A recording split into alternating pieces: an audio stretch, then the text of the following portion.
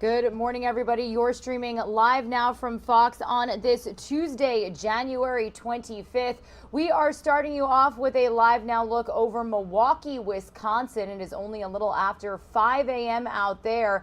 Now, wanted to start you off here because this is just one of the areas that is going to see frigid cold temperatures throughout the course of today and tomorrow. Right now, I can tell you that it is 5 degrees there this morning. And yesterday we were doing a hit with our Fox 6 Milwaukee team. There was a lot of snow coming down and it was fluffy and it was beautiful. But now with these frigid temperatures, it has turned into ice. So this can pose the possibility of very slick roads. Now, as you can see, traffic is moving pretty swiftly out there. Not too many cars on the road this morning. It is still pretty early.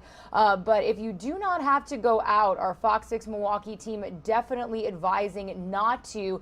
This could pose the threat for black ice. Again, slippery roads out there.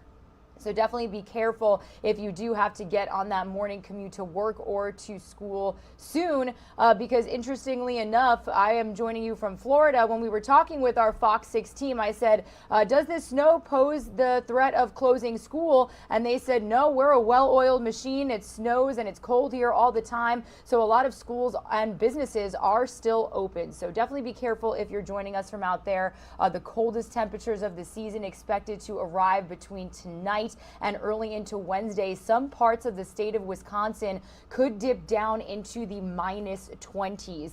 And here is a live now look at your XRAD radar this morning. You can see that it's definitely cold in a lot of portions of the United States. Even here in Florida, you got 38 degrees in Jacksonville. It could potentially snow this week in Tallahassee. And then you've got really frigid temperatures up in the Northeast. We do know that a nor'easter could be making its way up in that area. So wanted to start you off with some weather related news here on Live Now from Fox, as again, some of you are waking up with us and probably getting on that morning commute to work soon.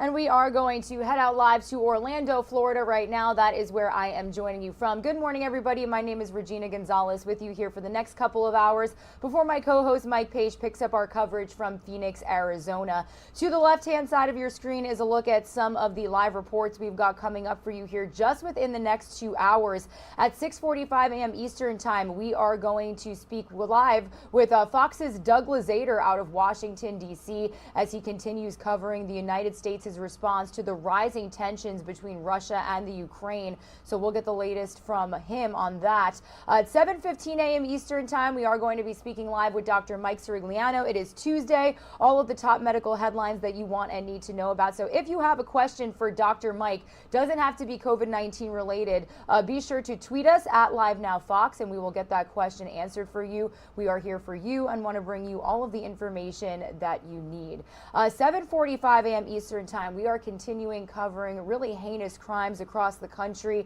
We are going to be speaking live with our Fox 5 Atlanta team about a 6-month-old child that was shot and killed just yesterday.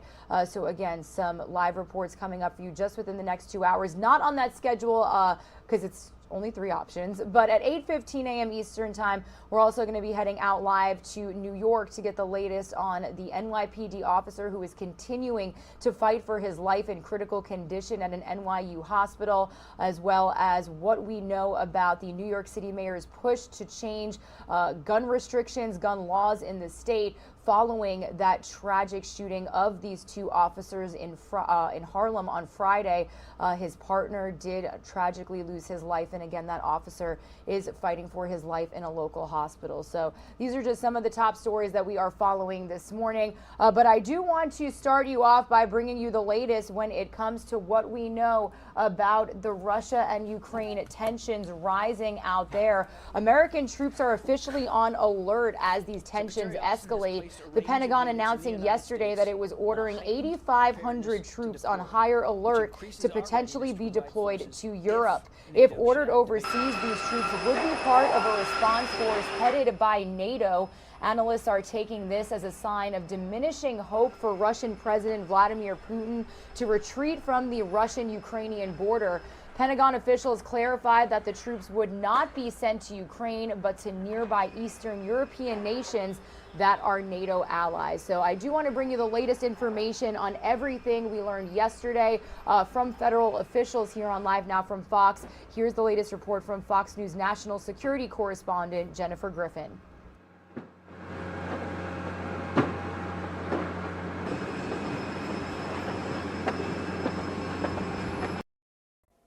Troops and their families are being told now to get ready. The Secretary of Defense told these active duty units to prepare to deploy in a matter of days, part of a NATO response force to deter Putin that could include up to 40,000 NATO allies. The Pentagon says those troops would not be going to Ukraine.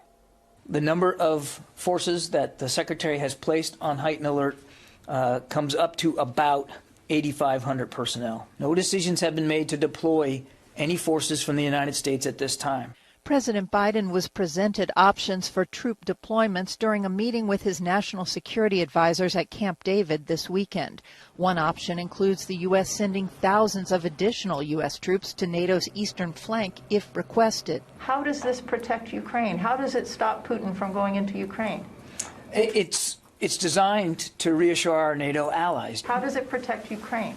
Jen, it sends a very clear signal to Mr. Putin that we take our responsibilities to NATO seriously. U.S. Javelin anti-tank missiles will be arriving soon in Ukraine. They will include some air defense systems. There's a lot more coming. NATO announced this morning Denmark will send a frigate to the Baltic Sea and deploy 4 F-16 fighter jets to Lithuania. Spain will send ships to join NATO naval forces and is considering fighter jets to Bulgaria.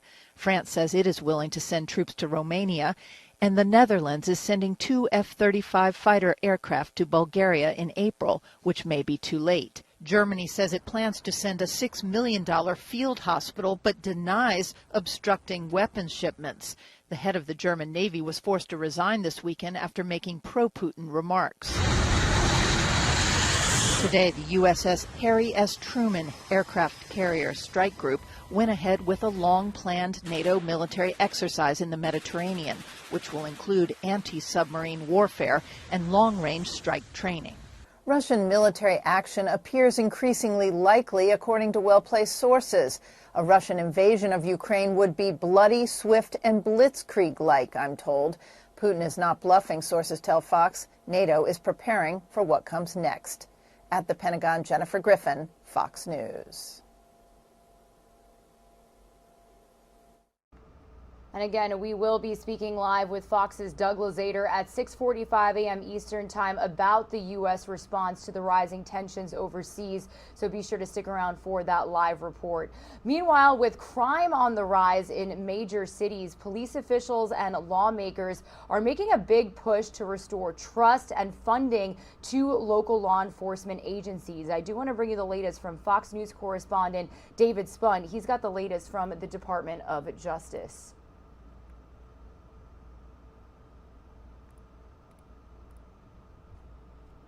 I think in America, we have a pandemic of lawlessness. And he's not alone. In a new Fox News poll, 81% of voters say they're very or extremely concerned about violent crime. And big cities are bearing the brunt. In New York, shootings have roughly doubled since the start of the pandemic, with murders up 50%. Things are even worse in Chicago, with more than 800 homicides in 2021, the highest number in a quarter century.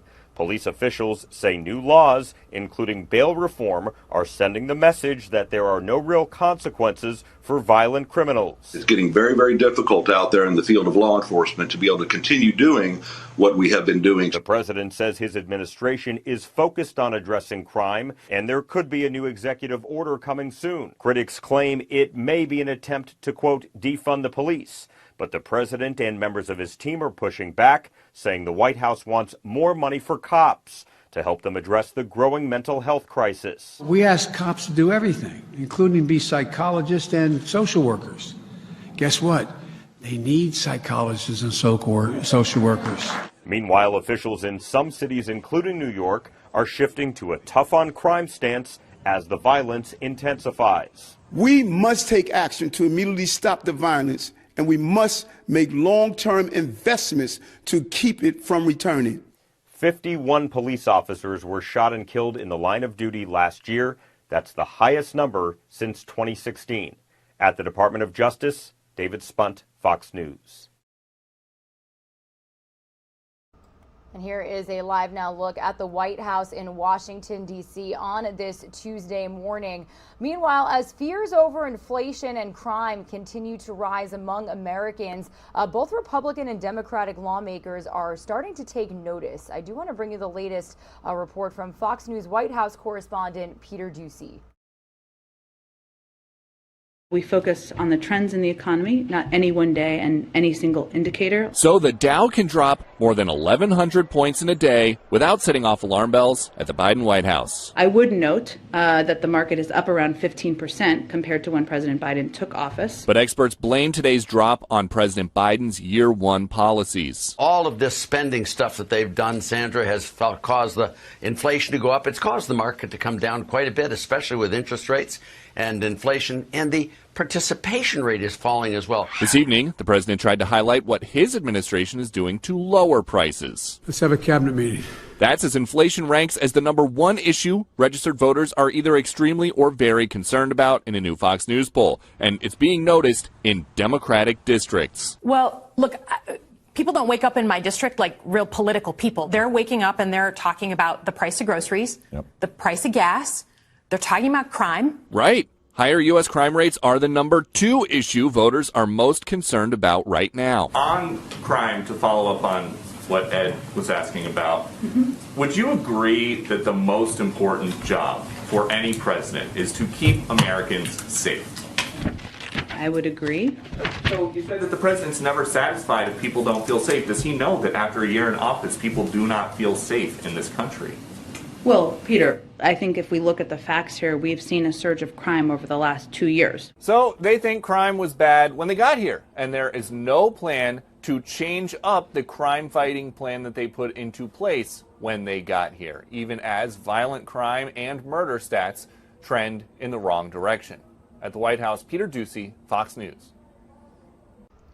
Well, speaking of Peter Ducey with Fox News, he was attending a press conference held by President Biden just yesterday. And after asking a question about inflation, President Biden expressed some frustration and had a hot mic moment, as we are calling it. Let's get the latest from Fox's Caroline Shively as she covers this story this morning.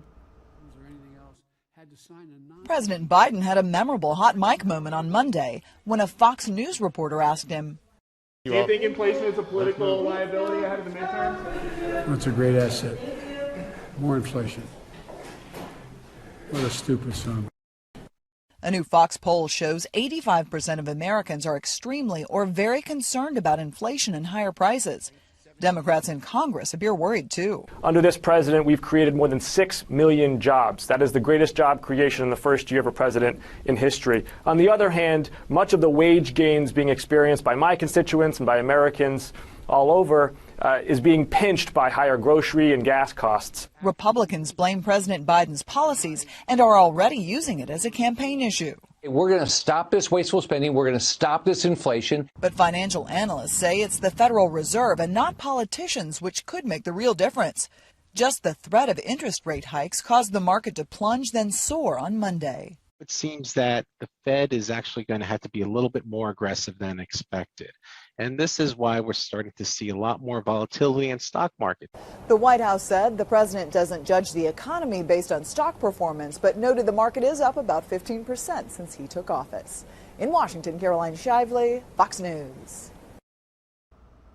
And speaking of that hot mic moment, we did hear from Fox's Peter Ducey following that heated exchange, and he did say that President Biden called him and did apologize. So definitely something that we clipped for you on YouTube. If you'd like to take a look at that full moment, definitely check it out on LiveNOW Fox, our YouTube page.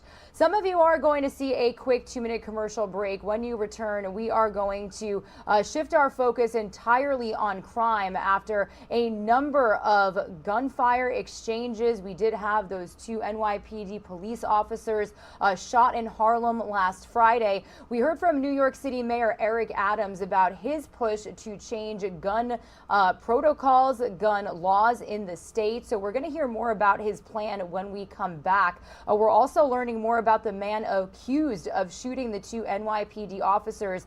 They have found a loaded assault weapon under his bed. So we'll bring you the latest on that. And then we'll have the latest on the Texas corporal that was shot dead over the weekend. The suspect still at large and the search still on. So stay with us. All that coming up after this quick 2-minute commercial break.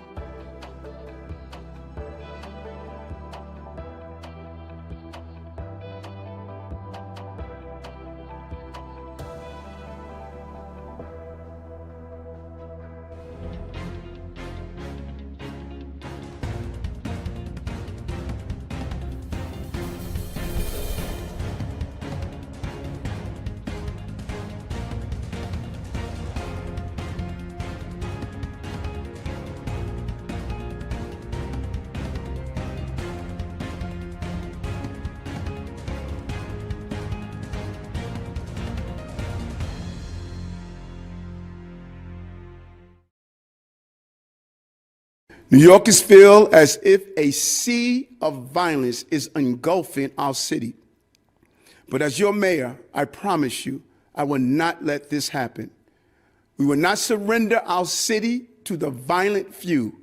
We're going to go back, and we won't go back to the bad old days. We must stop the flow of illegal guns in our city. The iron pipeline must be broken. The NYPD is our first line of defense against gun violence. We will make new efforts to strengthen and reinforce it while continuing our mission to involve the community. We will start by putting more officers on patrol in key neighborhoods throughout the city. We will enhance existing public safety units with new neighborhood safety teams, which will focus on gun violence. We will launch these additional teams in the next 3 weeks with deep focus on 30 precincts where 80% of violence occurs. These officers will be identifiable as NYPD. They will have body cameras, and they will have enhanced training and oversight.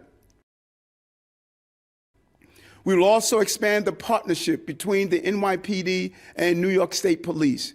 We are already working with Governor Hochul's public safety team on reducing gun violence, sharing critical law enforcement data, and supporting the Interstate Gun Tracing Consortium. The NYPD will work with state law enforcement. All right, so some clips there from New York City Mayor Eric Adams' press conference yesterday. He wants to crack down on a recent surge in gun violence by strengthening the NYPD. He unveiled this new plan just yesterday to bring back the NYPD's anti-crime unit, which was disbanded 2 years ago. Adams is a former New York City police captain himself and also wants more police training and more technology to help identify people carrying weapons. He's also calling for increased cooperation between cities, states, and federal law enforcement partners. The plan also includes starting and expanding programs for youth mentoring and new community messaging on public safety. So we wanted to bring you that update here on Live Now from Fox. Stick around because at 8:15 a.m. Eastern Time, we're going to learn more about this plan, plus how the officer is doing after he was shot in Harlem alongside his partner, who tragically lost his life. He is still in critical condition at an NYU hospital out there. Meanwhile, speaking of that tragic shooting, the police officers that responded following that tragic situation say the man who shot and killed a New York City police officer had a loaded AR-15 rifle underneath his mattress. Police responded to calls of a domestic situation at an apartment in Harlem on Friday. At some point, they say LaShawn McNeil fired at officers with a .45 caliber handgun. One officer was shot and died from his injuries. Again, a second officer was shot and is still in critical condition. A third officer shot McNeil in the head and arm, and police announced just yesterday that McNeil has died. Investigators discovered the rifle underneath McNeil's mattress a day after the shooting. So we wanted to bring you this update here on Live Now from Fox. Meanwhile, a manhunt is underway in Texas for a man accused of shooting and killing an officer during a traffic stop on Sunday. This is another crime-related story we've been following closely here for you this morning. Authorities calling on the public for help finding 51-year-old Oscar Rosales. He's accused of shooting and killing Harris County Precinct 5 Corporal Charles Galloway. And according to investigators, Galloway had pulled Rosales over for a routine traffic stop when Rosales got out of his car and opened fire, shooting repeatedly at Galloway's patrol car and killing him. I do want to bring you the latest on this manhunt and what we know about the suspect here on Live Now from Fox. This story is from our Fox 26 Houston team. Man, police say can be seen on video killing Precinct 5 Corporal Charles Galloway. It happened at 12:45 a.m. Saturday during a traffic stop in the 9100 block of Beechnut. Police say Henry Rosales exited his vehicle and began shooting. Galloway didn't even have an opportunity to defend himself. There are individuals out there that know him, but if the public, if you see him, he's armed and he's dangerous, we ask that you call HPD or the local authorities. He is a bold and incredibly dangerous fugitive. He is on the run, and somebody out there knows where he is. As the former director of Crime Stoppers back in the early 2000s, I can tell you, Mr. Rosales, you can run, but you cannot hide. $60,000 thanks to Crime Stoppers. The 100 Club in Tillman Fertitta is on your head. So we ask and encourage anyone with information about Oscar Rosales' whereabouts to contact Crime Stoppers at 713-222-TIPS. Rosales' brother Henry Marks and his wife Raina are charged with tampering with evidence in Galloway's murder.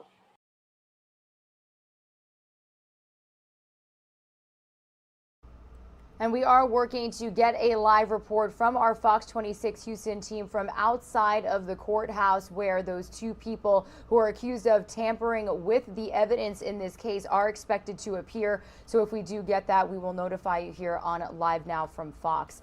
Meanwhile, I do want to head out live to St. Paul, Minnesota. This is a Live Now look at the city right now. This is where the trial officially began yesterday for 3 officers involved in George Floyd's death. So what do we know this morning? Well, here are some sketches from inside of that courtroom. Let's get the latest on how opening statements in that federal trial began yesterday, and with one of the prosecutors painting the entire case as hinging on the concept that in custody is in your care when coming to the 3 officers standing alongside Derek Chauvin just yesterday. Let's listen in here on Live Now from Fox. The first day of trial kicking off at 10 o'clock and going first, as is customary in criminal proceedings, the prosecution. One of the attorneys from the U.S. Department of Justice opening statements going first today. She told the jury, essentially, and she repeated this phrase several times, that having somebody in your custody means they're in your care. She said that is a fundamental element of policing, that these three former officers watched as Mr. Floyd suffered a slow and agonizing death, and that they will ask the jury to hold these men accountable for choosing to do nothing. Defense attorneys followed, three of them, one at a time, and clearly their strategy here is to go after the Minneapolis Police Department's training and accountability procedures, the way it works with field training officers and the command structure, saying that these officers, especially the two rookie officers there, were afraid to intervene with Derek Chauvin, who was far their senior, being on the streets. Now, the first witness of the day was from the FBI, who was collected all the various videos that the jury will see, body-worn cameras and security videos, and they showed Thomas Lane's body-worn camera to the jury. And afterwards, George Floyd's nephew reacted to having to see that video in court. During the video, you can hear the officers clearly say he's passed out. And at that point, each officer on the scene had a choice. It's against the law for them not to intervene. And that is the crux of the case, a charge of violating constitutional rights by denying care, by failing to intervene. That's what the U.S. Justice Department here has to prove. The defense attorneys say, though, they also must prove that they willfully did so, that they had an intent, that they had a motive to deny George Floyd of those constitutional rights, and they say that is a steep hill to climb. This will resume on Tuesday with more of the videos presented to the jury so that they get a clear view of all the different evidence that is collected from a visual standpoint before they begin calling other witnesses. In St. Paul, Rob Olson, Fox 9. And again, this is a federal trial, so we are not able to stream it from inside of the courtroom, but we will be consistently touching base with our Fox 9 Minneapolis team as well as our correspondents covering the trial to bring you the latest information, so don't you worry about that. Some of you are going to see another quick 2-minute commercial break. We are going to have some coronavirus headlines for you when you return, and we're also talking about mask pushback. We've officially got school boards in the state of Virginia suing the new governor over his mandate. So we'll get the latest on that here after this quick break.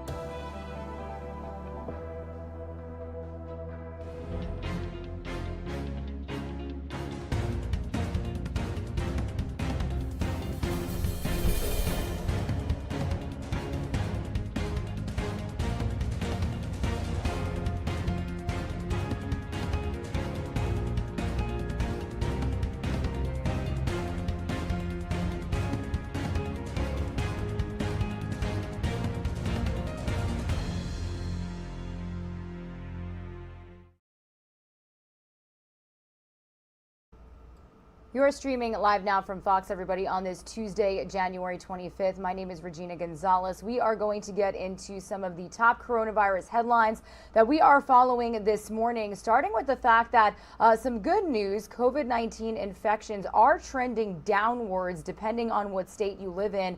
But the bad news is that the number of COVID-19 related deaths are still continuing to see those high numbers. So I do want to bring you the latest on all of the information we know about the pandemic this morning from Fox News correspondent Kevin Cork.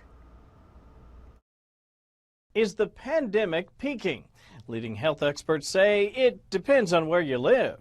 If you look at the Northeast, epitomized by New York City, Chicago, and then the upper Middle West with Chicago, it certainly has reached the point where it's turning around and cases are coming down. However, in some of the southern states and the western states, it has not yet peaked, and it's either continuing to go up or leveling off. The U.S. is still averaging roughly 700,000 new positive COVID-19 cases every day.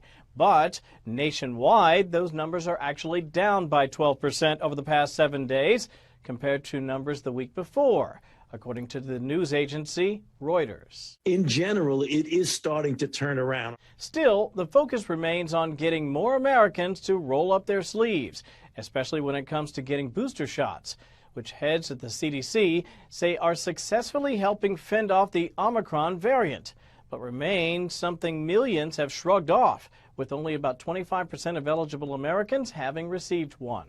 Protection against infection and hospitalization with the Omicron variant is highest for those who are up to date with their vaccination, meaning those who are boosted when they are eligible. But as some medical officials express a bit of optimism that perhaps the pandemic may be de-escalating, many say the virus will never fully be eradicated, claiming booster shots and mask wearing will continue to be the best methods of warding off the virus. I'm Kevin Cork, Fox News.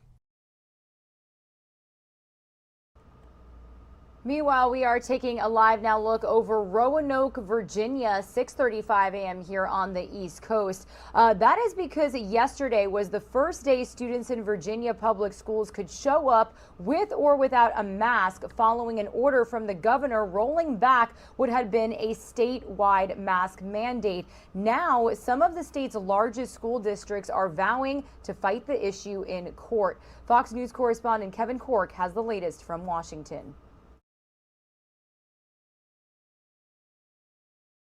The debate over masks in schools heating up in Virginia. 7 school boards filing a lawsuit Monday, objecting to Governor Youngkin's recent executive order that made masks optional in public schools. Board members saying in a statement, with COVID-19 transmission rates high, our hospitals at crisis level, and the continued recommendation of health experts to retain universal mask wearing for the time being, this is simply not the time to remove this critical component of layered health and safety mitigation strategies. Youngkin, who took office just a week ago, promised during his campaign to take a new approach to the pandemic, opposing mandates and emphasizing personal choice. The state's attorney general says that philosophy is at the heart of the new policy. This is about each individual parent reaching their own conclusion of what's best for their child. Let parents make this decision, not school board bureaucrats. That order went into effect on Monday. Districts say it conflicts with the state constitution and a law that requires schools to follow federal health guidelines. Parents are split. I'm not sending my children to school with masks because, especially my littlest, she's spent a third of her life in a mask, and I don't think that's fair to her upbringing. I'm not happy that health concerns are politicized. So I would rather abide more by the CDC guidelines.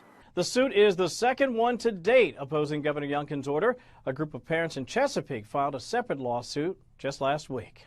In Washington, I'm Kevin Cork, Fox News. Meanwhile, thousands of people who were opposed to vaccine mandates showed up for a march in Washington, D.C. over the weekend, making their presence known about how they feel. All of this is maneuvering as emotions are definitely raw on both sides of the aisle. So I do want to bring you the latest report here from Fox News correspondent Caroline Shively.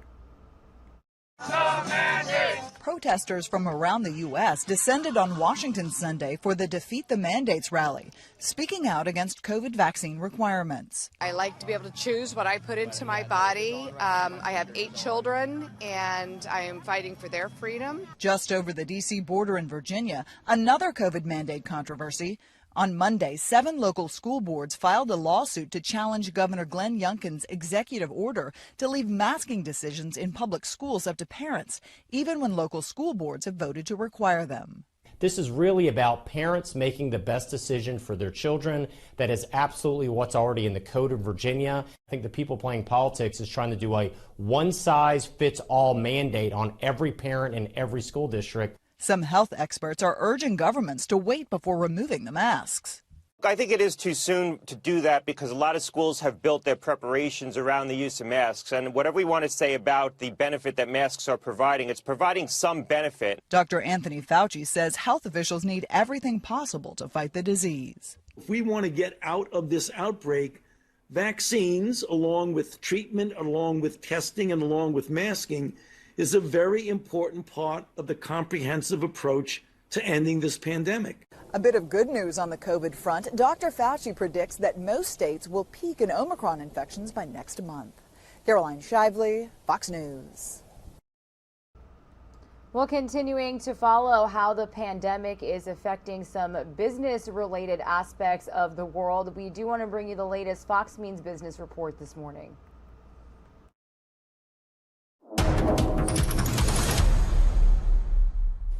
Wall Street whiplash. The Dow falling over 1,000 points on Monday before rallying into positive territory. Stocks volatile amid Russia tensions and inflation worries. Meantime, gas prices are still hitting drivers, continuing to trend higher. The national average for regular unleaded at $3.33 a gallon, still around 90 cents higher than this time last year. Spending your golden years in the Sunshine State. According to a new survey from personal finance website Wallet Hub, Florida is the best state in America for retirement. That's taking into account factors like affordability, healthcare access, and overall quality of life. And do you want to know a secret? A new report from Bankrate.com revealing 32% of married adults have committed so-called financial infidelity against their spouse. That includes hiding debt and having a secret credit card. That's business. I'm Jerry Willis. Meanwhile, due to supply chain challenges across the nation, if you are looking to get a car anytime soon or sometime this year, you can expect to pay some really rough, and I mean high prices. I actually do have 2 parents in the car business. This is something that they talk about all the time. So let's get the latest from Fox News chief correspondent Jonathan Hunt.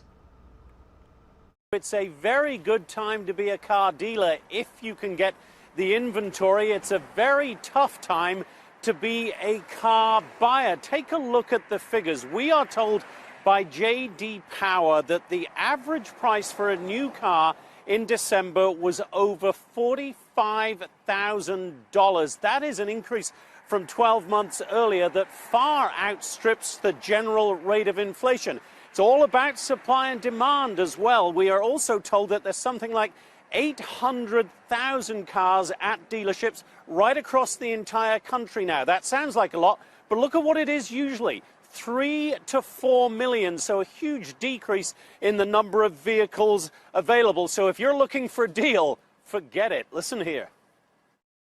If you don't want the price they're offering, there's someone who's going to come in 5 minutes after you and want that same vehicle and be willing to pay the price. That's how quickly vehicles are turning and what's going on with prices right now. Now, the supply chain crisis has got a lot to do with this, of course. A lot of vehicles are actually constructed in the United States, but the parts for those vehicles still have to be imported. Here's Transportation Secretary Pete Buttigieg. Yeah, so a lot of the times it is the availability not only of imported cars, but of course in our U.S. auto industry that's so important, the availability of certain parts or components. That's one more element of why we have a sense of urgency about improving the flow of goods across the country. And until those bottlenecks are resolved, you're going to continue to see more issues. And if you're hoping that there'll be some relief in the short term, I'm sorry, you're out of luck. We are told by the experts that these kind of price crunches and high prices on vehicles, new and used, are going to continue at least until 2023. Jonathan Hunt, Fox News.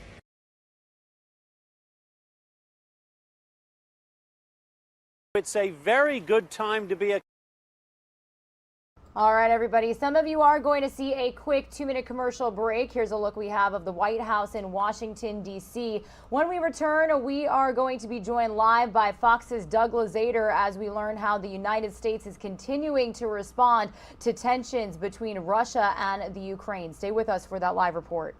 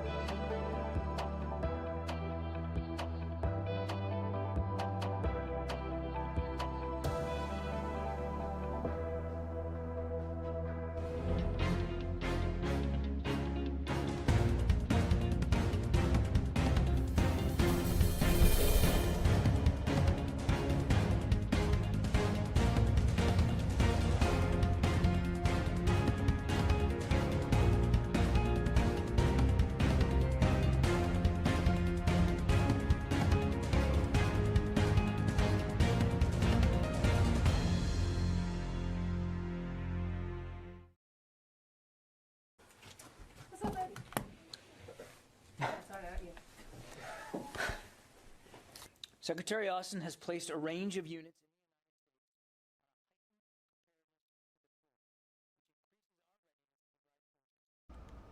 You are streaming live now from Fox, everybody, on this Tuesday, January 25th. This is some major international news that we are following this morning. 8,500 U.S. troops now on alert and could soon be deployed to Europe. Now, this is all part of the effort to prevent a Russian invasion of Ukraine. Now, as Doug Lazater is reporting from Washington this morning, the possibility of a conflict is already having an impact here at home, and I do want to welcome him live onto our show this morning. Doug, always good to see you. How are you doing? And what can you tell us about the United States' response to these rising tensions? I feel like we've learned a lot over the last 48 hours. Good morning. Well, the administration is holding out the possibility of sending about 8,500 U.S. troops into the region. That doesn't mean sending them to Ukraine, but to other countries nearby, other NATO allies. Now, this is an effort to kind of ratchet up some of the pressure on Vladimir Putin. Will it be enough to dissuade him from invading Ukraine? We'll see. He certainly continues to build up military strength along the border there. So by every indication, he's preparing to invade the country, you know, despite Russia's insistence otherwise. So all eyes are on Putin now to see when or if he decides to strike.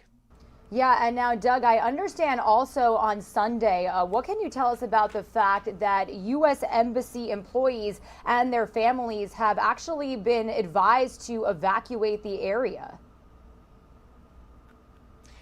Well, there is a travel advisory, first of all, for Americans that are in Ukraine, and the administration is telling some embassy staffers to consider leaving, and also urging families of diplomats there to get out of the country. So it's not as though the entire embassy is being evacuated at this point, but a number of people are apparently going to leave. Ukraine isn't terribly thrilled about this. Russia describes this as just hysteria, but again, it's just so unpredictable right now what Putin is going to do.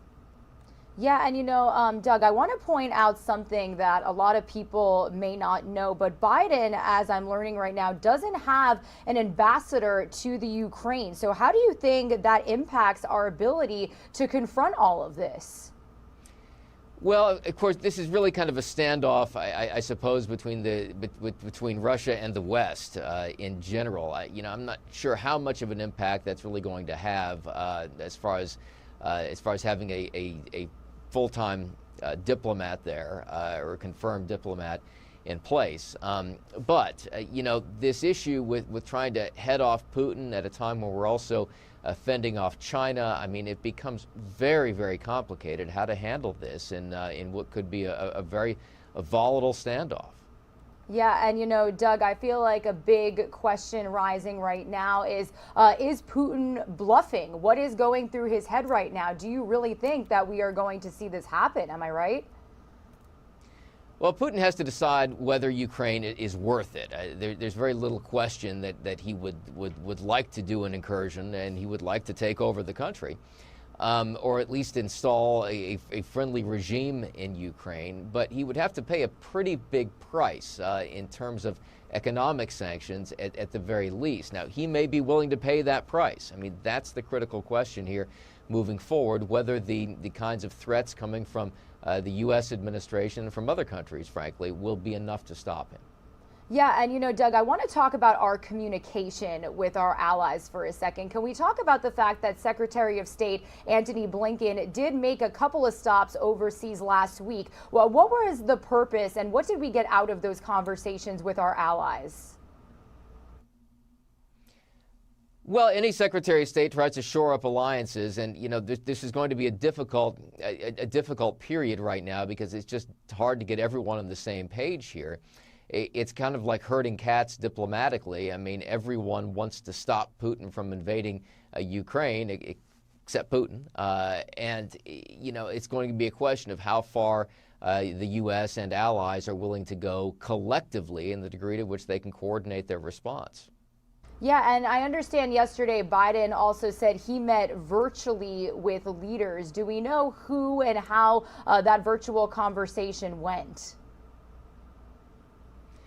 Well, we have a readout of it. I mean, the White House indicates the president did meet virtually with European leaders to see if they can get on the same page. And, you know, the president indicated that everyone is unified in terms of stopping Putin. But again, when you drill down into the details, that's really the larger issue here, how that response will in fact take shape if in fact Putin decides to go in. Yeah, definitely. Well, Doug, as always, thank you for joining us here on Live Now from Fox to get our viewers up to speed. We really appreciate you. Alrighty, everybody. Again, Regina Gonzalez with you here on Live Now from Fox. Some of you are going to see a quick 2-minute commercial break. When you return, we are going to have a full conversation with a former intelligence officer, our very own Andrew Kraft, speaking with him about these rising tensions and the United States' response. So we'll continue our coverage of this topic after this break.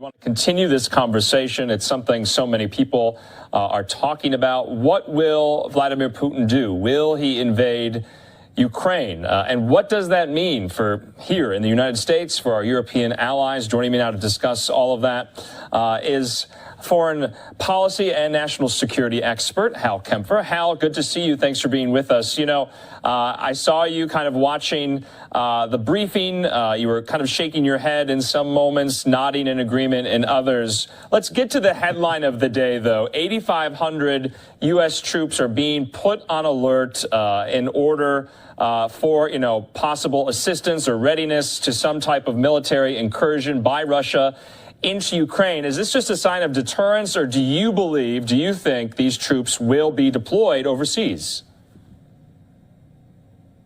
Well, Andrew, I was nodding and shaking at times, and yes, I don't think they're going to be used in the Ukraine. What we're doing is we're bolstering up the NATO allies around the Ukraine.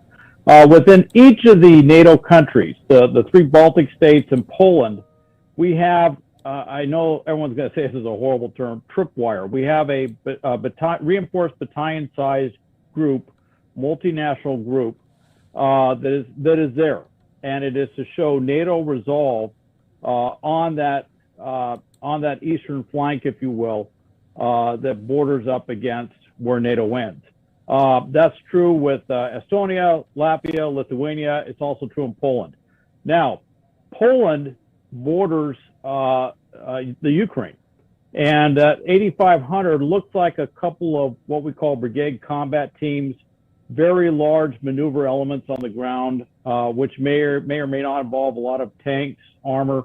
I'm not sure what the configuration is going to be, and I don't know if they're going to try and ship those by air to get them over there, or they're going to fall on equipment that may have been moved within the NATO theater and have them fall on that equipment. The specifics are not out there yet, but it looks like that's the core nucleus. And then there's a lot of other things.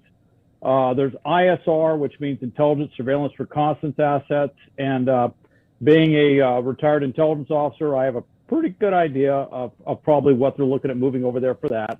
And then also a lot of logistics things that they would need to sustain those forces over a period of time.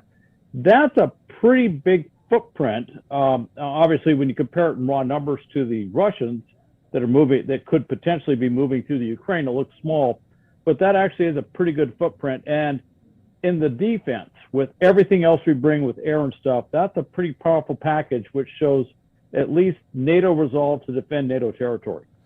You know, and Hal, we have been showing just some file footage over the weekend of some of these shipments that have arrived in Ukraine from, you know, us here as a partner, ammunitions, arms. We've also coordinated, you heard there from John Kirby, the intra-alliance moving around of, you know, helicopters, things like that from some of our other European allies. And so, you know, I saw something today that maybe a lot of people don't realize, but President Biden has not tapped or picked someone to be the U.S. ambassador to Ukraine. How does that limit our ability to confront this? Well, Andrew, obviously we'd like to have a designated Senate-confirmed ambassador there. That does happen. You saw that under the previous administration. There were a lot of acting ambassadors, if you will, chargé d'affaires that had kind of got boosted up into being the acting ambassador, the head of the country, team of that country. It always helps to have a designated ambassador there. It shows the country that we're engaging with a certain level of commitment, and the protocol is that, you know, this is the president's representative. This is the lead for the United States in terms of whatever we do with that country. So it means a lot, and it is unfortunate that we do not have a Senate-confirmed ambassador there, because that just brings a certain amount of gravitas to our presence within Kiev. Yeah, and Hal, let's go to the diplomatic side of this now. We've been talking a lot about the military buildup, but over the weekend, we learned that U.S. embassy officials in Kyiv were telling non-essential staff at the embassy and some of their families, to possibly leave Ukraine very shortly. Also, we were getting reporting in to suggest that Ukraine officials think that that move is premature. Do you think that's premature? Are you surprised that even talk, that even discussion of evacuating U.S. assets at the embassy is in play? Well, I'm not really surprised. One of the things is if the Russians were to come in, all right, and there's a variety of different scenarios.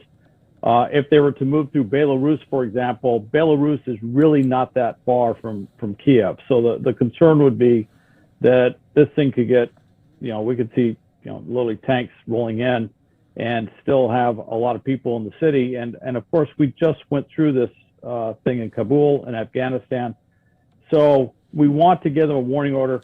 I think that's a prudent move. Normally, you don't like to advertise it quite that much, but the word was going to get out on this anyway. So they may have just decided to get ahead of that because they knew that people were going to hear about it. But part of that is I've heard two different things. What came out was that they said, okay, families move. And then it was, well, it's not all families. It was non-essential family members and others move. And then what I got actually, which came from overseas, was that they said, well, it wasn't quite that. It was just identified families and non-essential personnel that need to move. So I'm not quite sure where they are in the whole thing. I imagine there are some families where they may have just said, hey, look, why don't you go and you don't need to be here, and I don't know what's going to go on, but let's just take prudent moves. And there may be others where it's just literally just getting names on a roster and building up those flight lists, the manifest and stuff, if we have to move people quickly, if things do kick off.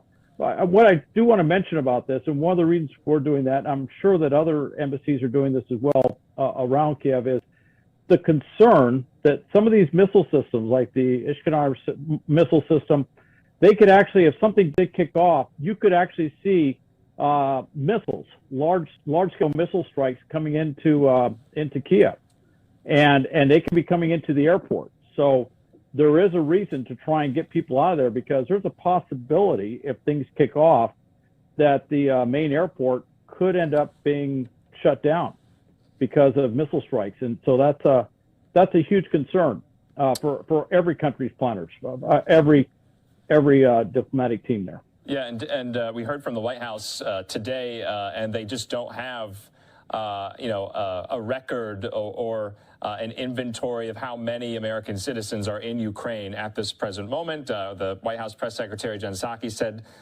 to the likes that, they don't keep tabs or records of when Americans travel abroad. And of course, Ukraine is, considered a Western kind of cosmopolitan society, at least the Western part of Ukraine. So, why would they keep some type of list of Americans there? And so that remains to be seen on whether or not they can, have a full accounting of every American citizen in Ukraine right now. It doesn't look like they can, but yet they're still urging Americans to leave Ukraine.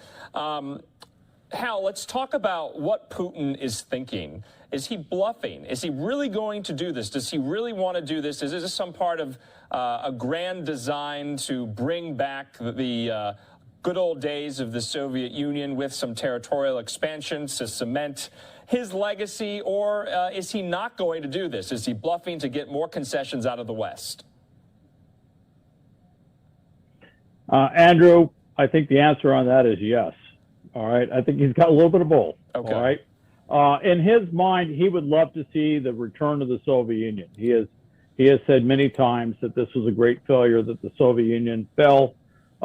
He would like to see something, a restoration of the larger Russian Empire. And of course, the Ukraine and Belarus and other countries that are independent states were part of that Russian Empire of yore. And if you look back into Russian history, the first capital of a Russian state or Russian kingdom or empire, the first recorded capital was actually Kiev. So for Russians, they don't see the Ukraine as necessarily a separate country. It's just historically part of a larger Russian empire, albeit, distinctively different with different cultural and language and stuff like that. But but basically they see it as part of a greater Russia. So that's part of it. However, never underestimate the cold calculations of Vladimir Putin. He's looking at this, and part of this is he does not want to see NATO literally on the doorstep of Russia. I mean, this goes back to Keenan and some of the things said about the Soviet Union after World War II when the Cold War kicked off. You know, why would they do this? He does not want to see NATO literally at Moscow's doorstep, so to speak. And if NATO was to expand into the Ukraine, it would be right there. I mean, there isn't much buffer between Moscow and NATO at that point. And they've lost the Warsaw Pact, and now, you know, that, to them, that's an unacceptable situation. But the other side of that, too, is he has to do things for his domestic audience. Don't forget, Russia's economy domestically is in a really bad state, and the poverty rate there is overwhelming. And the way that he, you know, basically reestablishes his credibility with the Russian people is to do these adventures, whether it's going into Crimea or Georgia or something like that. And so he basically saber rattles, and he gets everybody behind him. Hal, are you concerned about some of the, you know, behind-the-scenes internal disagreements, especially among our NATO partners? I'm talking, you know, Germany, France, Great Britain, about how to decide what is tantamount to a Russian invasion. There doesn't seem to be agreement on that. There seems to be some daylight. And so, of course, that necessitates a problem with, well, if you don't know what an invasion or incursion is going to look like, then you don't know what the response is going to look like. And we're seeing that play out. Are you concerned by that, that there's really not on the same page, it seems? Andrew, I wish they were clearly on the same page, because the fact that you're even asked that question says that the perception is they're not on the same page. I'm sure within NATO headquarters, there's an active dialogue to say, look, we're going to come up with a very clear cut, this is what it looks like. You know, when they cross the frontier, or when they do this, whatever it is, when missiles get launched, it should be, I hope, soon clearly identified. However, there are going to be divisions within NATO member countries as to what our response will be. For example, Germany told Estonia, no, you cannot move artillery into the Ukraine, because Estonia wanted to do that. It's German artillery that Germany provided, that, you know, sold to Estonia. They said, no, you do not have permission to do that. The reason why is because they feel that that could be a tripwire for a larger, you know, a response from Russia. And they're trying to contain this. Where you stand in Europe really depends on where you sit. One of the problems that Germany has, and Germany is that big central state. I mean, it is the, you know, it's huge in terms of how we look at NATO and Europe. The challenge is, you know, after Fukushima, they said, we're going to close down our nuclear power plants.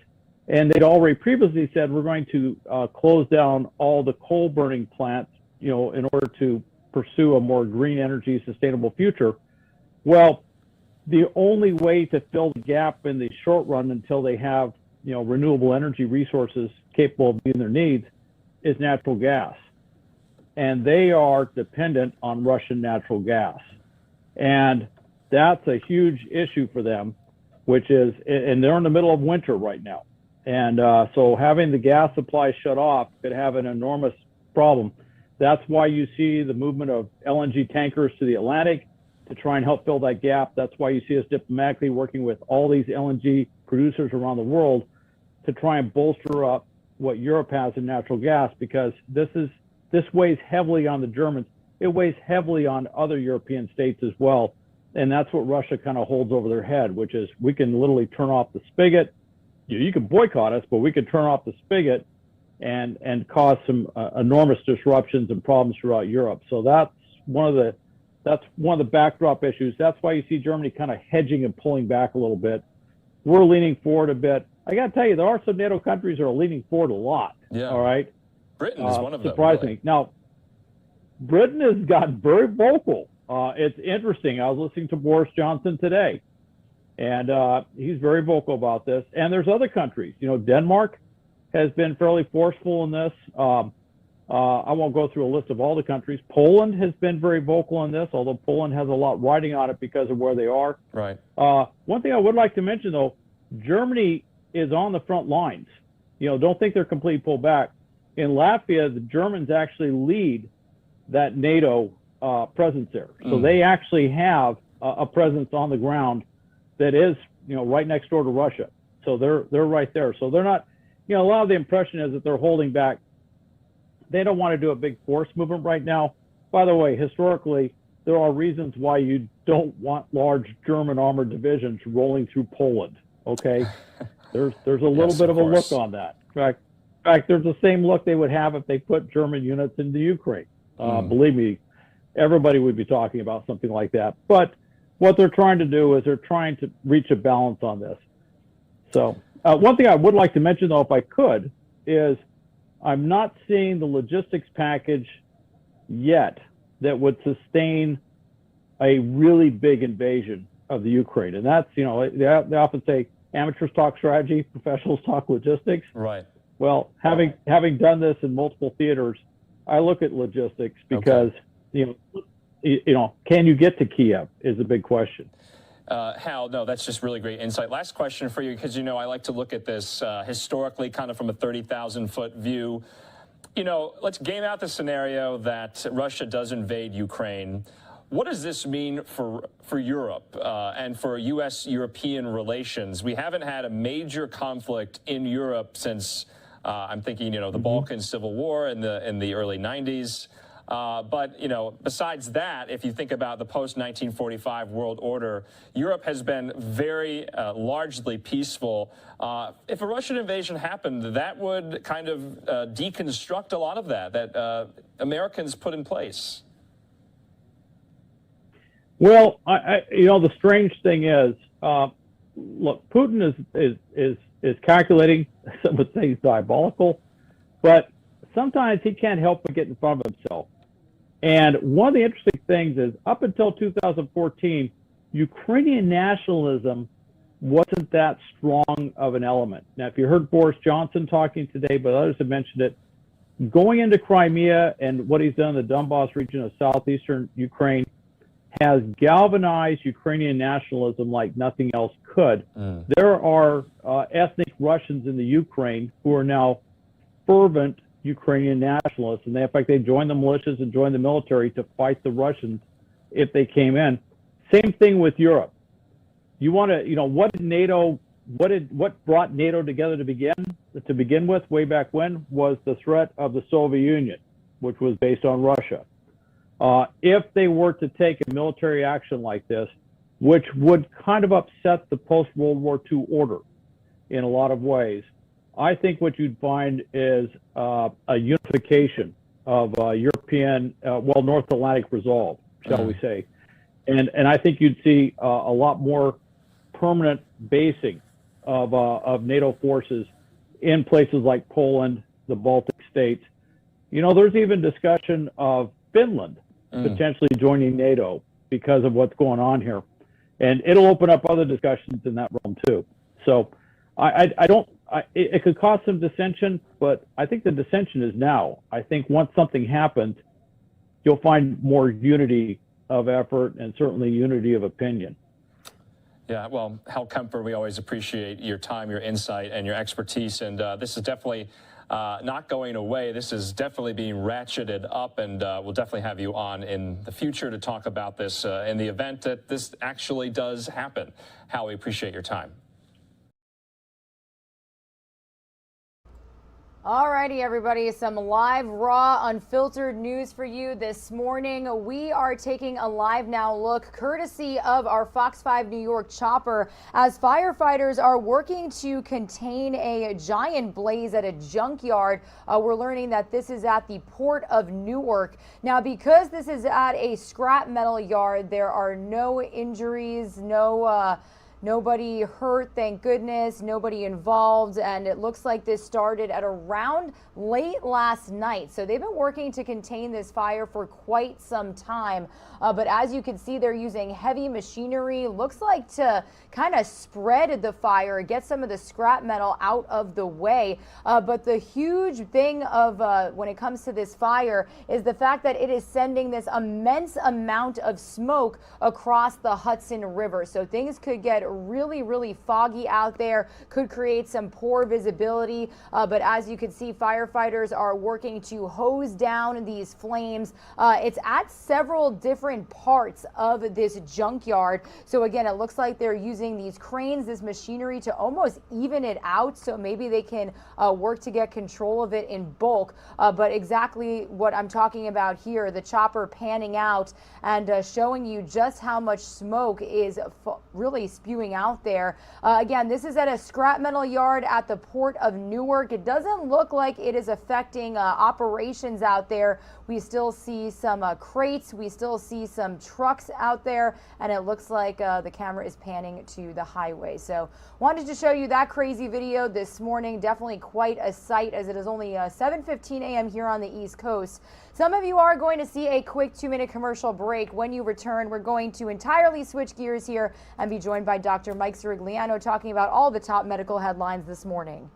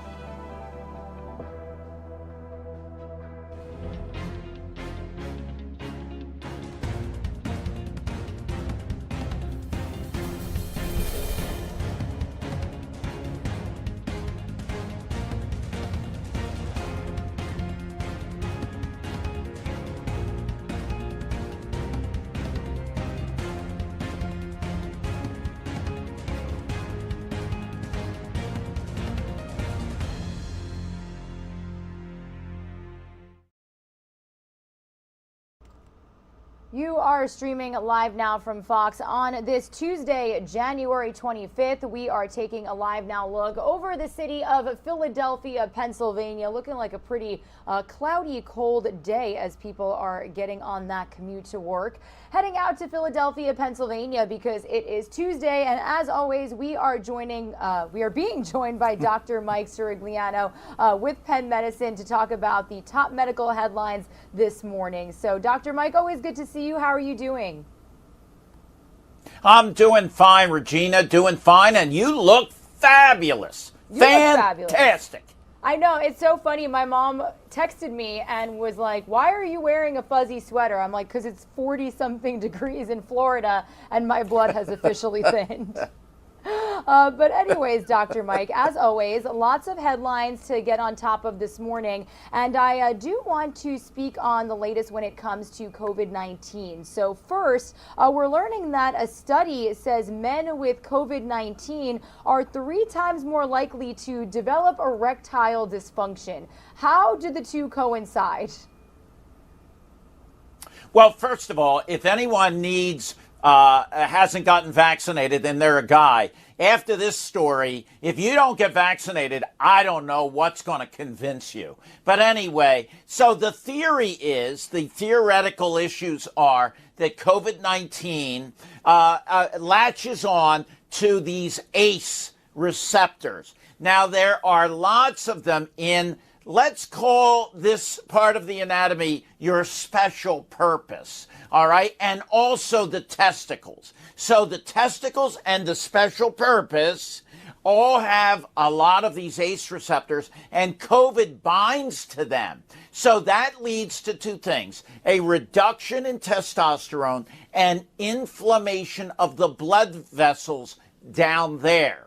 Now, that can lead to erectile dysfunction. And really, this is in the category of long-haul symptoms because it can go on and persist. So you really, want to try to avoid COVID-19 if at all possible. And the way you reduce the level of infection and all of that is by getting vaccinated. That's what you need to do. Wear a mask. And it can help you with your special purpose. That's the truth. Now, when you say wearing a mask, Dr. Mike, the CDC has issued new mask guidelines. So there's been a debate going on whether or not you wear an N95 or a K95. First of all, what are the difference between the two? Is there a difference? Well, hold on. I'm going to show you.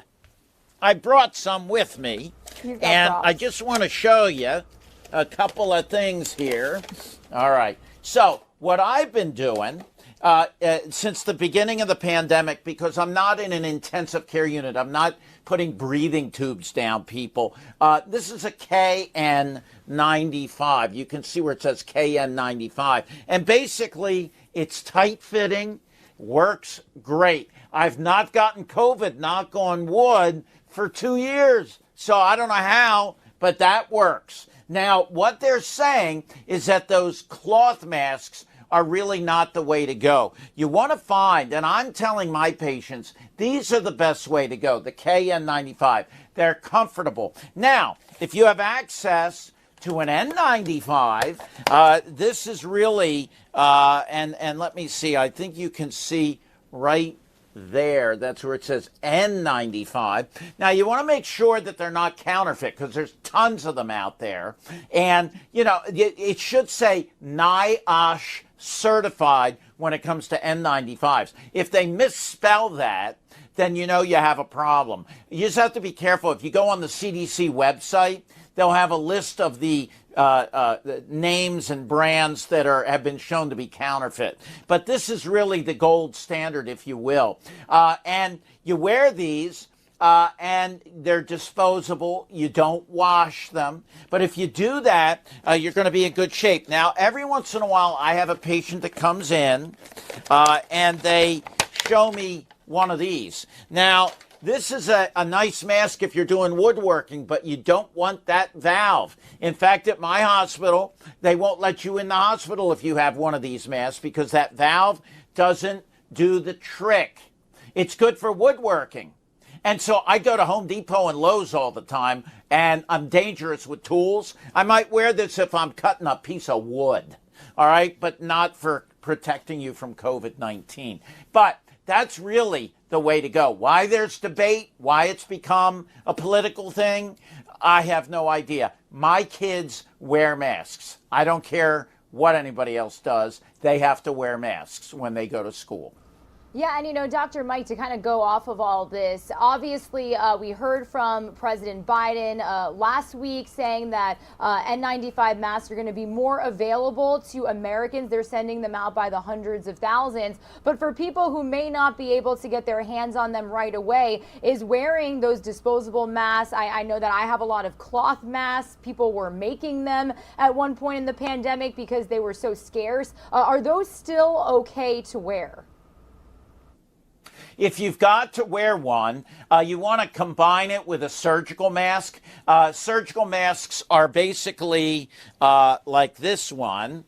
and you know they're procedure masks. They're not all that great, but if you combine it with a cloth mask, you're going to be in better shape. But look, if it were me, I would go with a more significant protective device. That would be a KN95.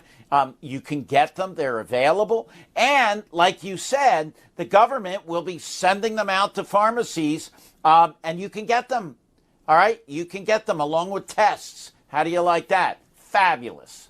We're in a good place. Love it. Well, continuing on with some topics, Dr. Mike, we're learning this morning that the FDA is curbing use of antibody drugs that were sidelined by Omicron. Now, I understand that this includes drugs from Regeneron and Eli Lilly.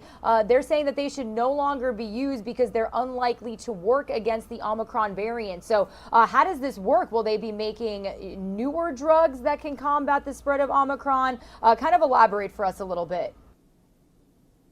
Well, this is yet another contentious, politically charged topic.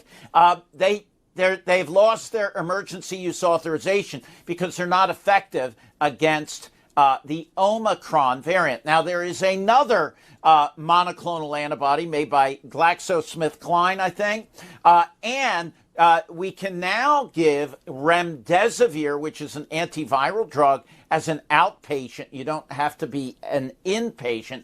And remember, we have these new antiviral pills coming out. They will be coming out with new monoclonal antibody treatments. But the bottom line is that right now, we do have treatments available, so don't panic. But you must get vaccinated. Then you won't need all of this, hopefully. That's the key.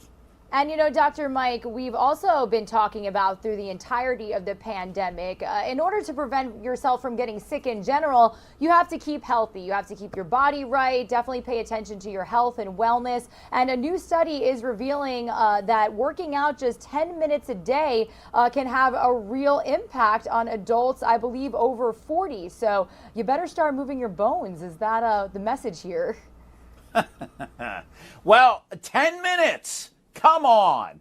You got 10 minutes. You can do exercise for 10 minutes. If you do that, the studies show we could save 110,000 lives every year.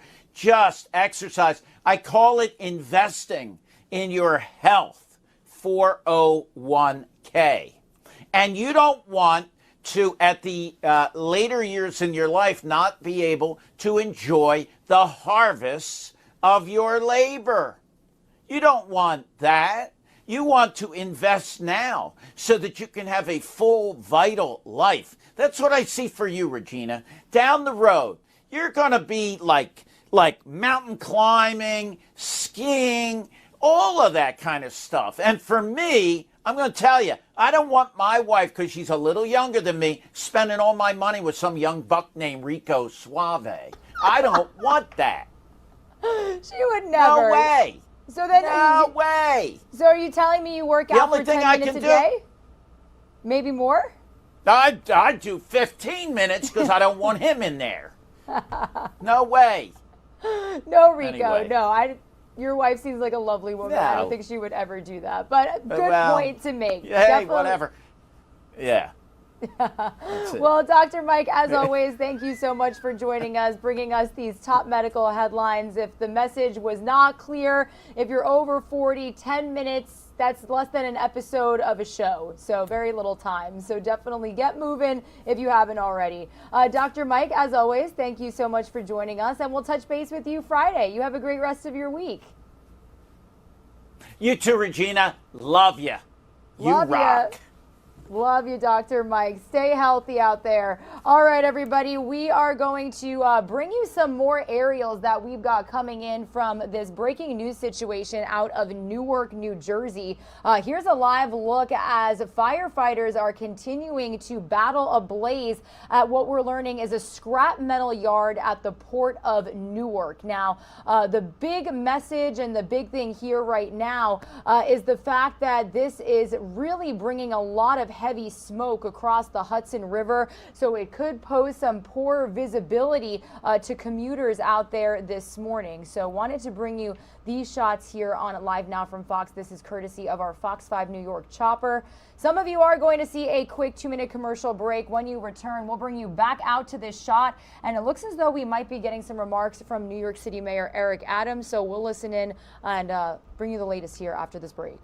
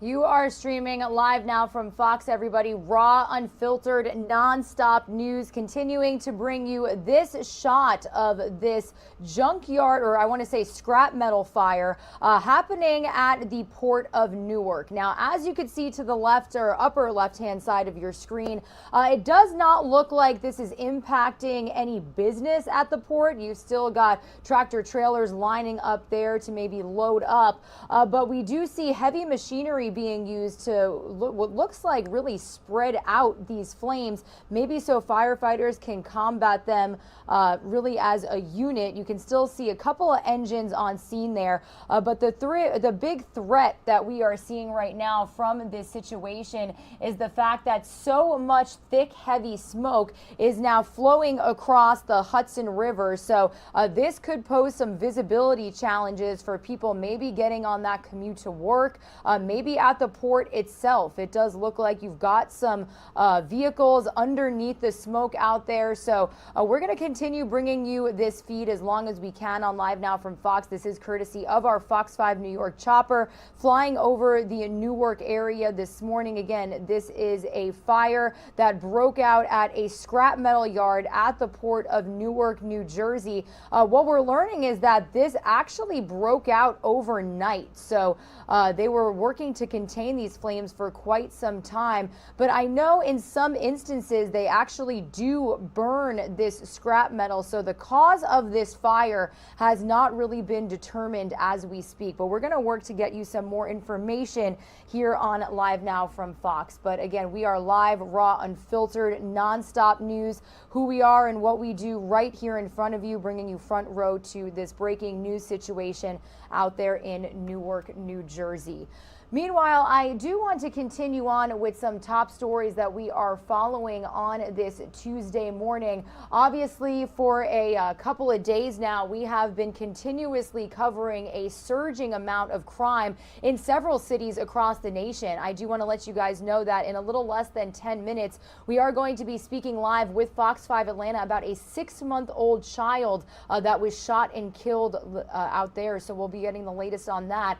But our very own Daytona Everett is speaking with a legal expert about bail reform and really keeping career criminals off of the street. So I do want to bring you this interview here on Live Now from Fox.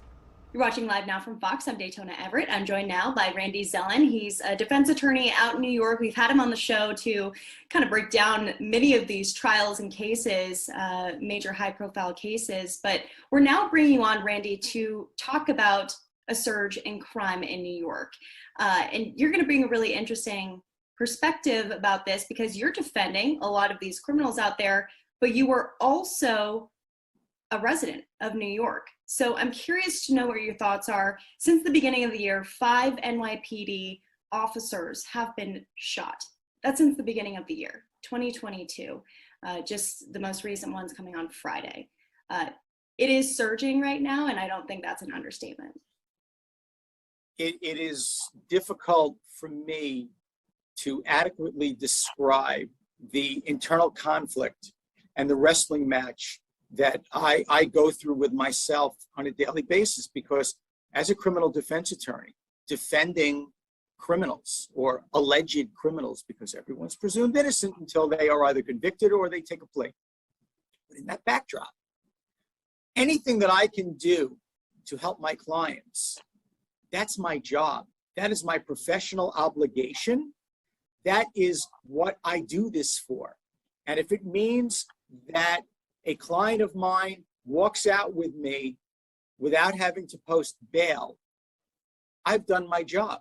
If it means that in New York City, in Manhattan, in the borough of New York County, I will be able to get a better disposition for my client merely because a district attorney brags newly stated policies, I've done my job. Wonderful. But as a human being, as a citizen, as a husband, as a father, as a friend, it's horrifying to me to watch defendants and watch judges who are completely handcuffed, have no discretion, must release this defendant back to the street, where, yes, we are now seeing a spike in turnstile justice. I'm arrested, I'm booked, I'm brought before a judge, I'm released, and I go and I do it again. So bail reform perhaps has emboldened the criminal element. When you stack on top of that, district attorney brags newly stated policy, and I'm being a bit sarcastic and a bit cynical, but it's more or less of, listen, as long as you don't kill anybody, as long as you don't really hurt somebody badly, you know what? It's okay. Okay, but I know I'm overstating it, but I'm not that far off. So layer that on top, add another pancake to the pancake below, and all of a sudden, why wouldn't I be emboldened as a criminal? Why wouldn't I say, you know what, it's the cost of doing business. So what? I spend the night in jail, I'm out. My lawyer going to get me a deal. I'll be able to do this again. It truly does, at some level, risk all of us, put all of us at risk, because it could be viewed as simply a cost of doing business. So from a human being standpoint, it's hard for me to wrap my head around, because, by the way, you can have bail reform ideas. They don't have to be written in stone. You want to give judges discretion like they had to set bail or not set bail, let the judge hear the arguments? Great, we've always had that. As a district attorney, you want to quietly talk to your line assistants about their discretion? Great. You don't have to broadcast it for everyone to hear, because when you take those two ideas, it is a recipe for complete and abject lawlessness. So if you could, we have a lot of people who are watching right now who probably are confused on what the rules are when it comes to bail. When a criminal comes into custody and then they are released, what could that timeline look like? I know it's different for every case, but give us an example. Well, for example, in the borough of Manhattan, depending on what time a defendant is arrested, and depending how busy things are at central booking, because it's basically a funnel. Everything goes through central booking. That's why it's called central booking. So by the time processed fingerprints, photographs, what we call pedigree, name, rank, and serial number, if you will, and the fingerprints come back from Albany to determine whether or not the defendant has prior contacts with the criminal justice system. Maybe you get to the judge the same day or the same night. Maybe you get to the judge the next morning. But be that as it may, since with bail reform, there are what we call, and it's kind of weird, they're called non-qualifying offenses. That's a good thing. If my offense doesn't qualify, I am going to be released in my own recognizance. The judge really doesn't have any say in the matter. We've seen a couple of instances where a judge has had the intestinal fortitude to say, listen, I don't give a crap about the statute. I'm setting bail. Well, then it goes upstairs to the appellate folks and they say, hey, sorry, there's a statute and you can't circumvent the statute. Sorry, listen, people, if you don't like it, then talk to your lawmakers, but there's bail reform. So what happens is we see defendants being arrested and then being cut loose, where in the old days, a judge had the discretion and in all likelihood would have set bail, and that defendant either would not have made bail, so the defendant would be in custody and now could not cause more difficulties out on the street, or would have to post enough bail where whether it was his or her money or family money, you don't want to lose that money and make people homeless. So there was an incentive to kind of try to stay on the straight and narrow. That incentive is now gone. We have a whole new police chief out there. We have a new mayor. We have a whole new set of people who likely will come in and try to change things up. The most recent initiative was putting gun checks at entry points, buses and train stations. Do you think that that is the right angle for them to be taking to curb crime? The problem is you run into a few problems. And this is where it is really hard to be in law enforcement. And it is hard to be up in the executive levels of law enforcement. And putting aside everything that we've talked about previously, where we talk about whether or not there's systemic racism, law enforcement mistreatment, particularly of men of color, put that off to the side for the moment. And I'm not minimizing it, but that's not what we're here to talk about. We're here to talk about law enforcement's role in a perfect world. And law enforcement's role in a perfect world is to enforce the law. That's why it's called law enforcement. But when you have bail reform, so you do your job, you do everything you're supposed to do, you do it right, you do it by the book, you make an arrest. Great. Defendants back out on the street in 12 hours. And then if that's not bad enough, your chief, the head, the man, the district attorney has basically let it be known to the world that my new policies are, we're going to take it easy on crime. We're going to go soft on crime. You have to say to yourself, what the hell am I doing this for? Great. So the defendant will be put back out on the street with no bail. And then the prosecutor is basically going to say, listen, we're very sorry to have troubled you. Take care. All is good. Why would you put your life on the line? And we've seen 5 lives already lost. Why would you leave your wife and kids, or leave your husband and kids, or leave your significant other and kids, or not kids, just leave, not knowing if you're going to come home? Yeah. And this is what you are doing this for. So bail reform can put that arrestee back out on the street, and the district attorney's office can put that person back out on the street with little or no consequences. What the hell am I doing this for? And again, I'm saying that as a defense attorney, where that's to my benefit for all of these things to happen. Right. That's what I was. I'm a hero. Hey, this is Very much an interesting perspective coming from your angle, but I'm sure you've had a series of conversations with people who do end up making it to trial. What do defendants tell you about the situation out on the streets right now? What is their perspective? It's interesting because no more than Johnny Cochran, and I can assure you, Johnny Cochran did not ask OJ if he killed Nicole and Ron. We as defense attorneys, we really don't engage in that level of conversations with our clients. First of all, we like our clients to believe that we're not judging them. We like our clients to believe that we don't care what they've done.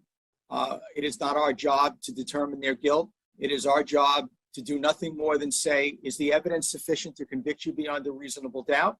And that's it. So when you start getting into conversations, so, hey, tell me what it's like out there, or you're almost saying to your client, well, tell me what it's like to be a bad person. So I know me, I've been doing that long enough that I'm sensitive to that. And I really make sure that my clients understand that if I'm ever going to judge a client, I won't be a defense attorney anymore. I'll try to get myself a black robe and be a judge. So my clients are treated the way I would want to be treated. No judgments. All I do is observe the evidence and make decisions about the evidence. So no, we really don't get into conversations even so much as, hey, did you do it? And why'd you do it? And how'd you do it? Because that just hamstrings my ability to adequately defend my client. Interesting. Well, yeah, I mean, like I said, the main target right now has been curbing crime by taking the guns off the streets. You're saying bail reform is definitely the main trigger right now. Yeah, and then remember something. Not only do you have bail reform, which to me just stands the notion of even letting a judge be a judge on its head, no more than when the federal sentencing guidelines were mandatory and we took discretion away from judges. I thought that was insane. So when you take bail reform, you add to that District Attorney Bragg's stated policies, we haven't even gotten to the legitimacy of the constitutional arguments of gun checks and search and seizure. We saw what happened with stop and frisk. We see these well-intended ideas because the intention is good, which is we want to prevent crime. We want to stop crime before it actually happens. We don't want to be reacting to a shooting. We want to take that gun away so there won't be a shooting. The problem is you start to trespass now into citizens' rights. And, for example, the Fourth Amendment and the constitutionality of a proper search and a proper seizure, particularly without a warrant. And we know that there is a presumption that if law enforcement doesn't have a warrant, it's presumptively an unreasonable search and seizure. So you have to come up now with an exception. So these checks may be well-intended, but I can assure you they're going to be challenged. And they're well-meaning challenges because we do have the Constitution. We're not a police state. We may all be much safer if we lived in a police state, where right now law enforcement could kick my door in and do a top-to-bottom search of my apartment to see whether or not I have a gun. And if I have an illegal gun, you just took an illegal gun off the street. You completely forgot about my constitutional rights. But hey, is it worth it for us to be safer? And I think most of us, when push comes to shove, would probably say no. I don't want to live in a police state so I can live safer. So somehow we have to find that balance. And right now we are in Boomerang City. And there's going to be an overreaction and an overcorrection before we find equilibrium and before we get back to some sense of normalcy. Yeah.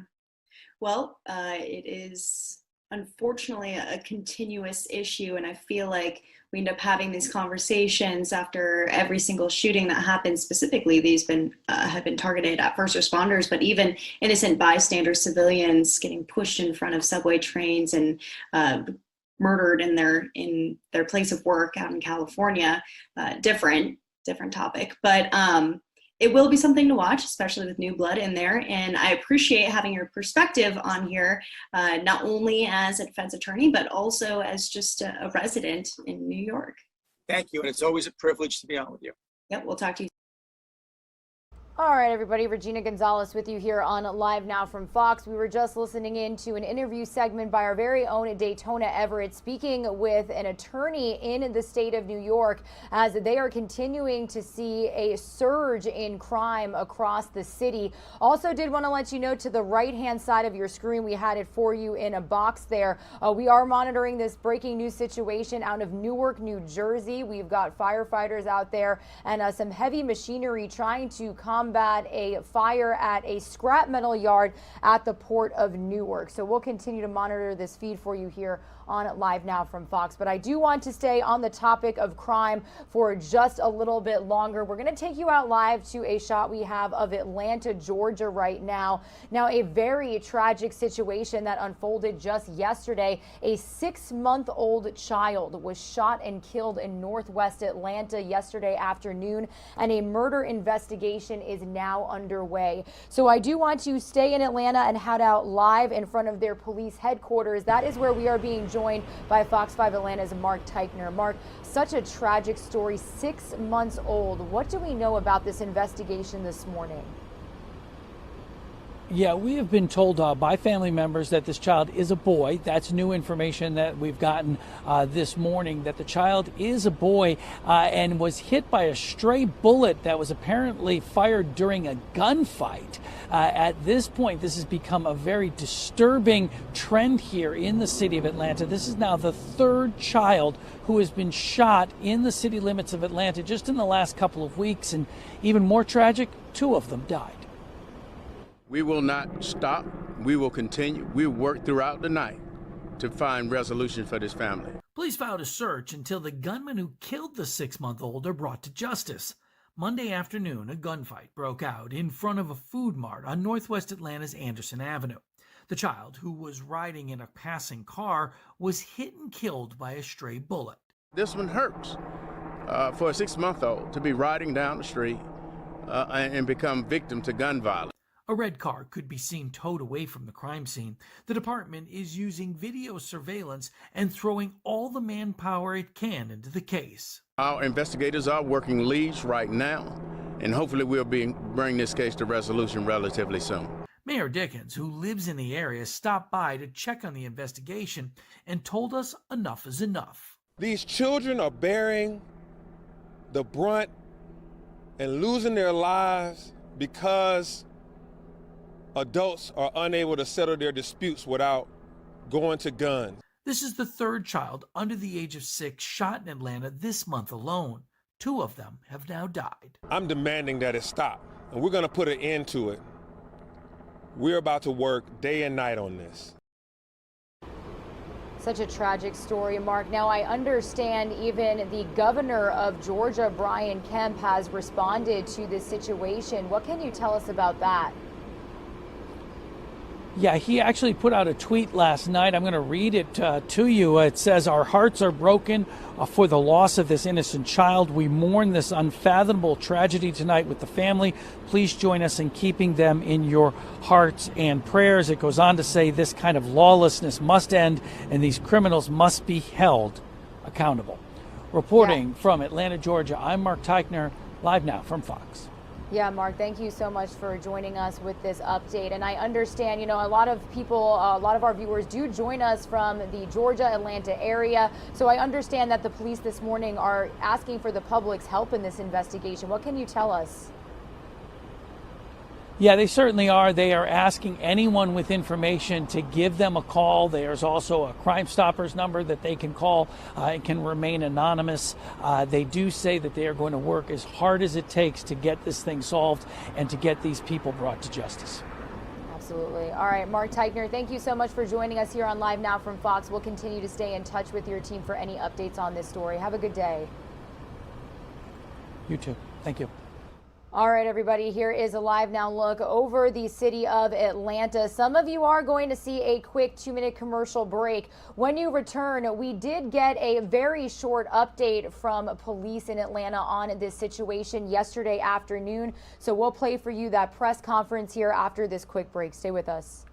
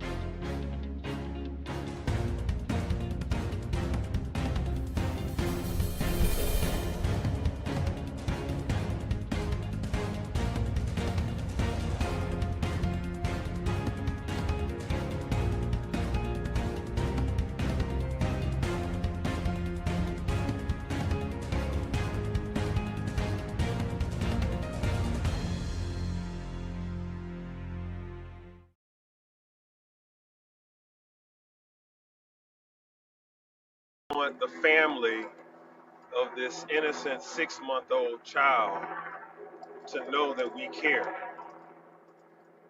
This is the third murder of a child under 6 years old in this city this year. One was 1 year old, murdered by another child. This one was the second murder, the third shooting of a person under 6 this year. 2 deceased and 1 lived. The 5-year-old was caught in crossfire, but luckily the 5-year-old did live. And then today we're here with the 6-month-old that is deceased. These children are bearing the burden and the pain of adults who are choosing to use guns to solve disputes. The children are bearing this burden with their lives. And I'm here to ask and to demand that it stop right now. I live in this neighborhood, just adjacent to this neighborhood. A murder has happened at the swimming pool last summer, a 15-year-old in Anderson Park. We still have the murder of Sequoia Turner, an 8-year-old. We have the innocent life going up 400 of a 7-year-old that was shot on the highway up from Lenox last year. These children are bearing the brunt and losing their lives because adults are unable to settle their disputes without going to guns. Gun violence. We have had 12 murders in Atlanta already this year. All but one of them was with a gun. That other was a stabbing. I'm demanding that it stop. We're going to put an end to it. We're about to work day and night on this, as we have been. But this hurts. It's a 6-month-old child that we've lost. And so we have a lot of folks on the scene. We're going to solve this case. We're going to bring justice to this life. I'll ask Chief Bryant to bring forward the details on the case. Thank you, Mayor. On today at 2:56 p.m., the Atlanta police received a call of a person shot here on Anderson Avenue. Upon arrival, a child was being transported to Grady Hospital, where that child was pronounced dead. The Atlanta police are working very diligently, utilizing our video integration center and utilizing all our manpower to bring this case to resolution. We will not stop. We will continue. We will work throughout the night to find resolution for this family. As the mayor stated, this is the third shooting of a child, and we attribute this all to gun violence. The proliferation of weaponry that we are seeing on these streets, we have to do something about that. We can no longer allow our criminals to continue to carry guns. We'll work very aggressively with our state parole office, pardoning parole for people that are repeat offenders that continue to carry these guns and get them off of the street. Right now, our personnel are down consoling the mother of this child, and this is painful, as the mayor stated. This one hurts for a 6-month-old to be riding down the street and become victim to gun violence, random gun violence between two people who can't resolve a simple issue. Right now, this case is ongoing. We are still in the very early stages of the investigation. Our investigators are working leads right now, and hopefully we'll be bringing this case to resolution relatively soon. Any questions? Yes, so it sounds like this necessarily wasn't an accidental shooting as far as the adults involved, but are you able to tell us how the child became a victim? Was this wrong place, wrong time, or what do we understand so far? I know it's Absolutely. No child should ever be shot. It's always an accident when a child is being shot. But this was two people involved in gun violence, and this child was an innocent victim. Any other questions? If none, thank you. Thank you, Chief. Thank you, Mayor. All right, again, that is a tragic story that we are following out of the Atlanta area. Atlanta police asking for the public's help with any information that could help aid them in this investigation. If you were joining us before that update, we did have a live report with our Fox 5 Atlanta team bringing us the latest on that situation. Some of you are going to see a quick 2-minute commercial break as we reach the top of the 8 o'clock Eastern time hour. We'll be right back.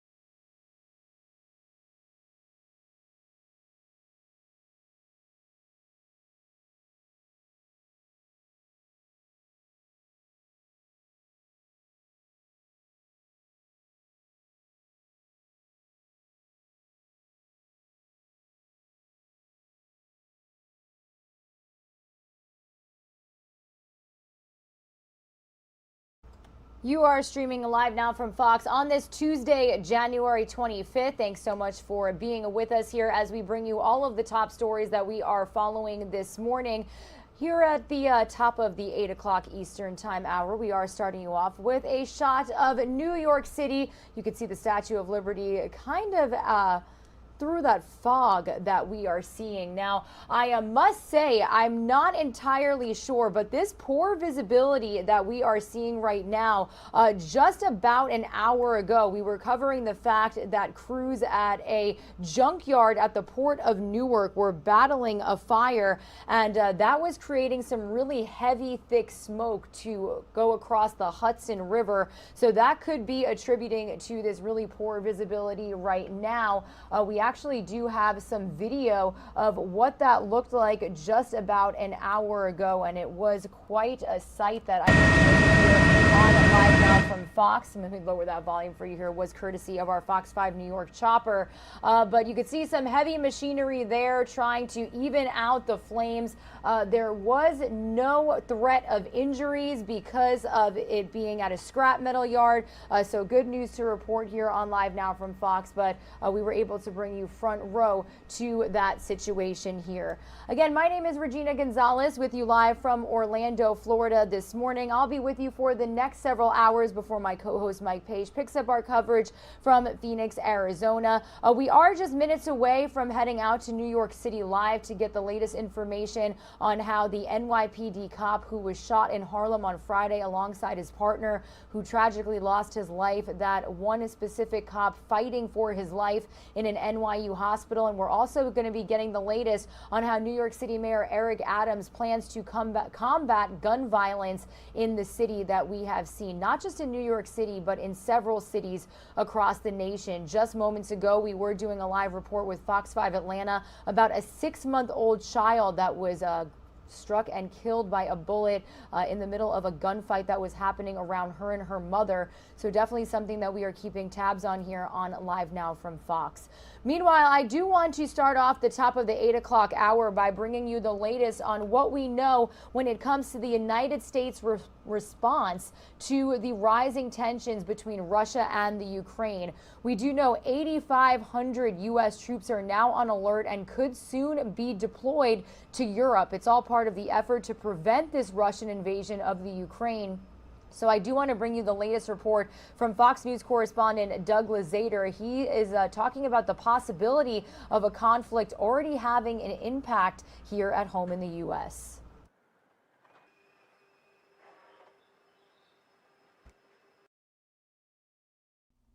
Well, this is not helping with market volatility, but Putin's calculus here, whether to launch an attack on Ukraine, is getting more complicated. Russia's Vladimir Putin is still moving more chess pieces around the board, positioning military assets, and building up what looks like an invasion force along the border with Ukraine. More U.S. troops could be sent to the region as a deterrence. At the White House, President Biden met virtually with European leaders who are increasingly unnerved. I had a very, very, very good meeting. Total unanimity with all the European leaders. Now is the time to leave. The administration warning U.S. citizens to leave Ukraine and working to evacuate some embassy staff and their families. Russia calls all of this hysteria. And while Putin's timing here is difficult to predict, some believe he is unlikely to do anything during the Olympics next month in Beijing. But here's another factor. The ground begins to thaw in mid-March, so the Olympics end on the 20th. We got about a month or so with favorable conditions to support heavy armor operations. U.S. markets have been volatile, and the possibility of conflict and strong sanctions against Russia aren't helping. The president was in no mood yesterday to field a question about the economy from Fox's Peter Doocy. Do you think inflation is a political liability ahead of the midterms? That's a great asset. More inflation. What a stupid son of a... Now, the president later called him to say it was nothing personal, but the stakes here are enormous. In Washington, Doug Lazater, Fox News. And speaking of that hot mic moment as President Biden said those remarks calling Fox's Peter Doocy an SOB, we do want to bring you this interview from our very own Daytona Everett. She actually spoke with a political analyst about whether or not that comment from President Biden really disrupts his credibility in office. Now, I do want to point out that we have since learned that President Biden called Fox's Peter Doocy to apologize. But again, I do want to bring you this interview here from our very own Daytona Everett talking about that moment. Let's listen in. Thank you. Thank you. Do you think inflation is a political liability ahead of the midterms? That's a great asset. More inflation. What a stupid son of a bitch. So there you have it. That's the moment right there. Everyone is talking about Fox's Peter Doocy asking about inflation. The president not too stoked about that question. I want to bring in political analyst David Morey. David, thank you so much for being here on the show. First thoughts on that response from the president? It's good to be with you, Daytona. Listen, I understand as of the last 30 minutes, President Biden has called the reporter to personally apologize. CNN is confirming that. And that's what he should have done. Those of us who know Joe Biden knows. We predicted he would make that apology because he is that kind of person. Those of us who know Joe Biden, though, and I worked with him back in the 80s on the Senate Foreign Relations Committee, know that he is capable of gaffes. He's capable of speaking into a hot microphone. Remember the famous description of Obamacare?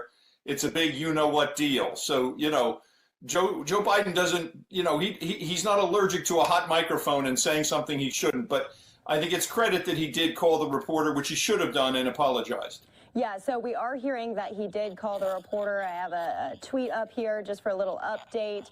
President Biden called tonight. He said, quote, "It's nothing personal, pal," after calling him a stupid SOB, as we heard before. So is that enough for the president to do in response for a situation like this, or is it because he's receiving so much backlash across the board? No, I think it's who Joe Biden is. It's why he became president. You know, he's fundamentally a decent person who's having a very tough month, who has a simultaneity of crises no president has ever faced. Let's be honest, it's been a tough month. He was actually ahead of the first year of the Trump administration in terms of the stock market at 24.1% appreciation the Trump administration had. He was ahead of that number, and then the last week in the sell-off, it went down to 19.1. And so that kind of stuff, it's everywhere. It's the Russia invasion, it's crime, it's inflation, it's the testing problems. They've now gotten their arms around that to some extent, but there's a simultaneity of frustration created, I think, by the president, and he had a very tough weekend with meetings about Ukraine. So, you know, it's what a president shouldn't do, and I think he knows that. So what's next for President Biden? Will this be addressed again? What are the next steps for other press conferences? And I do have to say, because we play all these press conferences live here, and he doesn't answer questions a lot during a lot of his events. We did just have a 2-hour press conference last week, and that was the first one that he's had in quite a long time. So sometimes these reporters have to throw out questions to him at events that don't pertain to the questions that they do have some of the reporters asking about Russia and whatnot. So what's the answer to this? What should media do in order to get those questions across to the leaders? Well, there's always a healthy tension between every White House and every press corps, and this one is no different. Jen Psaki's, I think, done an excellent job as press secretary. She's very sharp. She's combative, so Fox doesn't necessarily like her, but she's pretty popular and pretty competent in a lot of ways. I think the president has to do more, not less, of the press conferences he did last week. When Joe Biden talks for about 2 hours, you're going to have some cleanup to do. That's just who he is. He tells the truth. Sometimes he tells it a little too much. You know, there's a saying in Washington, you're going to tell the truth eventually. Sometimes Joe Biden tells the truth a little earlier than perhaps he'd like to. But they cleaned up his miscomment on the Ukraine. And I think, you know, the president's got to get out there and get back in shape in terms of dealing with the press and not be irritated by the press. You know, he's going to have to sell his agenda to beat the historical trend of a trouncing in the midterm. You know, which today it looks like it'd be pretty tough for the Democrats. He's got a much better story on the economy, the economic recovery than has been told. He's got to tell that proactively in terms of job growth. The unemployment figures have gone down to 3.9, 75% reduction in unemployment claims over the last year. He passed 2 major bills, kept the schools open, and largely distributed the vaccines. And I think they're now getting their arms around testing. He's got a lot of good things to talk about. They got to break up the Build Back Better, chunk it out into parts where Republicans begin to support it, which is why he was elected in the first place. He was elected because the country is center and center right. And finally, he has to, I think, find a way to protect the next election in 2024 in terms of electoral reform, but in ways that Republicans support. I mean, if they've learned one thing, they can't depend on 2 senators that are not supporting them and are not sure where they want to be, Joe Manchin and Kristen Sinema. So, you know, he's going to have to create a new strategy and repivot, and I think that's what he's doing. Thank you. Thank you all. Alrighty, everybody, we are taking a live now look over New York City. Some of you are going to see a quick 2-minute commercial break. When you return, we'll have a live report with Fox 5 New York's Kayla Mamalak as New York City Mayor Eric Adams is working to curb gun violence in the city following a stray of shootings, one claiming the life of an NYPD cop.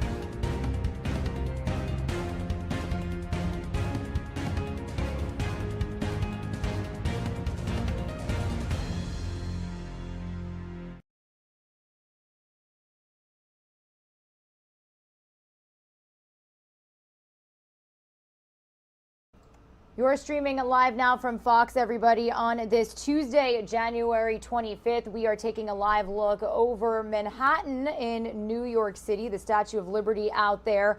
We are staying live in New York for the next couple of minutes because, as you know, we have been continuously following the rise in gun violence that we've seen across the city. And Mayor Eric Adams has seen enough. He's now getting tough on crime, and he officially released a detailed plan to tackle gun violence in the city. Now, this comes as we wait to hear an update on the condition of one of the NYPD officers that was shot in Harlem last Friday. So I do want to head out live outside of the hospital where that officer is fighting for his life. We are being joined right now by Fox 5 New York's Kayla Mamalak. Kayla, definitely such a tragic story that we're following. What has the mayor said about trying to curb gun violence in the city? What can you tell us? He had a whole host of things, a 15-page blueprint plan, Regina. But first, let's start with Officer Wilbert Mora, who was transferred from Harlem Hospital to NYU Langone just behind me here on Sunday. And since then, doctors here at the specialty hospital have performed at least 2 surgeries. But the 27-year-old is still in grave condition this morning after being shot in the head at close range. Stop the violence! Stop the violence!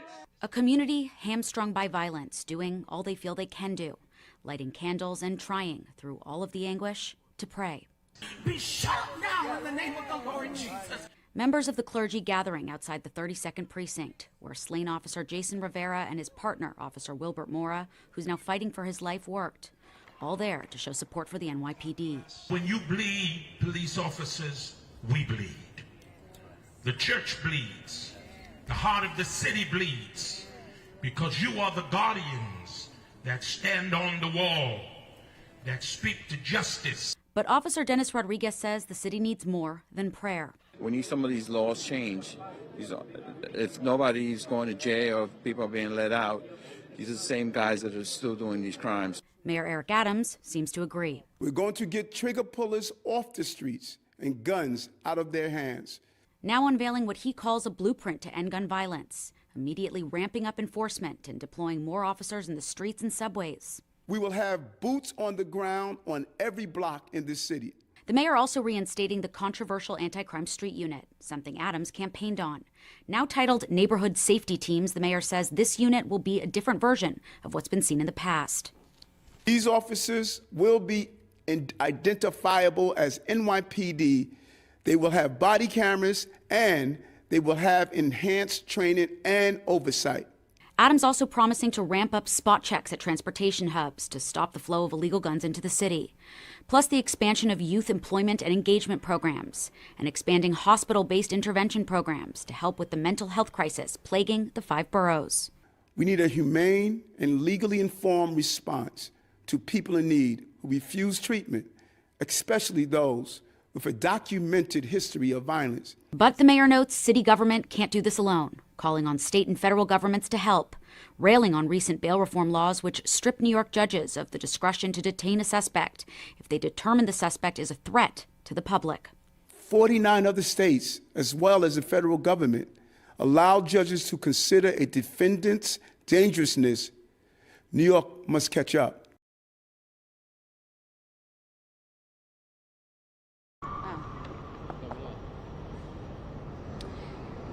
The man who opened fire on those 2 NYPD officers is named LaShawn McNeil. And when he shot those 2 police officers, a 3rd rookie cop was actually able to return fire, shooting the suspect. Yesterday, the 47-year-old succumbed to those injuries and was pronounced dead.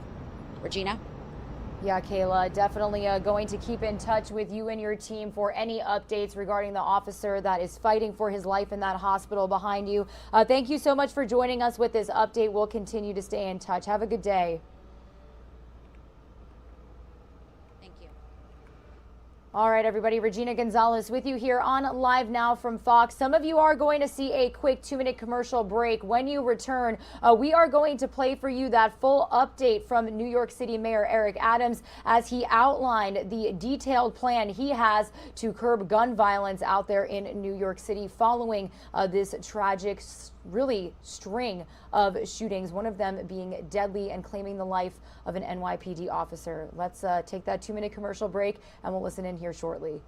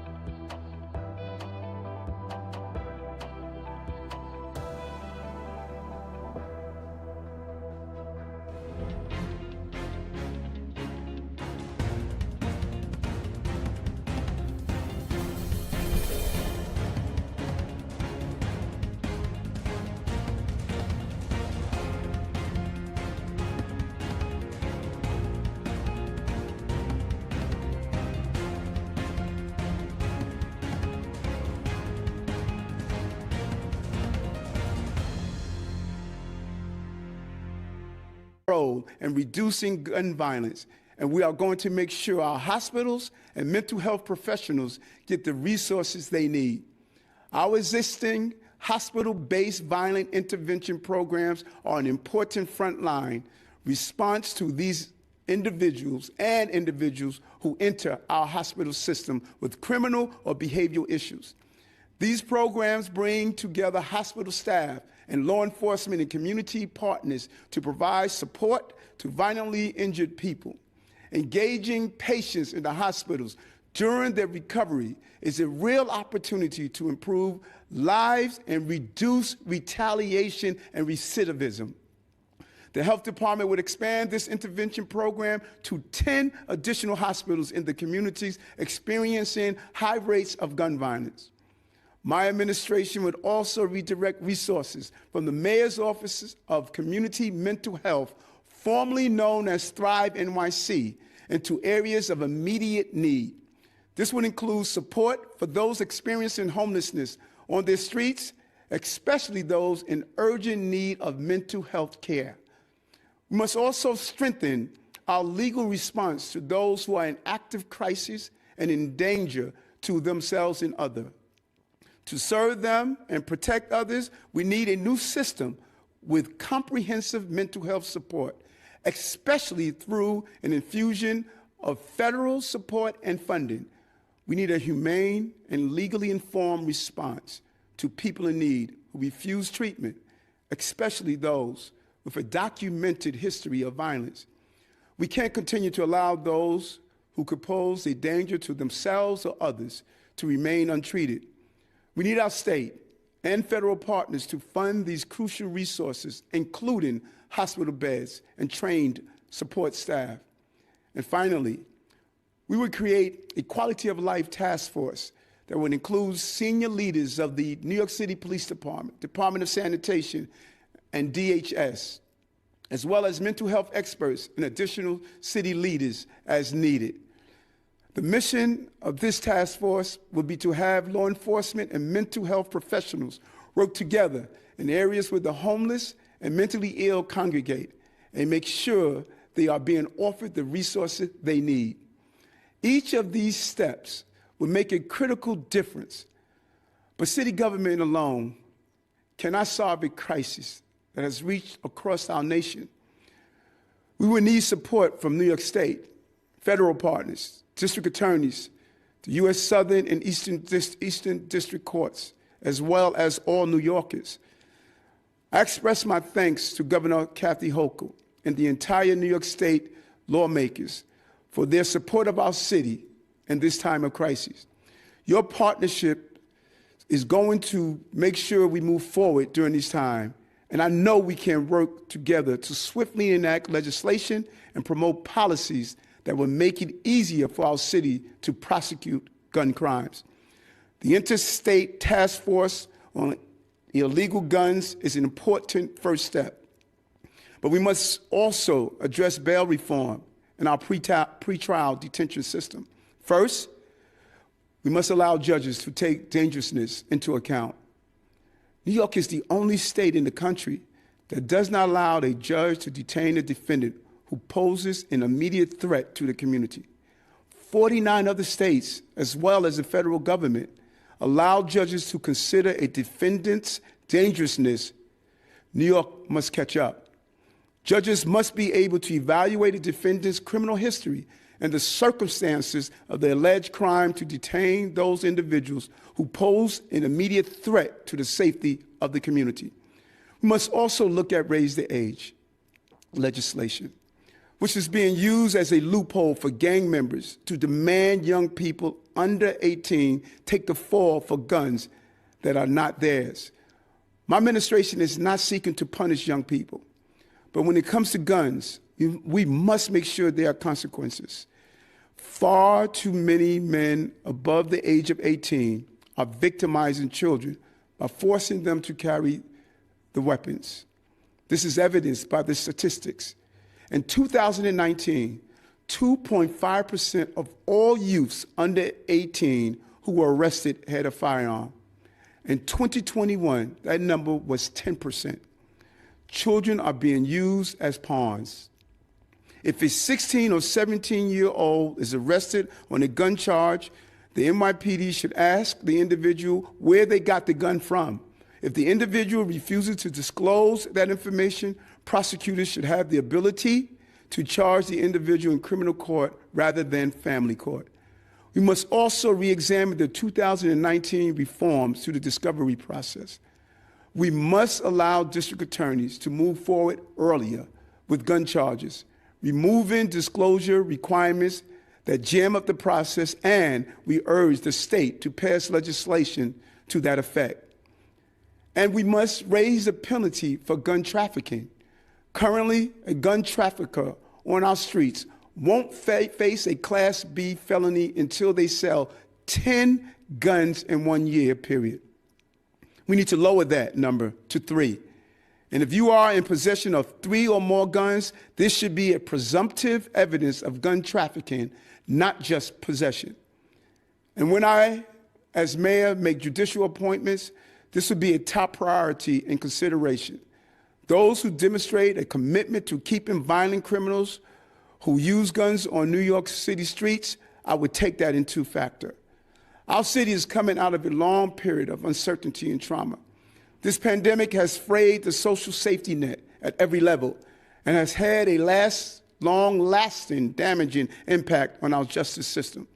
Our court system is operating at a fraction of its previous capacity, and it has put our communities at risk. In the first half of 2019, New York City courts rendered 405 criminal verdicts. In the first half of 2021, these same courts rendered only 18. This is currently a backlog. Right now, we have of 4,000 gun cases in the New York State court system. So I am saying to our lawyers, our legal aides, our defenders, I am strongly encouraging you all to get back to work.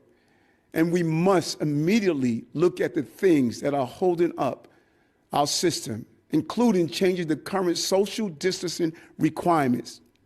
Already in our public schools, we have moved from a 6-foot rule to a 3-foot rule. If it's good enough for our children, it should be good enough for all of us. The current rules are causing us to use 2 courtrooms for our trials. Changing these rules will allow jurors to sit together in 1 courtroom and expand our court capacity. We must also immediately work through the DNA testing backlog that has held up too many gun cases. This must be done by any means necessary, including use of forfeiture funds or federal stimulus money. Our city's 5 district attorneys are critical partners in public safety efforts, and we are asking them to also consider the following actions. First, we ask that they triage gun charges to expedite the process. If a district attorney's office pursues a charge related to gang or gun violence, moving it to the front of the docket, much as the same way hospitals triage patients with life-threatening conditions ahead of those with less in need. It would serve as a crucial step towards getting guns off our streets faster. We also propose a weekly meeting between all 5 district attorneys, the deputy mayor of public safety, and the police commissioner to review issues from the previous week, highlight needs, and identify the best ways to support each other moving forward. Finally, we will work with the courts and chief judge to see if we can increase the number of judges who are part of the state's gun violence initiative. We need every judge we can get hearing these cases and helping us move through this immense backlog. Everything I have spoken of so far will make a difference in how we can keep our city safe from guns. But no matter how effectively we get guns off our streets, more just keep coming in. The iron pipeline keeps them coming. The gun violence crisis has hit New York City painfully, but we are far from alone. In the wake of COVID, major cities and localities nationwide have seen alarming rises in shootings, gun incidents, and violence. Gun violence is a public health crisis, and it is one that must be addressed at every level of government. It is time for our federal leaders to rise to the occasion and pass common sense legislation that is supported by an overwhelming majority of Americans. In addition to enhancing partnerships with federal law enforcement described above, we must see immediate action from Congress on guns. We must pass legislation requiring background checks on all gun sales. We must pass legislation to make gun trafficking a federal crime. We must increase penalties for those directly involved in moving guns across state lines and the organizers of gun trafficking rings. We must increase penalties for those making straw purchases or buying firearms from someone legally prohibited from doing so.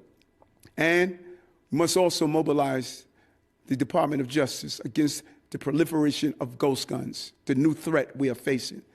These actions are only a start, but they will create critical momentum that will help New York City and all cities.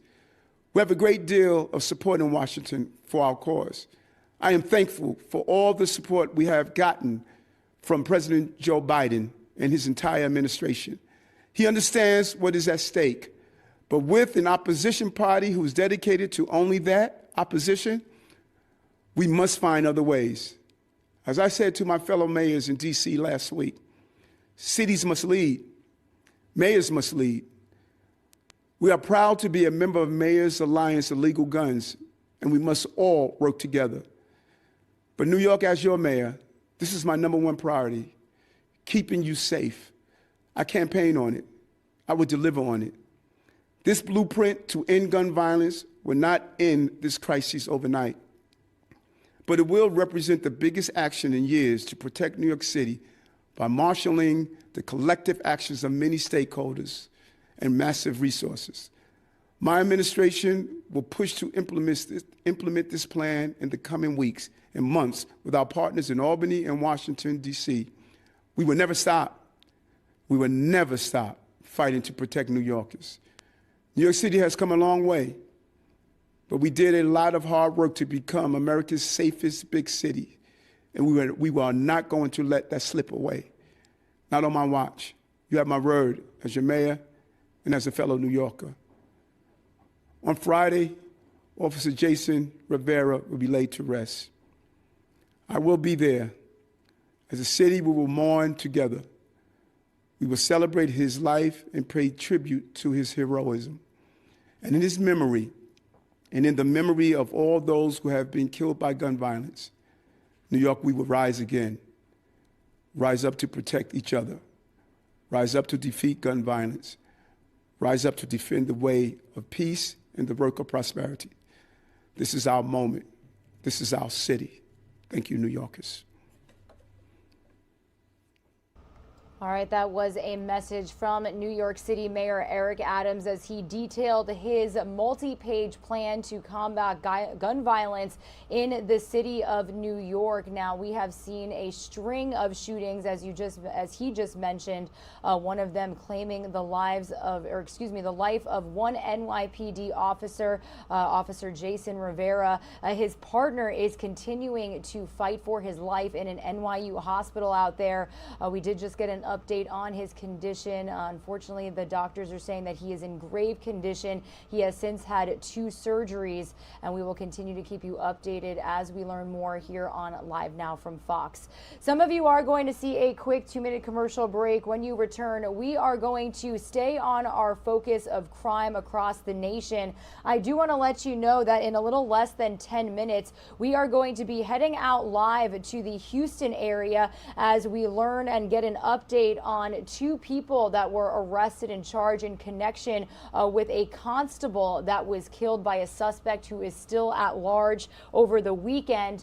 And when we come back, also, we're going to have a report from Milwaukee, Wisconsin. This is a live look at the city right now as we learned that the 6 homicide victims that were found inside of a home over the weekend have been identified. They range in age between 23 and 49 years old. So all of that coming up after this quick 2-minute commercial break.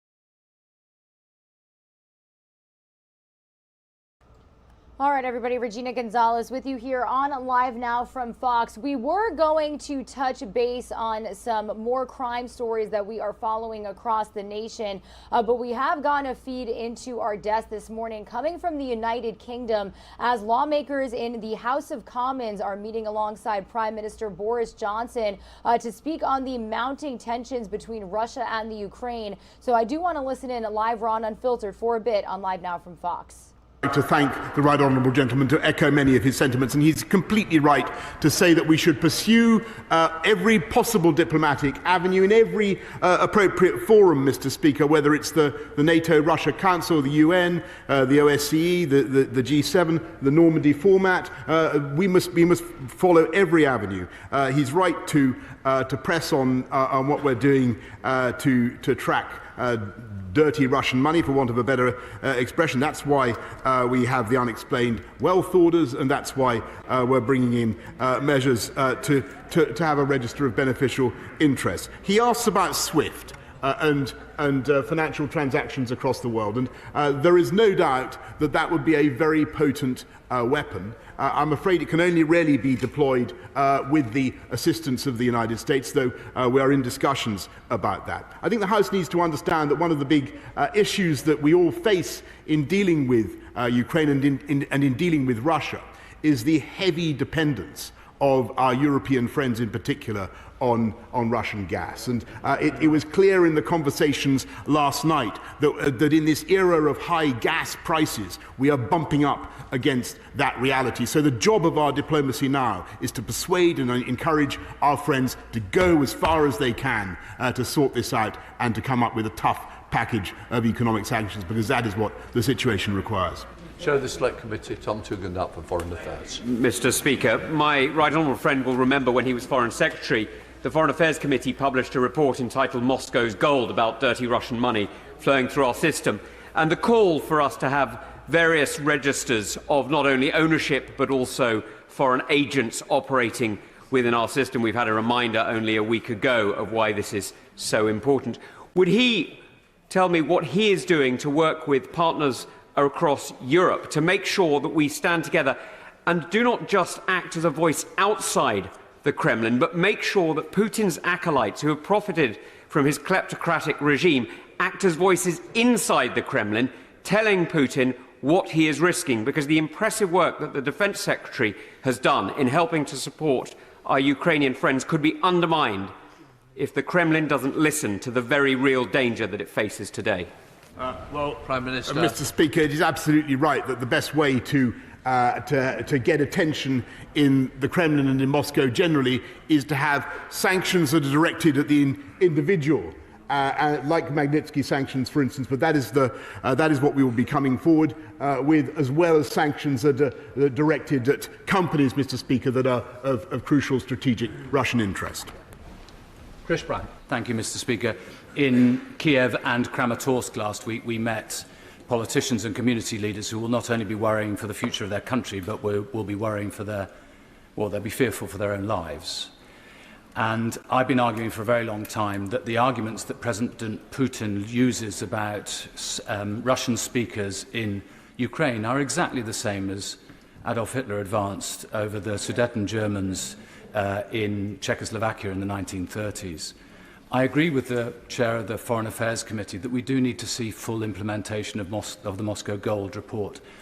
I'm sure there will be other sanctions coming. I don't quite understand why we've only sanctioned 25% of the people that the American government have already sanctioned. But this House will stand ready alongside the Prime Minister if he needs to introduce further legislation, for instance, to seize Russian assets in the UK, and to make sure that the unexplained wealth orders, which have only worked in 3 cases in the last 4 years, actually have an effect. We stand ready to stand by the Ukrainian people. Prime Minister. I thank him very much, and I think he's completely right in what he says.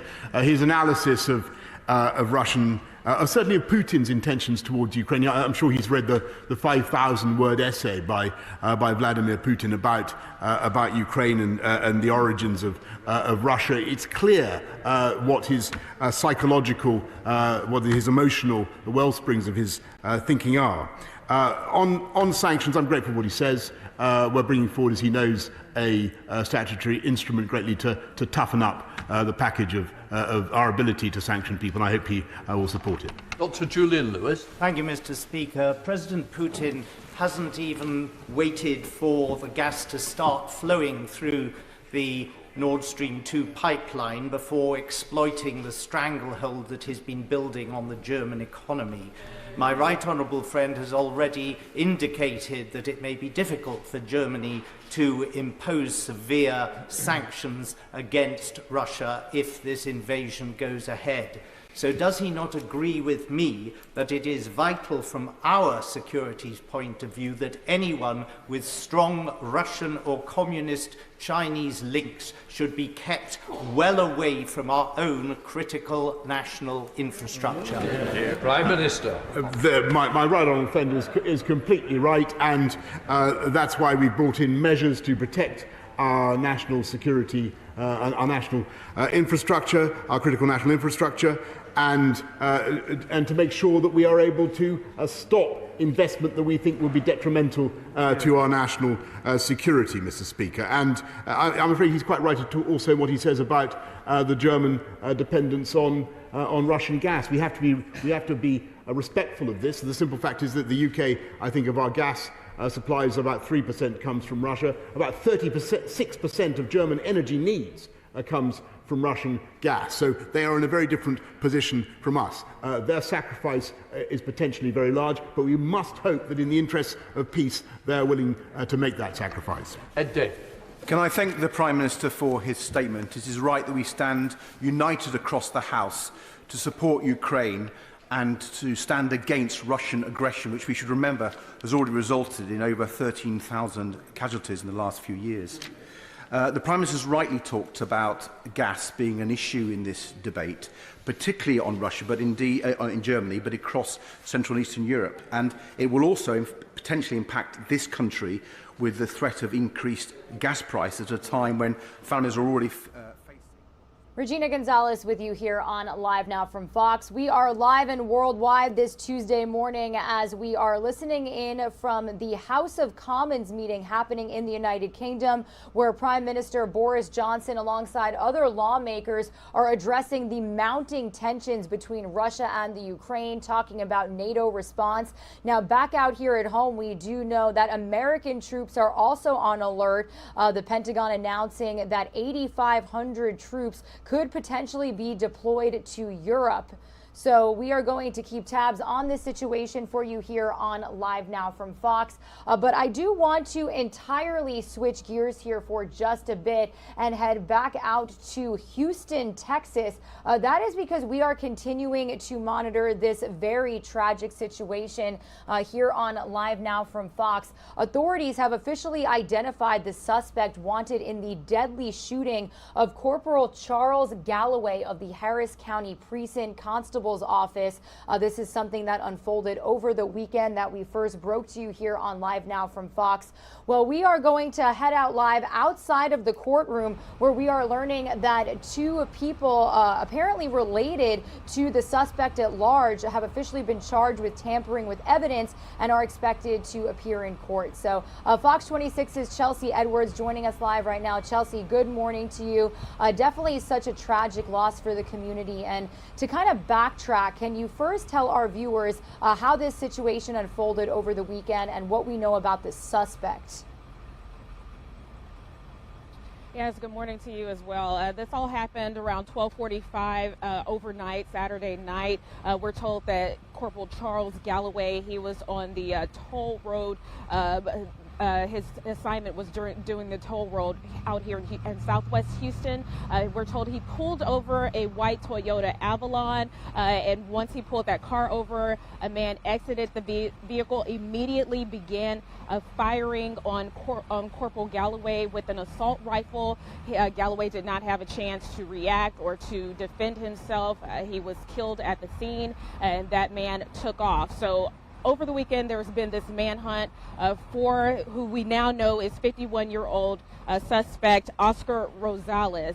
I'll tell you, Sunday morning, they had us at one location where he was suspected to be. Officers throughout the city have been looking for this guy, and they continue to do so. So now we have a $60,000 reward for any information leading up to his arrest. $50,000 of that was put forth by a local restaurant owner and businessman. But yeah, officers are all over the place looking for this guy. We're also told this is now a nationwide search. Border Patrol agents and airports are also involved. Yeah, and you know, interestingly enough, Chelsea, we also heard from Chief Finner yesterday saying that they've learned that this suspect in the past has tried to change his appearance. So it's possible that he may try to do that again, I'm guessing.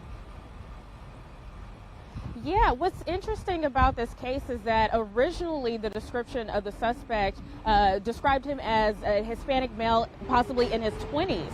And based on what we've seen so far, it may be because of the way he's dressed, but we are told that he changes his appearance and he's expected to do that again. We are currently waiting for additional photographs to help be able to track this person.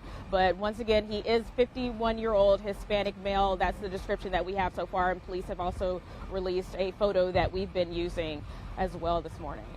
Yeah, and now, Chelsea, I do want to talk about why you're standing outside that courtroom there. What can you tell us about what we're learning is 2 of Rosales' family members officially being charged?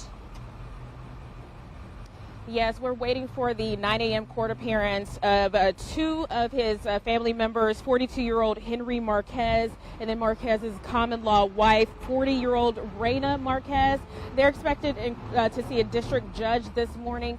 They are accused of tampering with evidence. Now, Houston police have not been specific about what kind of tampering they did. They did say that it involved the vehicle, that white Toyota Avalon, that was pulled over by Corporal Galloway, but that is all that they're releasing so far. So these 2 are charged with tampering with that vehicle in this case.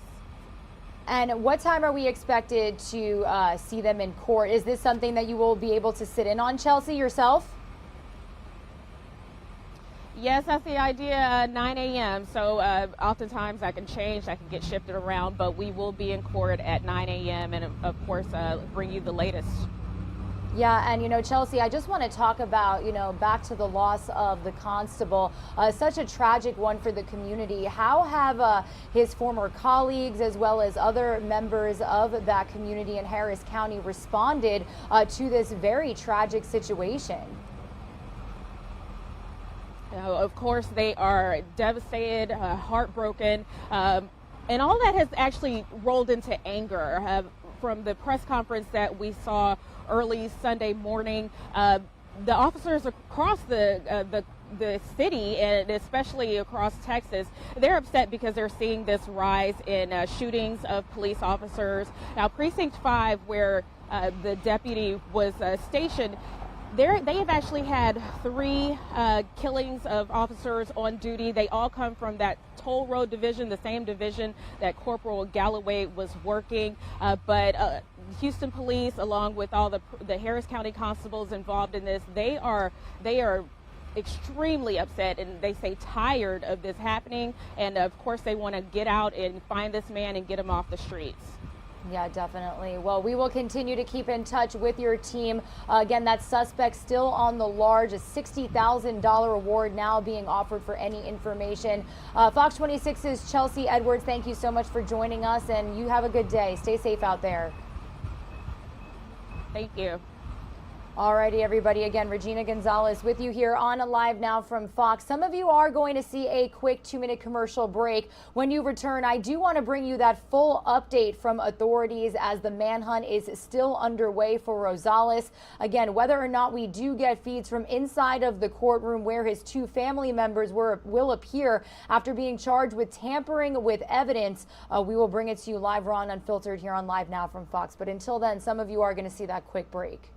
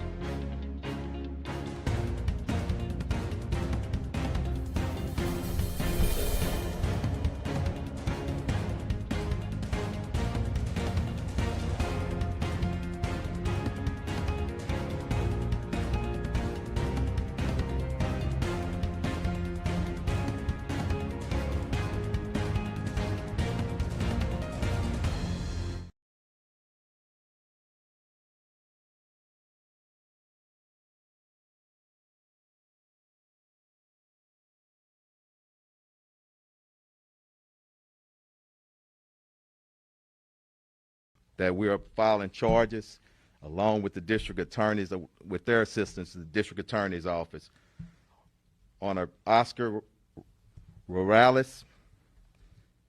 He's 51 years old. This is his photo. I can tell you right now, we have video evidence of him shooting our constable. And I want everybody to get into the fight of finding him. This is our community. We're working with every law enforcement, federal, local, the airports, the bus stations, every part of our border in Texas. We need the eyes and the ears of all of our citizens to help us bring this suspect in custody. The other day on the scene, the other night I meant to say, I'm sleep deprived myself. Myself and Constable Heap said the best thing for him to do was to turn himself in. He hadn't listened. So we're bringing a strong arm in the eyes of our complete community. This is the photograph. I want to let you know we have word and other evidence that he does change his appearance. So there are individuals out there that know him. But if the public, if you see him, he's armed and he's dangerous, we ask that you call HPD or the local authorities. I want to thank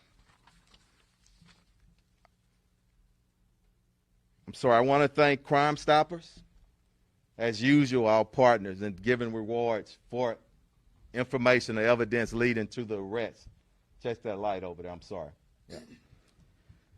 Also, the Fallen Heroes Funds with the Hundreds Club. Crime Stoppers is giving $5,000. The Fallen Heroes with the Hundreds Club is giving an additional $5,000. Tillman Fertitta is donating $50,000. That's $60,000. That money can go to anybody that gives us information. Again, deepest condolences to Corporal Galloway's family and your entire agency. We're standing strong with you, and we're going to make sure that justice is done here.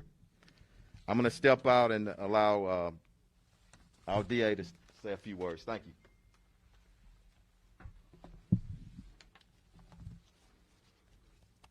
Chief, thank you. Thank you for your strength and your leadership and a weekend that took 2 law enforcement officers from their families and our community for nothing. I want to thank Constable Heap for his tireless efforts to try and achieve justice for one of his brothers in arms, Deputy Corporal Galloway. I want to thank Sean Tier, who's been up for 36 hours on the scene of both the murder of Corporal Galloway and the DWI-related death of the sergeant yesterday with the Harris County Sheriff's Office. And I want to thank Investigator Menendez for his work on this case with Sean. Our offices work hand in hand, and together they have identified and we have charged defendant Oscar Rosales with capital murder for the death of Corporal Galloway. Upon apprehension, we'll ask a judge in Harris County to hold him without bail. He is a bold and incredibly dangerous fugitive. He is on the run, and somebody out there knows where he is. As the former director of Crime Stoppers back in the early 2000s, I can tell you, Mr. Rosales, you can run, but you cannot hide. $60,000 thanks to Crime Stoppers. The 100 Club in Tillman Fertitta is on your head. So we ask and encourage anyone with information about Oscar Rosales' whereabouts to contact Crime Stoppers at 713-222-TIPS. You will remain anonymous. We've cast a net far and wide, and law enforcement resources and partners have been notified not just across Texas, but across the United States. Everyone is prepared to look for Oscar Rosales. Accountability is inevitable. 2 of Mr. Rosales' family members were charged earlier this weekend with tampering with evidence. Their names are Henry Marquez, the brother of the suspect, now criminal defendant, Oscar Rosales, and Reina Marquez, the common law wife of Oscar Rosales. Oscar Rosales is the name that he is known by now. It is not known under that name where his true citizenship is, what his true criminal history is, but this photograph tells you who we're looking for. You can't run from your own photo. For any further information that anyone in the public has about evidence in this case or any other individuals that might be involved, please call Crime Stoppers or the Houston Police Department. As the district attorney, I can tell you that our prosecutors are dedicated to backing up the work that the Houston Police Department has done, not just on behalf of your team, Constable Heap, or Corporal Galloway's family, but on behalf of this whole community. We are besieged by violence and we need the community's help. Justice is coming. Then I'll turn it back over to you. Thank you. Thank you, dear. On behalf of Harris County Precinct 5 and of the family of Corporal Charles Galloway, I want to thank Chief Finner and the Houston Police Department, as well as District Attorney Kim Ogg and the plethora of law enforcement agencies that have reached out and have been assisting in this manhunt, because that's what it is. Because of the partnership that you see in law enforcement here in Harris County, they've enabled me to be able to spend time and to direct my attention and my efforts towards the family of Corporal Galloway's. You could only imagine the trauma that this family is going through. But because of their efforts and their sleepless nights, that we have been able to concentrate on trying to keep them, letting them know that they are in the loving arms and the family that we call the Blue family. So it's very important to me to be able to express that. But I also want to reiterate what both Chief Finner and District Attorney Ogg had stated, and that is that we will not stop until this individual is apprehended.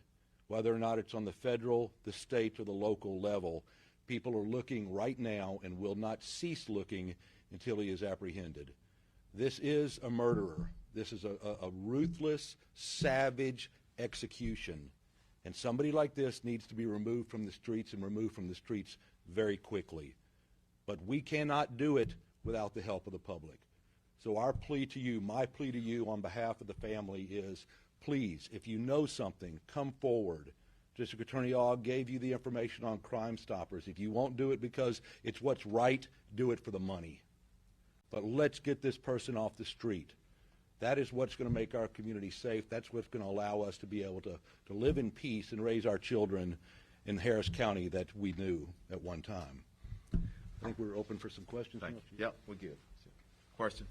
Do you guys think he's left the city? Do you think, are you scared that he might have gone to another country? We don't know at this time. We certainly hope not. And we've been out there, and y'all seen it with a lot of officers all around. So it is our belief at this time that he's still in our city. And again, we need every citizen in our great city to stand up. If somebody sees this suspect, give us a call. Let's get him in custody. Let me get this one here right. Yeah. Okay. Oscar, that's Oscar, Rosales, and that's Rosales. Okay. Go ahead with your question, and we'll move it around. Go ahead. I was wondering about the tampering of evidence of the family members. Were they trying to hide him? Were they trying to help him? Just, I will, and let me preference something. We're not going to go deep into this investigation. It's early and it's active.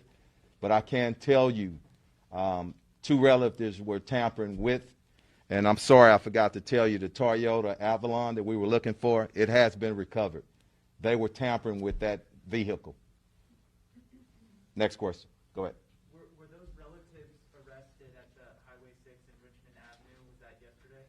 It was yesterday. I'm not comfortable giving an exact location right now, but yesterday. Did you have something else, sir? I'm sorry. Can you talk to us a little bit about, we did see you all at 2 separate locations with SWAT teams. How does these 2 scenes yesterday have? Not going to go into details on this, but I will tell you, we're active and intentional about getting him.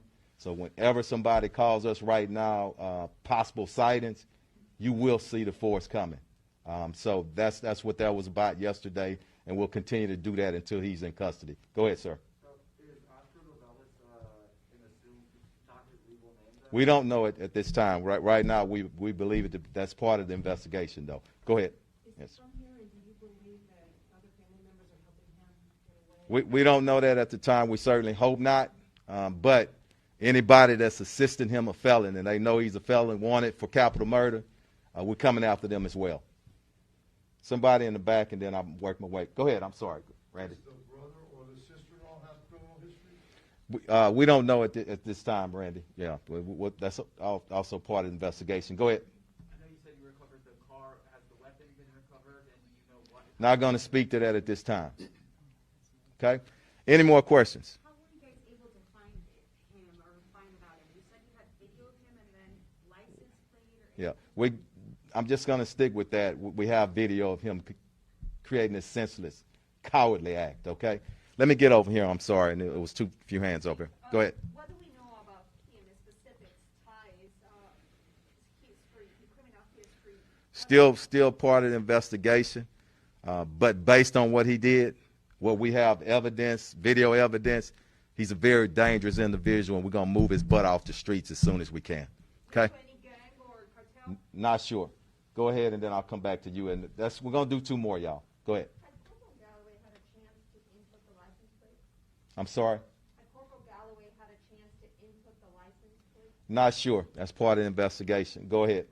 There was scanner traffic that Corporal Galloway may not have been on the call when he was shot, and then also that Rosales had an AR-15 that he was shooting with. Can you confirm either of those 2? Confirmed in the original presser. It was some type of assault rifle. We hadn't confirmed anything more details farther than that. Go ahead, one more. Maybe the DA can answer this. Why is Raina Marquez's bond at $850? I can't answer that, and I'm not aware of what her bond is at. Judges set bond. The district attorney's office generally presents evidence of somebody's actions that we consider dangerous to public safety. We often put on evidence of prior history, that kind of thing. So these are dangerous people. If her bond is truly $850, it's not by our agreement. It's by judicial action. And your thoughts on that? That it is $850? I haven't confirmed it, and I just don't like commenting if I don't use the press as my authority, but I'll call intake, and I can confirm that later if it's true. Is it video body cam or surveillance? Not going to go into it. It's just video right now, okay? We're going to leave it at that. But I do want to, if there's somebody that hadn't asked a question that we left out, do we cover everybody? Before we do Spanish, Yes. You referenced he changes his appearance. Can you kind of talk to us about that? Any idea what he Yeah, we want to, it's still active. Information is still coming in, and thanks for asking that question, because we will be putting out some more photos of him, but we have information that he has in the past tried to change his appearance, and he may do that again. So we'll get that out. So, and when we do, please help us getting that out to the public. That's it, okay? And we'll who's going to? Lieutenant Menendez? Yeah. Thank you. Bueno, estamos aquí hoy. Buenas tardes. Alrighty, everybody. Regina Gonzalez with you here on Live Now from Fox, playing for you the most recent update from authorities as they identify the suspect wanted in the deadly shooting of Corporal Charles Galloway of the Harris County Precinct 5 Constable's Office. He was shot and killed by Rosales allegedly over the weekend. Now, a combined reward of up to $60,000 is being offered for information leading to the arrest of a 51-year-old Rosales. His picture picture is right there for you on the right-hand side of your screen.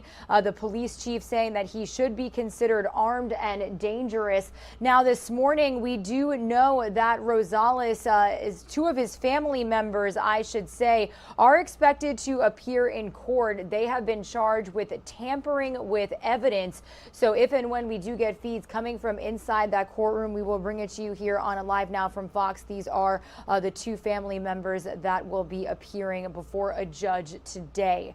Some of you are going to see a quick 2-minute commercial break. When you return, I do want to head back out to the United Kingdom as we continue to follow the mounting tensions between Russia and the Ukraine. We've got Prime Minister Boris Johnson speaking on how the House of Commons and NATO plans on aiding their allies in the event of a Russian invasion. So we'll listen in live on Unfiltered after this quick break.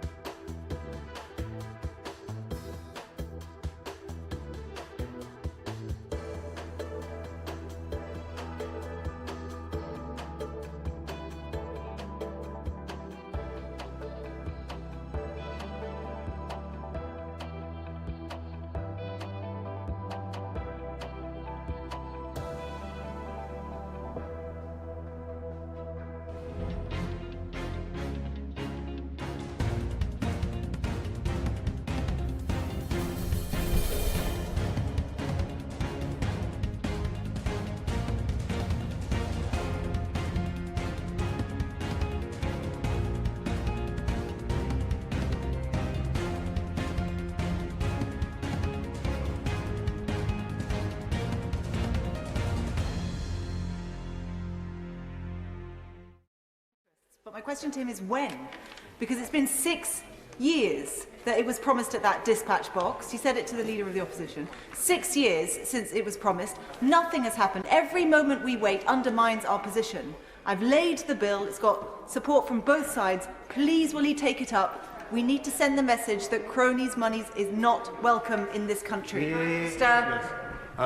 She's completely right. But in addition to the unexplained wealth orders and the crackdown on tax evasion, we do want to register a beneficial interest. And I can tell her that my right honourable friend, the Leader of the House, tells me we will do it as soon as parliamentary time allows. Jason McCartney. Thank you, Madam Deputy Speaker. I have a vibrant Ukrainian community in my Colne Valley constituency. I met with many of them earlier this month. Will the Prime Minister please reassure my constituents of our commitment to the defence support package for Ukraine, our readiness to unleash economic sanctions on Russia, and also stand firm for freedom and democracy alongside the Ukrainian people? Prime Minister.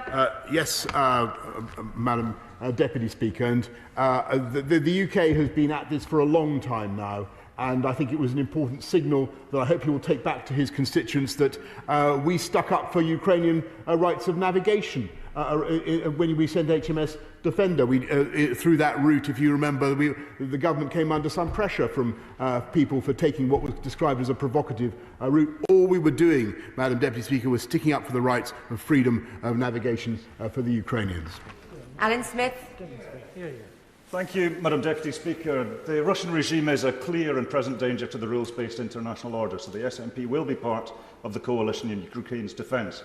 But in that spirit, would the Prime Minister accept the real frustration on this side of the House that his own credibility, the credibility of his own government and all of us, has been undermined by continued inaction in implementing the Moscow's Gold Report and the Russia Report, we would support the legislation to strengthen his own credibility. Let's get on with it. Minister. Madam Deputy Speaker, I don't think that's fair. The government has been absolutely ruthless in implying Magnitsky sanctions, which his right honourable friend helped to promote. It was my right honourable friend, the Lord Chancellor, who produced them. They're a great thing. We've targeted people involved in the poisoning of Alexei Navalny, and we will use direct targeted sanctions now against the Putin regime. Felicity Becken. Thank you, Madam Speaker. Ukraine has very strong historical and cultural links to my constituency of Kensington, with the Ukrainian Embassy, the Cultural Centre and the Ukrainian Institute, all based in Holland Park. Can my right honourable friend assure me that we will do everything to support the people of Ukraine in their desire to live in peace? Prime Minister. Yes, indeed, Madam Deputy. I'm familiar with the statue of, I think, St. Volodymyr in her constituency, and I know the amazing contribution of the Ukrainian community to our great capital, and I hope she will pass the message that we stand foursquare with them. Madam Kaiser. Thank you, Madam Deputy Speaker. A percentage of our natural gas comes from Russia, and Putin has already said that he'll turn off the taps if he deems Moscow to have been unfairly sanctioned by the West. My constituents of Airdrie Shotts are already struggling with rising fuel costs, and that's why I voted in the SNP increasing cost of living debate yesterday. Does the Prime Minister accept that he must bring in a package of policies to help families pay for bills on the domestic front so that this international issue does not compound the problem? Prime Minister. Well, Madam Deputy, she's quite right to draw attention to the price spike in energy around the world. Actually, Russian gas only comprises 3% of the UK's gas supplies, but what we've got to do is mitigate the impacts on families of the costs of energy with all the cold weather payments, everything that we're doing to increase the living wage, all the support that we're giving families throughout the winter and beyond. Shadid Farah. Thank you, Madam Deputy Speaker, and may I commend my right honourable friend on his tough statement. The point has already been made about the disinformation that is coming from the Kremlin, but my right honourable friend will appreciate that a lot of that is targeted towards NATO itself.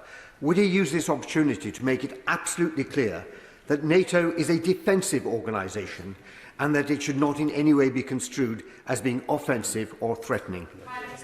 Yes, I thank my right honourable friend, and he is so right, because that is the misconception, whether it is witting or otherwise. Russia persists in the fiction that NATO is somehow an aggressive alliance and a threat to Russia. NATO is not an aggressive alliance. Russia is not encircled by threats, and it is absolutely vital that we convey that to Vladimir Putin. And I think if he can understand that, that is the route to progress, and that is the diplomatic path that we've got to follow. Martin Dr. Hughes.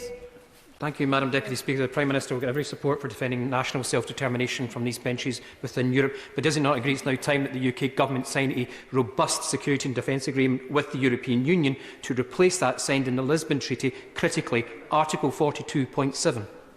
Prime Minister. I thank him. Actually, if you look at what's happening, the conversation that I had last night with European partners comprised the vast bulk of defence spending in the West, and we work very closely with our European partners, as we do with all our NATO partners, and NATO remains the primary vehicle for our defence, and NATO is a very valuable interlocutor with Russia, and the NATO-Russia Council has proved its worth in the last few months. Philip Hollowbone. This is the wake-up call that NATO needs, so that all its members finally meet their obligations to spend at least 2% of their GDP on defence. Prime Minister. My honourable friend is completely right, because I think, as so many colleagues have said, this is not just about Ukraine. This is about the ambition of the Kremlin to seize this moment to try to reimpose a new order, a new security architecture in the European continent, one that we absolutely reject.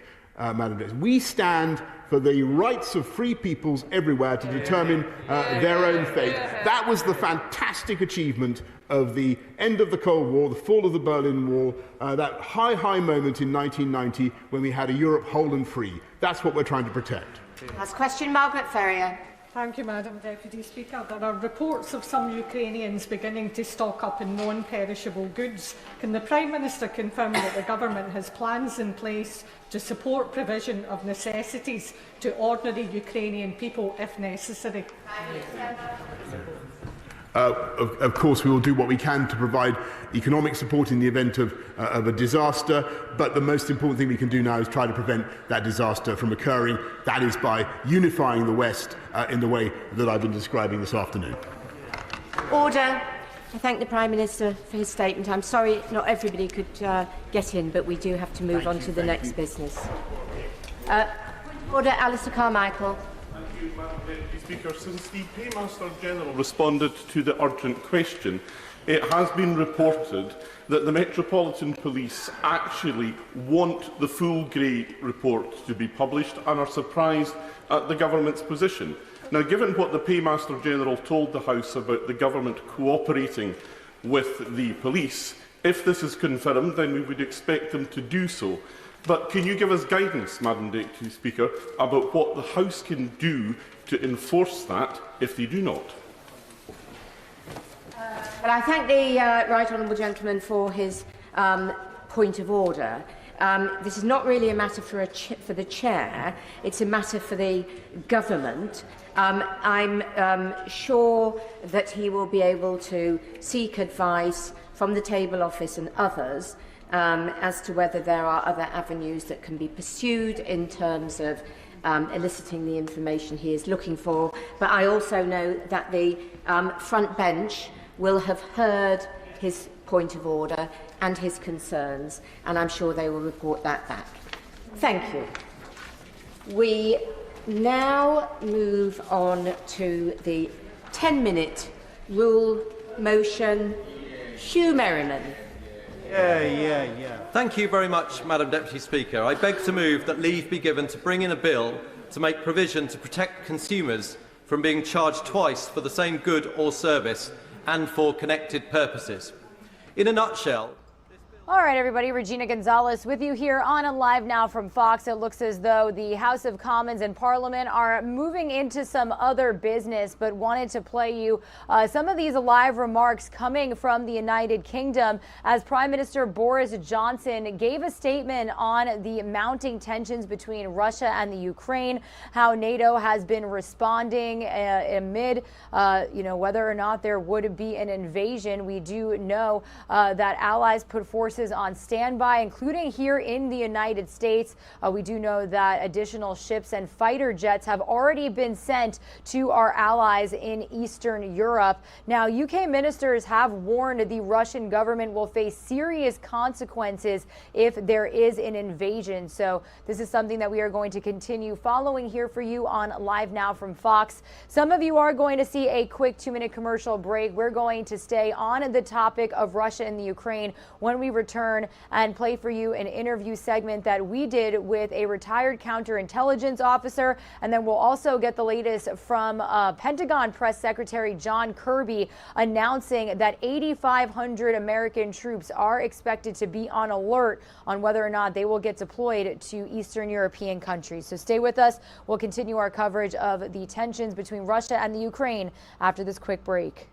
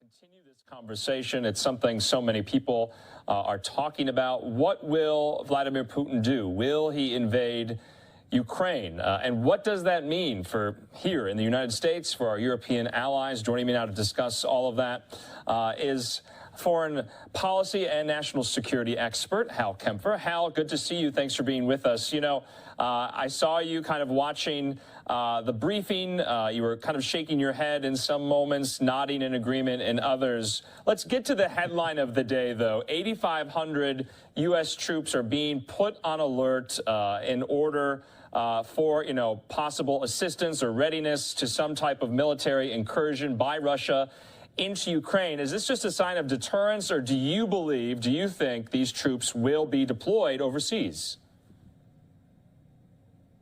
Well, Andrew, I was nodding and shaking at times, and yes, I don't think they're going to be used in the Ukraine. What we're doing is we're bolstering up the NATO allies around the Ukraine. Within each of the NATO countries, the 3 Baltic states and Poland, we have, I know everyone's going to say this is a horrible term, tripwire. We have a reinforced battalion-sized group, multinational group, that is there. And it is to show NATO resolve on that eastern flank, if you will, that borders up against where NATO ends. That's true with Estonia, Latvia, Lithuania. It's also true in Poland. Now, Poland borders the Ukraine, and that 8,500 looks like a couple of what we call brigade combat teams, very large maneuver elements on the ground, which may or may not involve a lot of tanks, armor. I'm not sure what the configuration is going to be. And I don't know if they're going to try and ship those by air to get them over there, or they're going to fall on equipment that may have been moved within the NATO theater and have them fall on that equipment. The specifics are not out there yet, but it looks like that's the core nucleus. And then there's a lot of other things. There's ISR, which means intelligence, surveillance, reconnaissance assets. And being a retired intelligence officer, I have a pretty good idea of probably what they're looking at moving over there for that. And then also a lot of logistics things that they would need to sustain those forces over a period of time. That's a pretty big footprint. Obviously, when you compare it in raw numbers to the Russians that could potentially be moving through the Ukraine, it looks small, but that actually is a pretty good footprint. And in the defense, with everything else we bring with air and stuff, that's a pretty powerful package, which shows at least NATO resolve to defend NATO territory. You know, and Hal, we have been showing just some file footage over the weekend of some of these shipments that have arrived in Ukraine from, you know, us here as a partner, ammunitions, arms. We've also coordinated, you heard there from John Kirby, the intra-alliance moving around of, you know, helicopters, things like that from some of our other European allies. And so, you know, I saw something today that maybe a lot of people don't realize, but President Biden has not tapped or picked someone to be the U.S. ambassador to Ukraine. How does that limit our ability to confront this? Well, Andrew, obviously we'd like to have a designated Senate-confirmed ambassador there. That does happen. You saw that under the previous administration. There were a lot of acting ambassadors, if you will, chargé d'affaires that had kind of got boosted up into be the acting ambassador, the head of the country, team of that country. It always helps to have a designated ambassador there. It shows the country that we're engaging with a certain level of commitment, and the protocol is that, you know, this is the president's representative. This is the lead for the United States in terms of whatever we do with that country. So it means a lot, and it is unfortunate that we do not have a Senate-confirmed ambassador there, because that just brings a certain amount of gravitas to our presence within Kiev.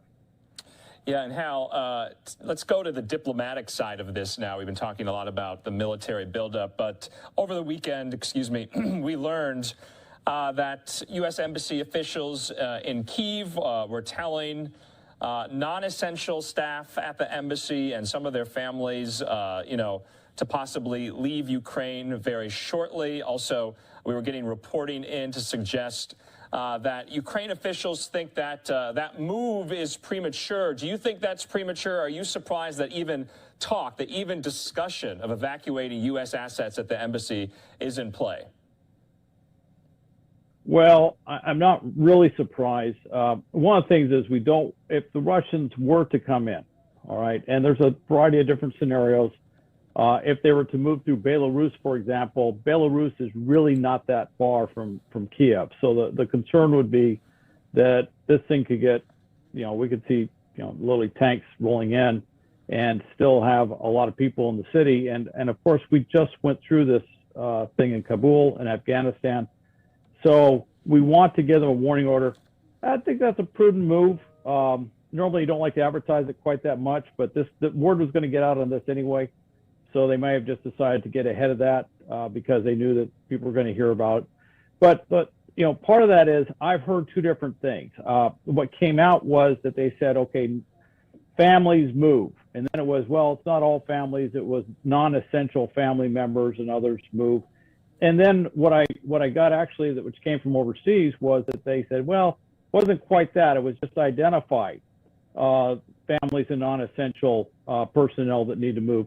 So I'm not quite sure where they are in the whole thing. I imagine there are some families where they may have just said, hey, look, why don't you go and you don't need to be here, and I don't know what's going to go on, but let's just take prudent moves. And there may be others where it's just literally just getting names on a roster and building up those flight lists, the manifest and stuff, if we have to move people quickly, if things do kick off.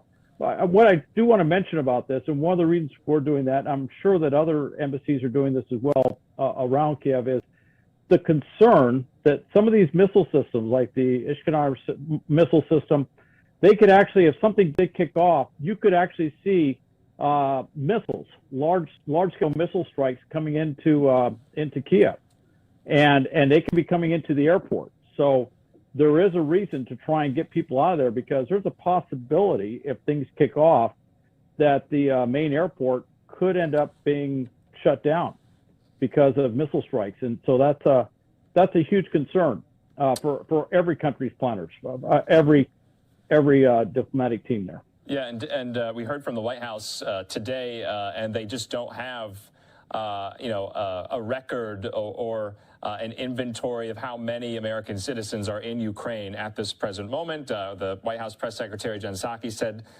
to the likes that, they don't keep tabs or records of when Americans travel abroad. And of course, Ukraine is, considered a Western kind of cosmopolitan society, at least the Western part of Ukraine. So, why would they keep some type of list of Americans there? And so that remains to be seen on whether or not they can, have a full accounting of every American citizen in Ukraine right now. It doesn't look like they can, but yet they're still urging Americans to leave Ukraine.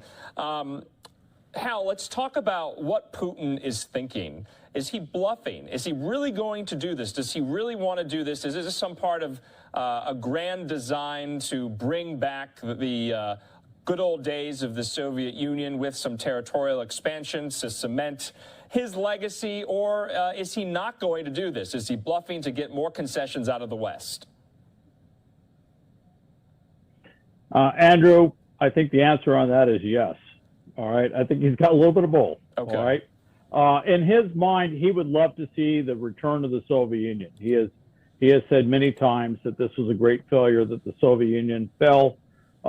He would like to see something, a restoration of the larger Russian Empire.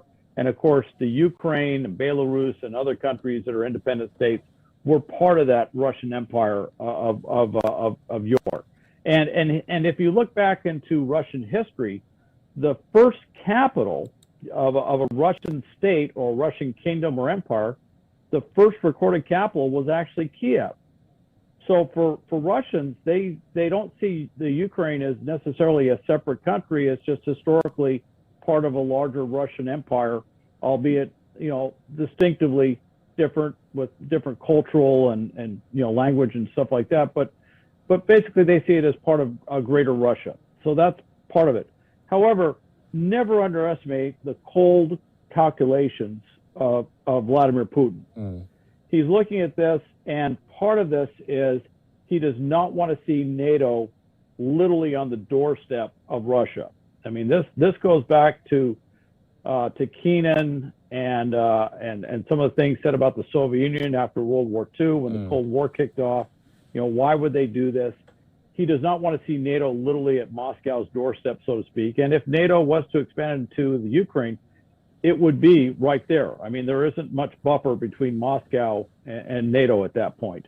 And they've lost the Warsaw Pact, and now, you know, that, to them, that's an unacceptable situation. But the other side of that, too, is he has to do things for his domestic audience. Don't forget, Russia's economy domestically is in a really bad state, and the poverty rate there is overwhelming. And the way that he, you know, basically reestablishes his credibility with the Russian people is to do these adventures, whether it's going into Crimea or Georgia or something like that. And so he basically saber rattles, and he gets everybody behind him. Hal, are you concerned about some of the, you know, behind-the-scenes internal disagreements, especially among our NATO partners? I'm talking, you know, Germany, France, Great Britain, about how to decide what is tantamount to a Russian invasion. There doesn't seem to be agreement on that. There seems to be some daylight. And so, of course, that necessitates a problem with, well, if you don't know what an invasion or incursion is going to look like, then you don't know what the response is going to look like. And we're seeing that play out. Are you concerned by that, that there's really not on the same page, it seems? Andrew, I wish they were clearly on the same page, because the fact that you're even asked that question says that the perception is they're not on the same page. I'm sure within NATO headquarters, there's an active dialogue to say, look, we're going to come up with a very clear cut, this is what it looks like. You know, when they cross the frontier, or when they do this, whatever it is, when missiles get launched, it should be, I hope, soon clearly identified. However, there are going to be divisions within NATO member countries as to what our response will be. For example, Germany told Estonia, no, you cannot move artillery into the Ukraine, because Estonia wanted to do that. It's German artillery that Germany provided, that, you know, sold to Estonia. They said, no, you do not have permission to do that. The reason why is because they feel that that could be a tripwire for a larger, you know, a response from Russia. And they're trying to contain this. Where you stand in Europe really depends on where you sit. One of the problems that Germany has, and Germany is that big central state. I mean, it is the, you know, it's huge in terms of how we look at NATO and Europe. The challenge is, you know, after Fukushima, they said, we're going to close down our nuclear power plants. And they'd already previously said, we're going to close down all the coal burning plants, you know, in order to pursue a more green energy, sustainable future. Well, the only way to fill the gap in the short run until they have, you know, renewable energy resources capable of meeting their needs is natural gas. And they are dependent on Russian natural gas. And that's a huge issue for them, which is, and they're in the middle of winter right now. And so having the gas supply shut off could have an enormous problem. That's why you see the movement of LNG tankers to the Atlantic to try and help fill that gap. That's why you see us diplomatically working with all these LNG producers around the world to try and bolster up what Europe has in natural gas, because this weighs heavily on the Germans. It weighs heavily on other European states as well. And that's what Russia kind of holds over their head, which is we can literally turn off the spigot. You can boycott us, but we can turn off the spigot and cause some enormous disruptions and problems throughout Europe. So that's one of the backdrop issues. That's why you see Germany kind of hedging and pulling back a little bit. We're leaning forward a bit. I got to tell you, there are some NATO countries that are leaning forward a lot. Yeah. All right. Britain is one of them. Surprisingly. Really. Now, Britain has gotten very vocal. It's interesting. I was listening to Boris Johnson today, and he's very vocal about this. And there's other countries. You know, Denmark has been fairly forceful in this. I won't go through a list of all the countries. Poland has been very vocal in this, although Poland has a lot riding on it because of where they are. Right. One thing I would like to mention, though, Germany is on the front lines. don't think they're completely pulled back. In Latvia, the Germans actually lead that NATO presence there. So they actually have a presence on the ground that is, right next door to Russia. So they're right there. So they're not, a lot of the impression is that they're holding back. They don't want to do a big force movement right now. By the way, historically, there are reasons why you don't want large German armored divisions rolling through Poland. Okay, there's a little bit of a look on that. In fact, there's the same look they would have if they put German units into Ukraine. Believe me, everybody would be talking about something like that. But what they're trying to do is they're trying to reach a balance on this. So one thing I would like to mention, though, if I could, is I'm not seeing the logistics package yet that would sustain a really big invasion of the Ukraine. And that's, they often say amateurs talk strategy, professionals talk logistics. Right. Well, having done this in multiple theaters, I look at logistics because, can you get to Kiev is a big question. Hal, no, that's just really great insight. Last question for you, because, I like to look at this historically, kind of from a 30,000-foot view. Let's game out the scenario that Russia does invade Ukraine. What does this mean for Europe and for U.S.-European relations? We haven't had a major conflict in Europe since, I'm thinking, the Balkan Civil War in the early 90s. But, besides that, if you think about the post-1945 world order, Europe has been very largely peaceful. If a Russian invasion happened, that would kind of deconstruct a lot of that Americans put in place. Well, the strange thing is, look, Putin is calculating. Some would say he's diabolical, but sometimes he can't help but get in front of himself. And one of the interesting things is, up until 2014, Ukrainian nationalism wasn't that strong of an element. Now, if you heard Boris Johnson talking today, but others have mentioned it, going into Crimea and what he's done in the Donbas region of southeastern Ukraine has galvanized Ukrainian nationalism like nothing else could. There are ethnic Russians in the Ukraine who are now fervent Ukrainian nationalists, and in fact, they joined the militias and joined the military to fight the Russians if they came in. Same thing with Europe. You want to, what brought NATO together to begin with way back when was the threat of the Soviet Union, which was based on Russia. If they were to take a military action like this, which would kind of upset the post-World War II order in a lot of ways, I think what you'd find is a unification of European, North Atlantic resolve, shall we say. And I think you'd see a lot more permanent basing of NATO forces in places like Poland, the Baltic states. There's even discussion of Finland potentially joining NATO because of what's going on here. And it'll open up other discussions in that realm too. So it could cause some dissension, but I think the dissension is now. I think once something happens, you'll find more unity of effort and certainly unity of opinion. Yeah, well, Hal Kemper, we always appreciate your time, your insight, and your expertise. And this is definitely not going away. This is definitely being ratcheted up, and we'll definitely have you on in the future to talk about this in the event that this actually does happen. Hal, we appreciate your time. All right, everybody. Regina Gonzalez with you here from Orlando, Florida. We were just listening in to a interview segment from our very own Andrew Kraft, speaking with a retired counterintelligence officer about the mounting tensions between Russia and the Ukraine and the United States' current response. After this quick 2-minute commercial break, I do want to bring you the latest update from Pentagon Press Secretary John Kirby. That is when he announced that 8,500 American troops are now on high alert on whether or not they will be deployed to bordering countries in Eastern Europe.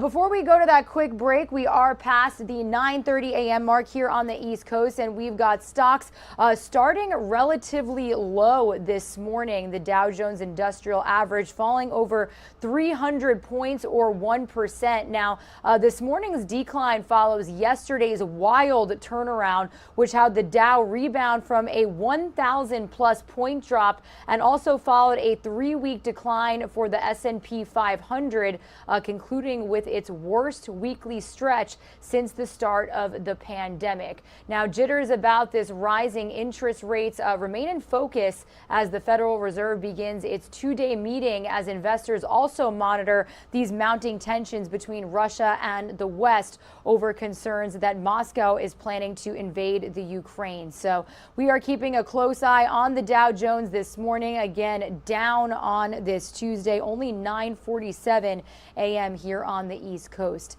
Some of you are going to see that quick break. We'll be right back.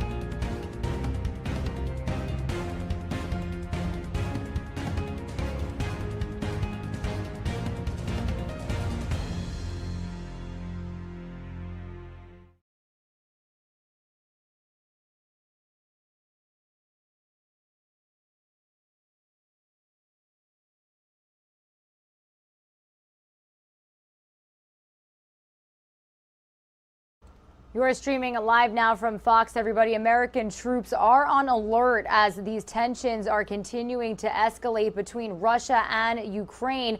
The Pentagon announcing yesterday that they are ordering 8,500 troops on higher alert to potentially be deployed to Europe. So I do want to listen in to the latest briefing from Pentagon Press Secretary John Kirby as he made this announcement. We are also going to keep eyes on the stock market this morning, as it is down once again. Let's take a listen in.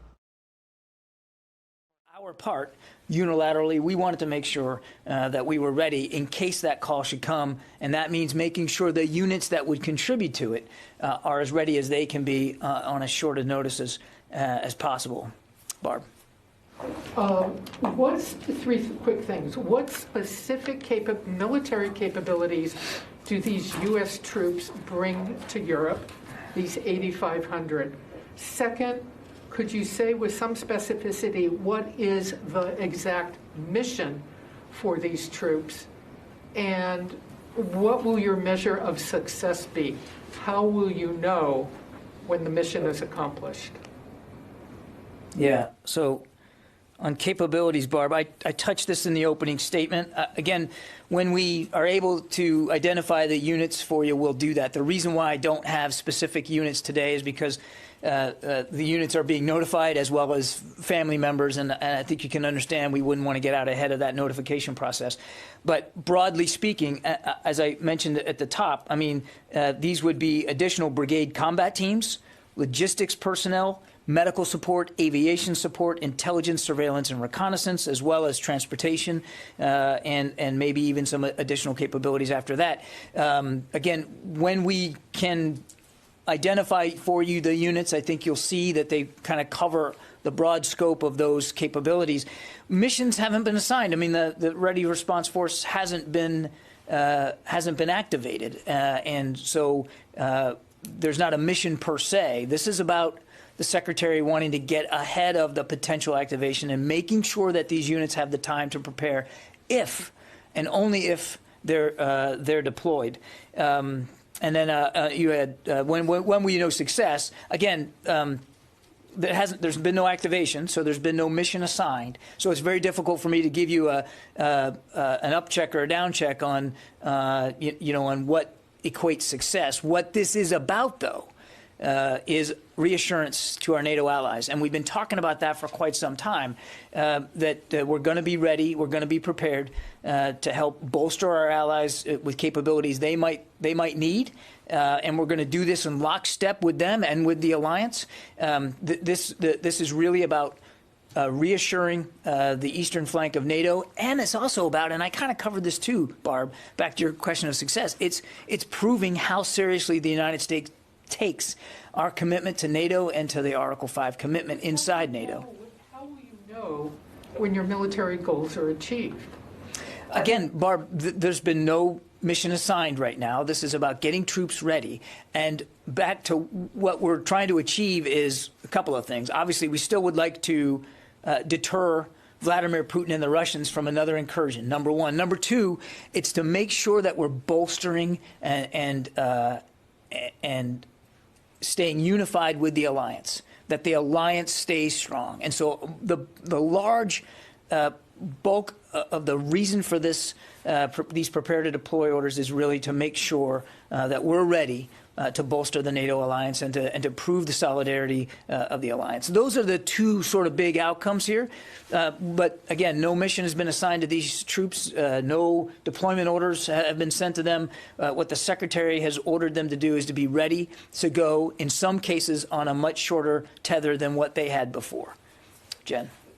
John, can you rule out sending U.S. troops to Ukraine? That is, I think the president has already spoken to that. As you know, Jen, we already do have advisors and some trainers in Ukraine. They are still there at their work. So if you're not willing to send troops to Ukraine, what makes you think that this is going to deter Vladimir Putin? I think there's a whole package of things that the administration is looking at to try to deter Vladimir Putin from another incursion, including very severe economic consequences. This is about sending a strong message that we're committed to NATO and we're committed to assuring that our allies have the capabilities they need in case they need to defend themselves. And do you need a new AUMF to send these troops to these 8,500? I'm not aware of any such requirement at this point. And again, we have long-standing commitment to the NATO response force. We are just one of many nations that will contribute to it. And this is very much in keeping with the policies and the procedures that have been laid down for activation of the NRF. Again, if it's activated, and it has not been. David. Are most of these 8,500 ground forces, would they go to the eastern flank? And have you put any units in Europe on alert? I think, again, yes, I think the bulk of them would be considered ground forces, David. As for Europe, as I've said before, there are lots of force capabilities already on the European continent under General Walters, and I'm absolutely not ruling out the possibility that there will be intra-theater moves as well inside Europe to bolster NATO allies on the eastern flank, and that kind of gets at your second question, which is we're still in consultation with the allies about what they might need, and so I don't have any decisions to read out in terms of specific locations. But we certainly have made it clear to the eastern flank allies that we're prepared to bolster their capabilities if they need it. Again, I want to go back to a core foundation here. The bulk of the troops I'm talking about today are intended for the NATO response force, the vast majority of them. And response force can only be activated by the alliance. It hasn't been. It is our contribution to the response force, and we want to make sure that they're ready to go. I think it's really important to keep remembering that. No deployment orders have been sent. No missions have been assigned. This is really about getting folks ready to go in case they're needed. Courtney. So the ones that wouldn't be assigned to the NATO response force, they would be going in unilaterally on behalf of the United States to some neighbors, right? Can you give us any number? How many that would be? Yeah, I can't do that right now, Courtney. But I mean, it depends on. It really depends on the need, and we're still in consultation with allies about needs. So I really would be reticent to give you a hard number right now, but we are in active discussions with our allies about any additional capabilities they might need on top of or outside of the NATO response force. Does that include some of these intra-theater moves that you're talking about? It could. So there could be movement within EUCOM, U.S. troops that are moved going to NATO allies that would not be part of the NATO response force. Yes, ma'am. Okay. That is right. Has there been any consideration or decision about pulling U.S. troops out of Ukraine as the State Department made the decision to pull some Americans out? There's been no decisions about moving our trainers that are in Ukraine out. But as I said many times, we're constantly looking at the situation. We're going to do what's right for their safety and security. That's paramount to us. But as of right now, they are still on the ground in Ukraine conducting their advise and assist missions. And obviously, if that changes, we'll certainly let you know. They haven't changed the number, right? The footprint remains the same. It is exactly the same. Yes, ma'am. Let me go to some of the on the phone. I know there's lots of questions here. We'll get to them all. Jared Suba from Our Monitor. Hi, Mr. Kirby. CENTCOM just put out a statement about the ballistic missile attack on the United Arab Emirates, saying that U.S. Patriot missile systems at Dhafra Air Base engaged. Is the department treating this as a potential attack on U.S. forces, or was this just done to assist Emirati partners? Can you give us some more detail on that? Well, look, I don't want to get into intelligence assessments. I mean, this was obviously this just happened early Monday morning. So clearly we have troops at Al Dhafra. So we are certainly going to be looking into the possibility that this was directed at our forces. We obviously take that seriously. You've seen the CENTCOM statement. We responded to the attack, this ballistic missile attack, and we'll be in close coordination with our Emirati partners as we continue to assess what happened and what we might need to do going forward. But I don't have I can't specifically tell you what the intent of the attack was, but we have to assume. I mean, it would be foolish for us not to assume that there was a threat to our people, and as you saw from the results, we took that threat seriously. Rio, Nikkei. Oh, thank you, John. I have a quick question about China. The U.S. Navy is now operating 2 carrier strike groups in the Western Pacific, and they recently conducted a large-scale military exercise with Japan.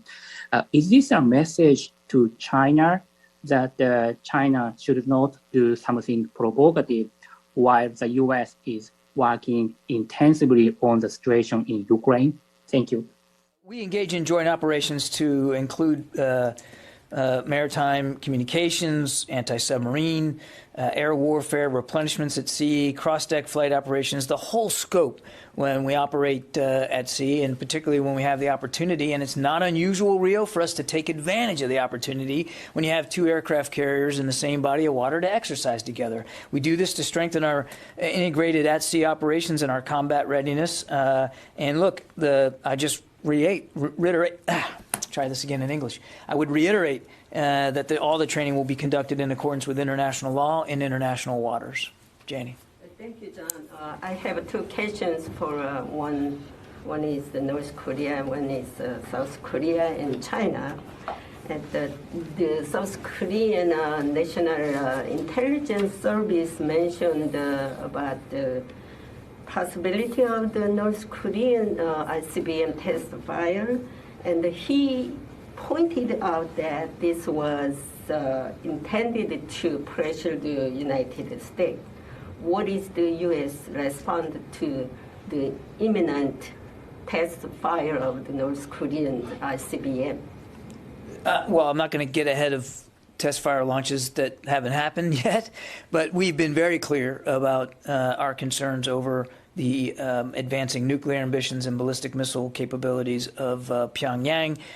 Continue to condemn it and to call on the North to cease these provocations and to abide by international law and these Security Council resolutions, and to try to find ways to de-escalate the tensions. We've said very clearly, I won't speak for my State Department colleagues, that we'll be willing to sit down with them without preconditions. They've shown no desire to move that forward.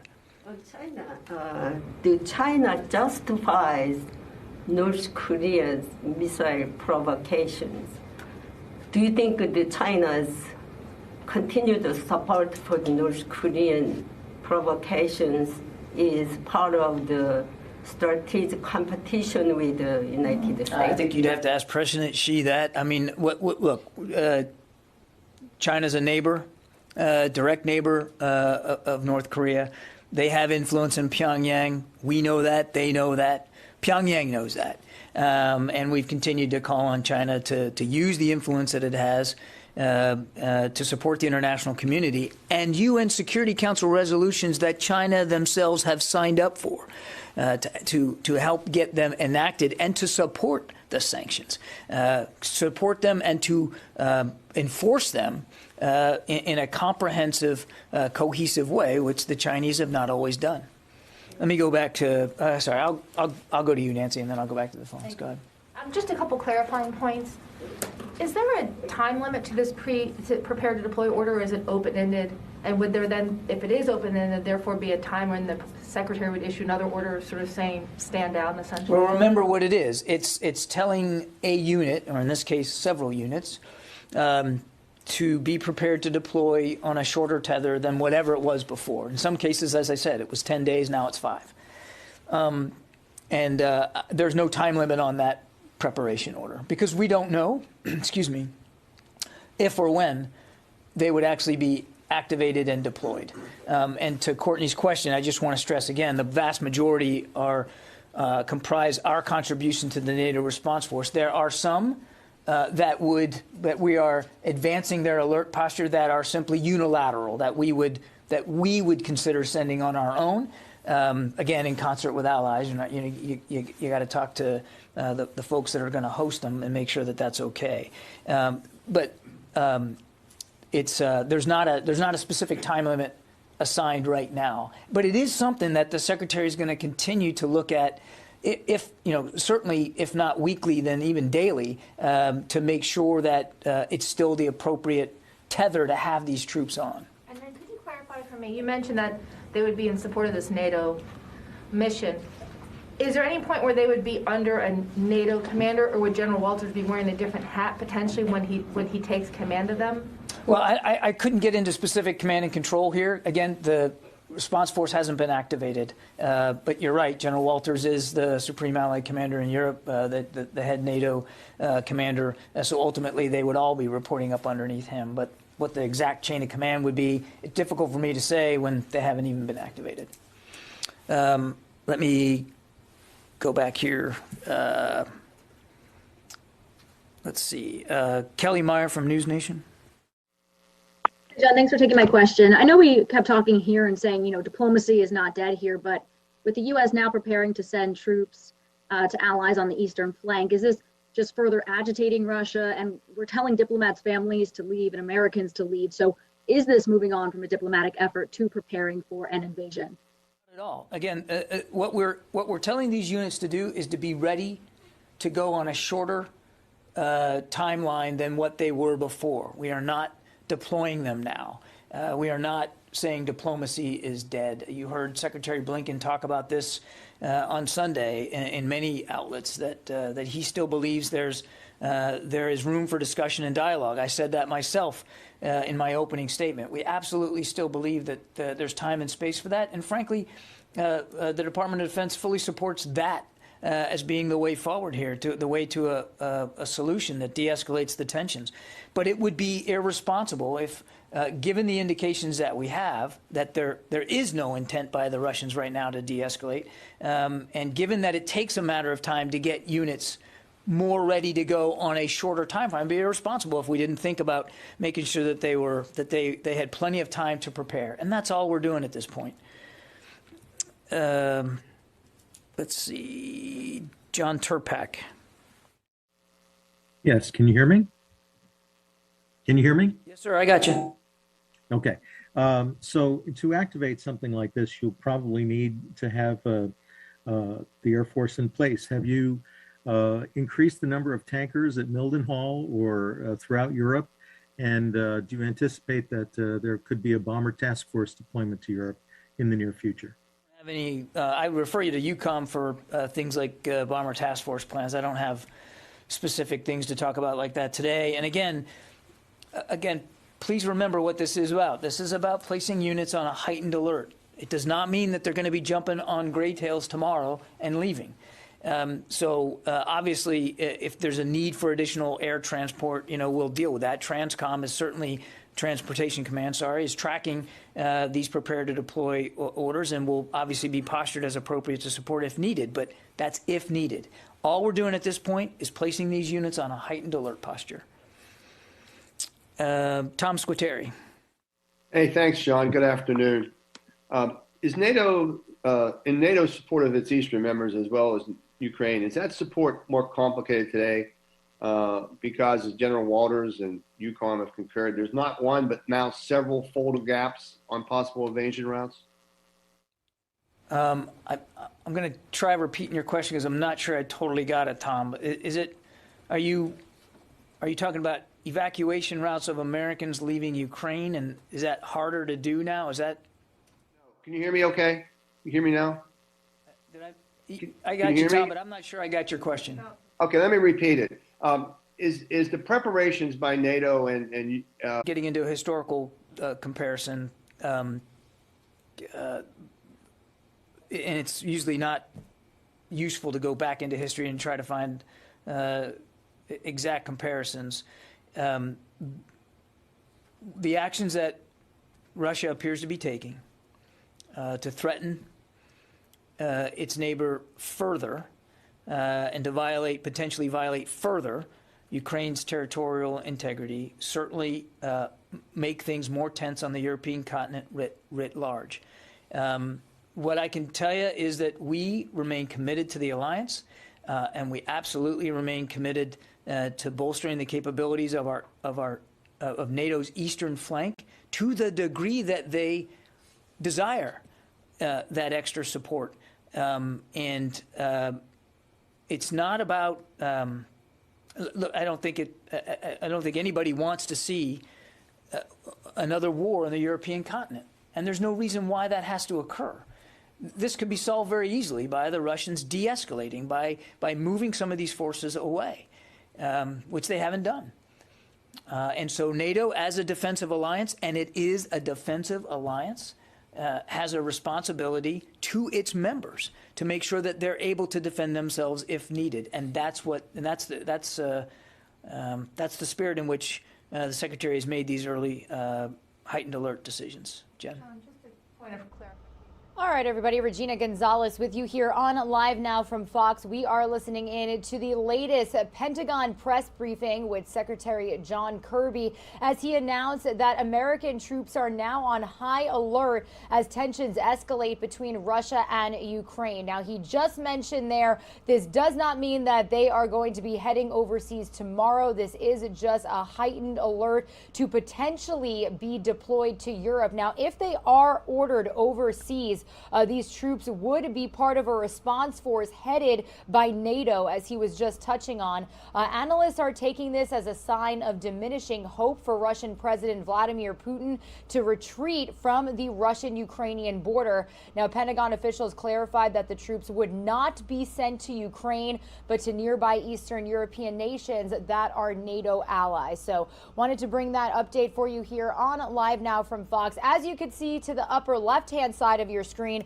We are also monitoring the Dow this morning, starting off lower after a wild turnaround yesterday. So we'll continue to keep this feed up for you here on Live Now from Fox.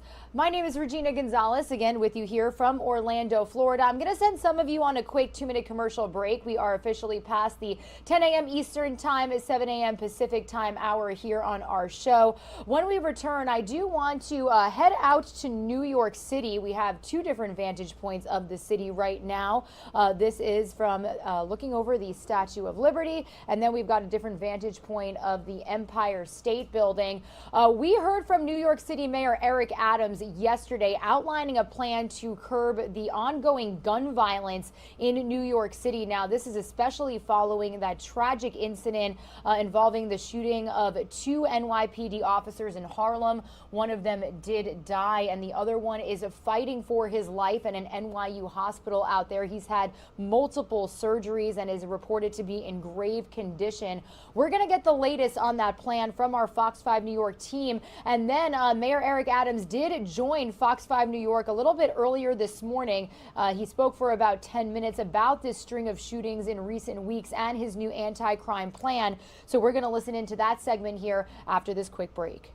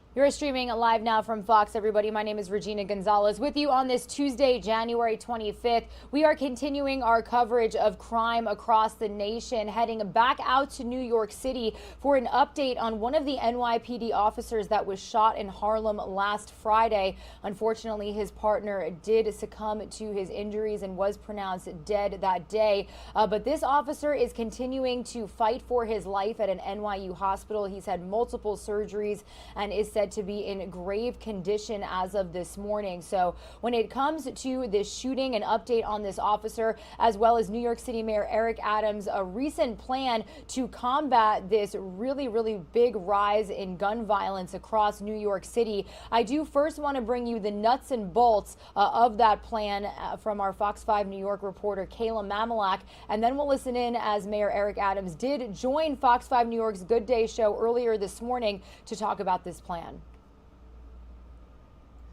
Stop the violence!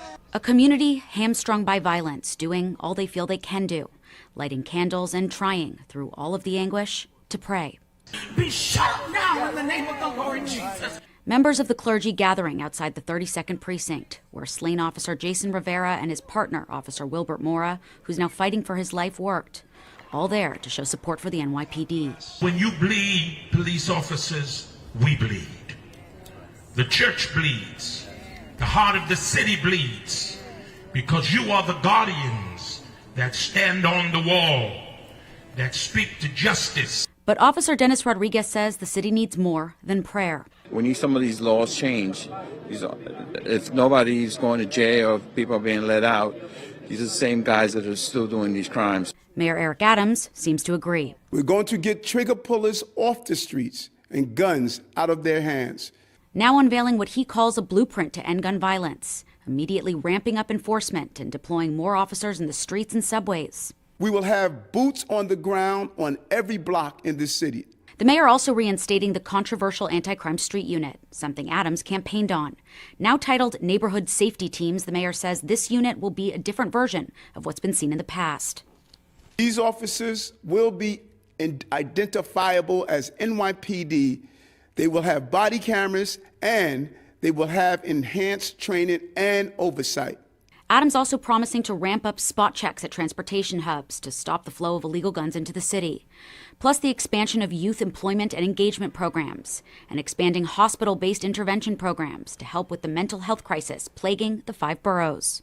We need a humane and legally informed response to people in need who refuse treatment, especially those with a documented history of violence. But the mayor notes city government can't do this alone, calling on state and federal governments to help, railing on recent bail reform laws which strip New York judges of the discretion to detain a suspect if they determine the suspect is a threat to the public. 49 other states, as well as the federal government, allow judges to consider a defendant's dangerousness. New York must catch up. And as promised, Mayor Eric Adams did speak with our Fox 5 New York team on their Good Day show earlier this morning. So I do want to play that segment for you here on Live Now from Fox. A 22-year-old police officer, Jason Rivera. He was shot and killed while responding to a domestic disturbance call in Harlem on Friday. Yeah, his partner is now clinging to his life in a Manhattan hospital. This is just part of a string of shootings and violent incidents in New York City in recent weeks that have residents very concerned. On top of that, a baby was hit in the head by a stray bullet, a woman pushed on the subway tracks and killed. But now Mayor Eric Adams is unveiling a new way to take on crime, which has plagued the city less than a month into his term. Mayor Eric Adams joining us this morning. Nice to have you back on Good Day New York. Good to see both of you, and great to be here. All right, so let's talk about your anti-crime package, which you rolled out yesterday. How soon can we see it actually in the neighborhoods that need it the most? And when do you think we might see some kind of change? Well, first, Rosanna, it's just so important, and what I wanted to do yesterday with New Yorkers is to explain that we're dealing with a sea of violence in our city and our country. But there are many rivers that feed this sea of violence. We have to dam each one. The police department, they have been doing their job. Last year, we took 6,000 guns off the street. Since I've been elected, we took over 300 guns off the street. And so if we continue to see the flow of guns and the federal government is not damming their river, we have a problem. If we continue to place dangerous people back on our streets and our lawmakers are not having the right laws, we have a problem. If we're not prosecuting gun violence and that dam is not built, we have a problem. So we're going to do our job. We're going to reinstitute an anti-gun unit. It's going to take 3 weeks to get them out. But while they are being trained and getting the proper resources, we already have a team out there on the ground right now that's zeroing in on gangs and guns, and they're doing a great job. We just need help from our partners. I hear you. So this anti-gun unit, is that the plainclothes officers unit? And are they in plain clothes, or do they look like police officers? Is this the same kind of unit that was disbanded under Mayor de Blasio in 2020? Yes, here's what we are doing. And because I, as a former police officer, a state senator, I studied this problem. I fought against the abuse of our anti-crime unit, it was called at the time. And so I understand where we went wrong. Number one, our officers are going to be having a uniform apparel so that they are readily identified. In the past, they would jump out of the cars, not having anywhere being identified as a police officer. That is not going to happen. But is that plain? But Mayor, with due respect, is that plain clothes? Does that put them in a position where they can't effectively do their job? Yes, yes. As a matter of fact, the unit that's on the ground right now that is taking a substantial number of guns off the street, right now they are in unmarked vehicles, and they are wearing full uniforms, and they are able to have the element of surprise because it's not a blue and white vehicle. So this is a smart way of policing and still being identified as a police officer. And they're going to have their cameras on, which is crucial, Rosanna. Now, if there's any form of dispute, those cameras will show exactly what took place. We have over 400 officers that are ready to come into the new unit that we're going to roll out. We're going to make sure they have conflict resolution, social emotional intelligence, the right training, the right officers assigned for the job. Now, Mayor Eric Adams, I know a lot of people are happy and they welcome this plan and they hope the best for it. But you said that you do need help. You need help from Washington. We hope you get it. If you don't, you certainly need the help of Albany. And you definitely need the city council members backing this plan. How do you sit down and talk to someone, a specific city council member who has mentioned that the NYPD is the biggest gang? How do you communicate your plan to someone that completely disagrees with you? Well, number one, I communicate with New Yorkers, and I find common ground with council people, with state lawmakers. Oftentimes, we look at the number of people that disagree with us on something, that we ignore the countless number of people that agree with us. I talked about this on the campaign trail, and the people of this city, they were not the loudest, but they were there to support. They elected me to be the mayor because my plan was very clear. This is not a surprise. I talked about how I was going to make our city safe throughout the entire campaign. And then let's think about this for a moment.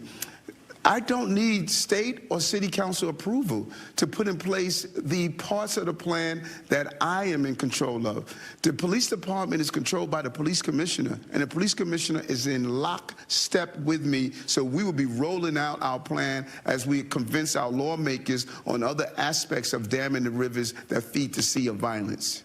I think one thing that maybe a surprise, though, is the crime in the subway, as we've seen recently. You mentioned that you want to have humane responses for people who need help and have a history of violence in the subway. What does that look like? How do you get someone out of the subway with a history of violence by just having some mental health professionals there offering them help? And that's a great question. There's a couple of things we need to look at with the mental health crisis in our city, and one of them is we have to be honest with ourselves. We have created an environment that we believe is more dignified for someone to live on the subway system, sleep on a grate, encampments in front of shops and stores. That is just not right, and it's not humane. We're going to partner police and mental health professionals to go in, give people the adequate resources, and if we identify someone that's dangerous to themselves, dangerous to others, we're going to escort them to the proper facilities and give them the support that they need. Now, again, we did 22,000 subway visits and inspections between January 6 and January 16 while I was in office. We also have 1,000 additional police officers doing inspection in our subway system.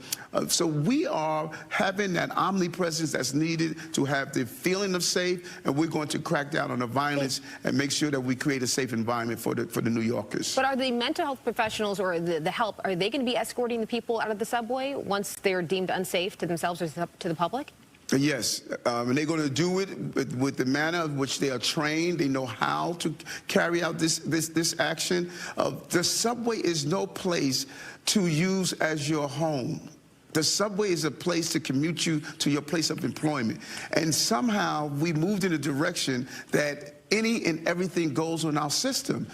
One story over the weekend showed police officers watching people jump the turnstile without any interaction. Why? Because we said we stopped prosecuting turnstile evasion. That's just wrong.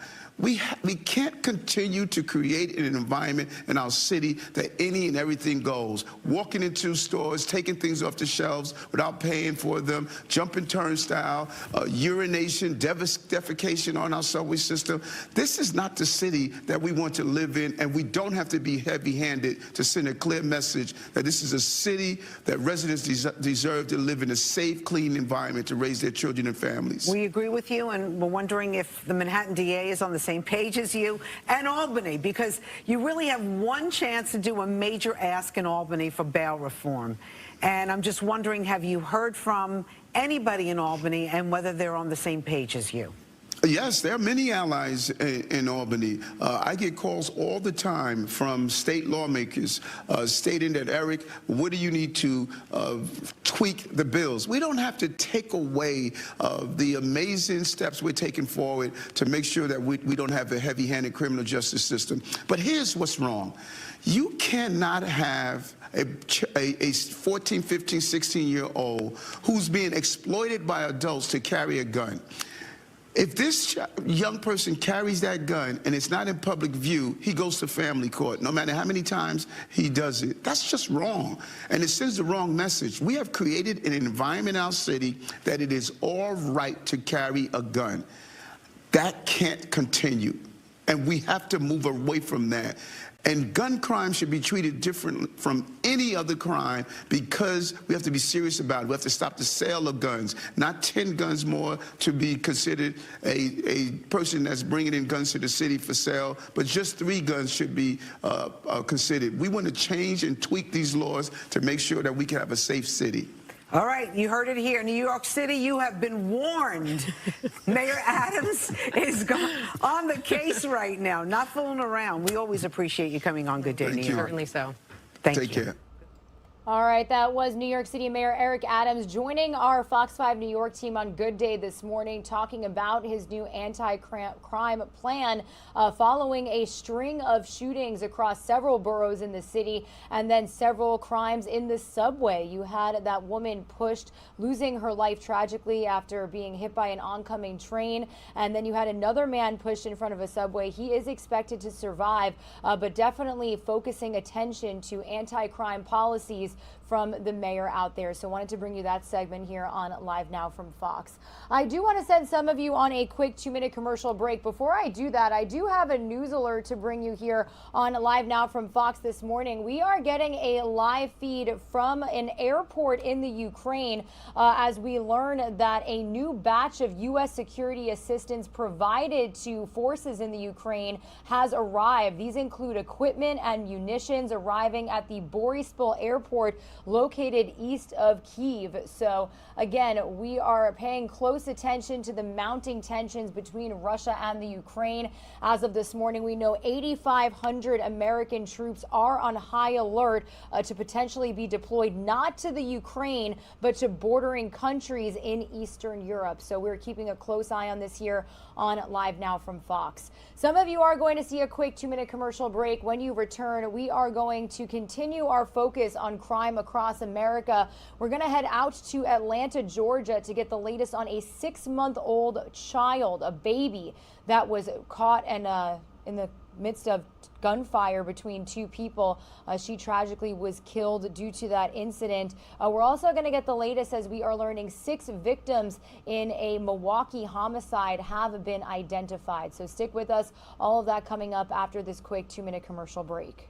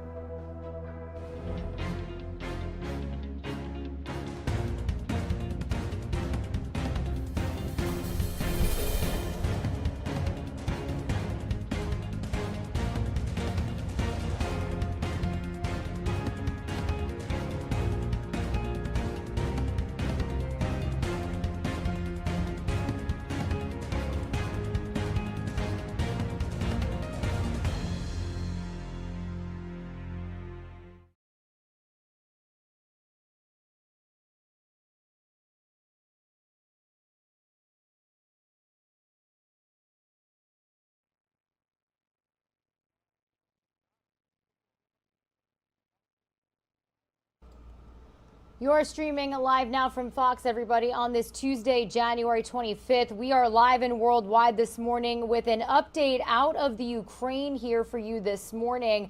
This is live feeds coming into our desk as a new batch of U.S. security assistance provided to the Ukraine has officially arrived at Boryspil Airport, located east of Kyiv. Now, we are continuing to focus on the mounting tensions between Russia and the Ukraine.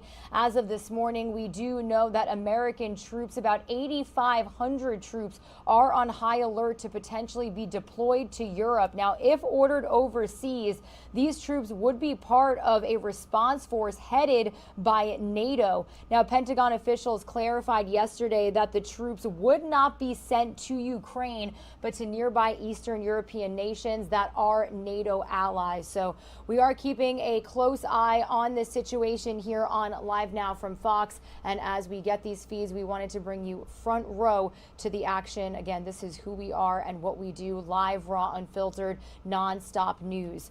I do, however, want to come back into the United States. My name is Regina Gonzalez with you from Orlando, Florida, continuing to focus on crime across the nation. We were just listening into a segment from New York City Mayor Eric Adams as he outlined his anti-crime plan, specifically focusing on gun laws and a lot of change wanting to happen in the city. We've seen a string of shootings, people getting pushed in front of the subway. Well, unfortunately, New York City, not the only major U.S. city where this is happening. I do want to head out to Atlanta, Georgia for this report from Fox 5 New York, as yesterday a 6-month-old baby was shot and killed after being caught in the middle of a gunfire between two people. An investigation is now underway. Let's listen in here.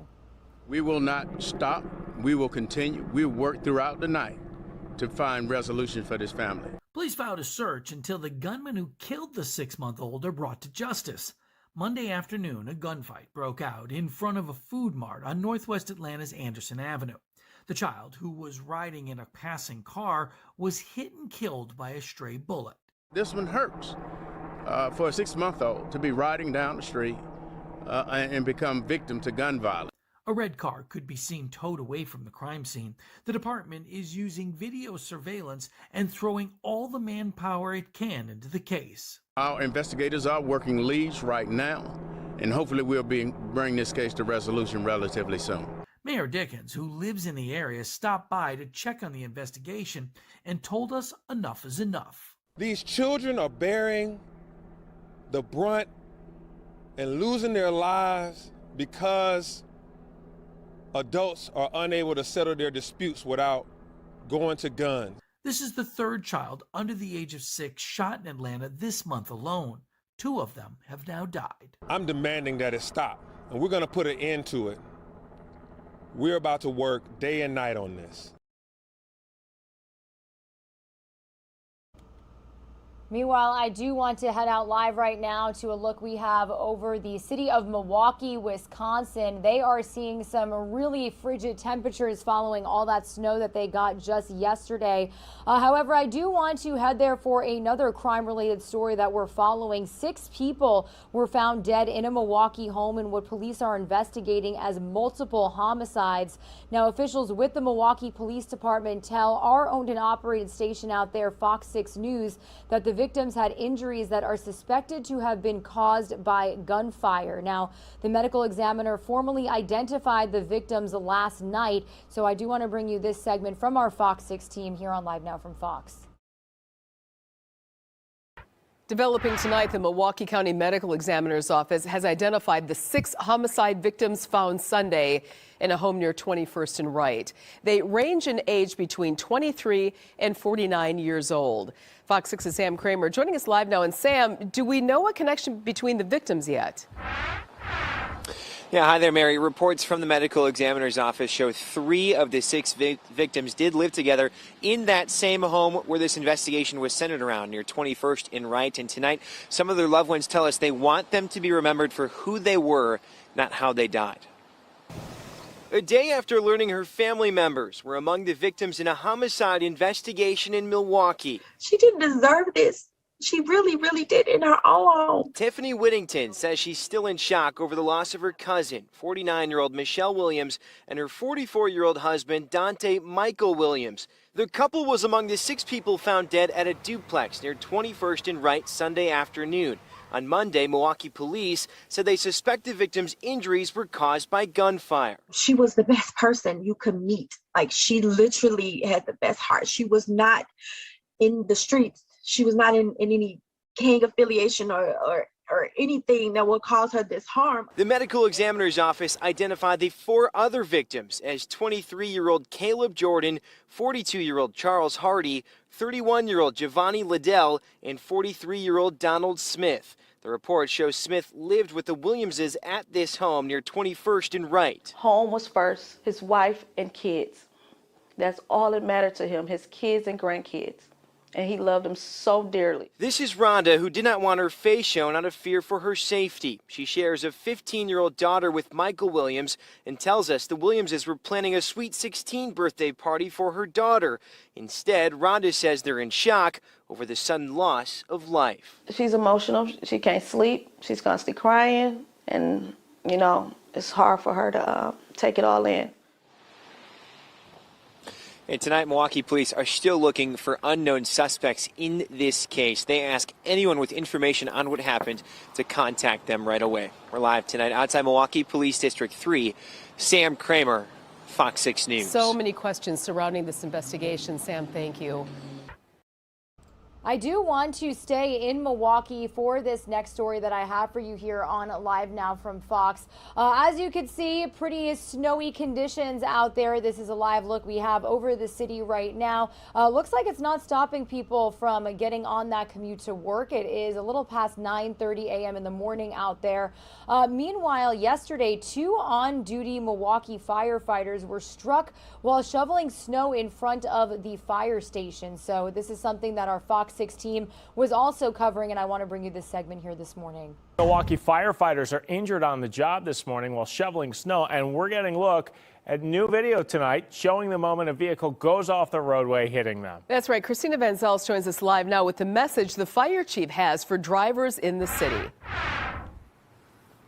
And Mary Fire Chief Aaron Lipsky says that those firefighters today were doing a very important job, and that is removing the snow from the front of the station so that their emergency trucks can get out quickly in case of an emergency. Tonight, the fire chief is pleading with Milwaukee drivers to slow down. We have Med 16 transporting 1 firefighter to Freighter. Med 13 will be transporting the other firefighter to Freighter. Surveillance video shows the moment's early morning snow cleanup turns into a frightening moment for 2 Milwaukee firefighters. It is dumb luck and the grace of God that we're not dealing with a fatality or a critical injury here today. Milwaukee Fire Chief Aaron Lipsky says around 7 a.m. Monday, 2 first responders were shoveling snow outside station number 4, just north of 91st and Appleton, when a vehicle lost control and hit them. Left the roadway, crossed over the sidewalk and over the front lawn in front of the non-apparatus floor portion of the station and struck both members who were working in the middle upper portion of that concrete approach. The vehicle spun and also hit the fire station. The injured, a 38-year-old woman and 29-year-old man, were taken to the hospital. Luckily, they're expected to be okay, but Chief Lipsky frustrated at the reckless driving in the city. We're not respectful for each other, and we're not at least aware that driving this 2-ton bullet down the road could have an impact on someone else's life or lives. Let's bring that awareness back to the forefront here. The 2 firefighters are recovering at home. In the meantime, Lipsky asks the community to show support for first responders with a simple thank you. They are laying it out for you on the regular. And it is at a pace we have not seen ever in this city.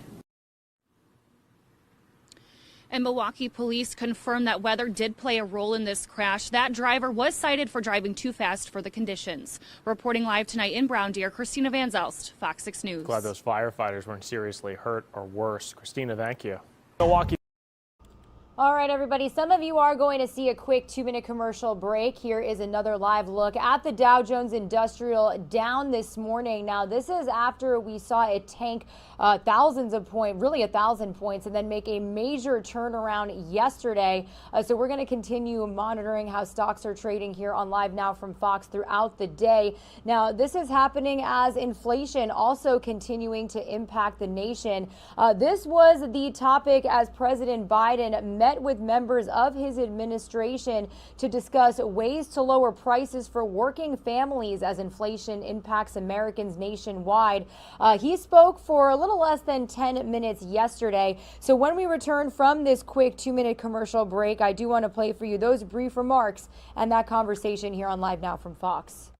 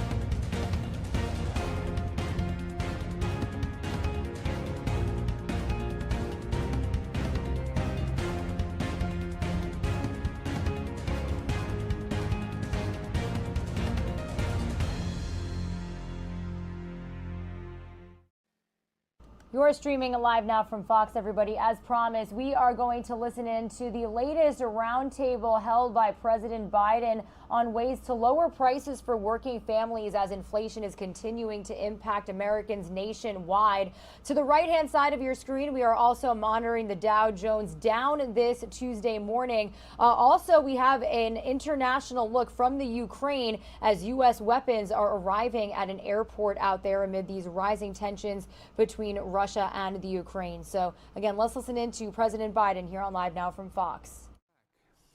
And in too many industries, a handful of giant companies dominate the entire market. And we see it in big ag. I need not tell the Secretary of Agriculture that. He's forgotten more about this than I know. And big tech, big pharma, the list goes on. And rather than competing for customers, they're consuming their competitors. And rather than doing what they should be doing, they're doing the opposite, having a negative impact.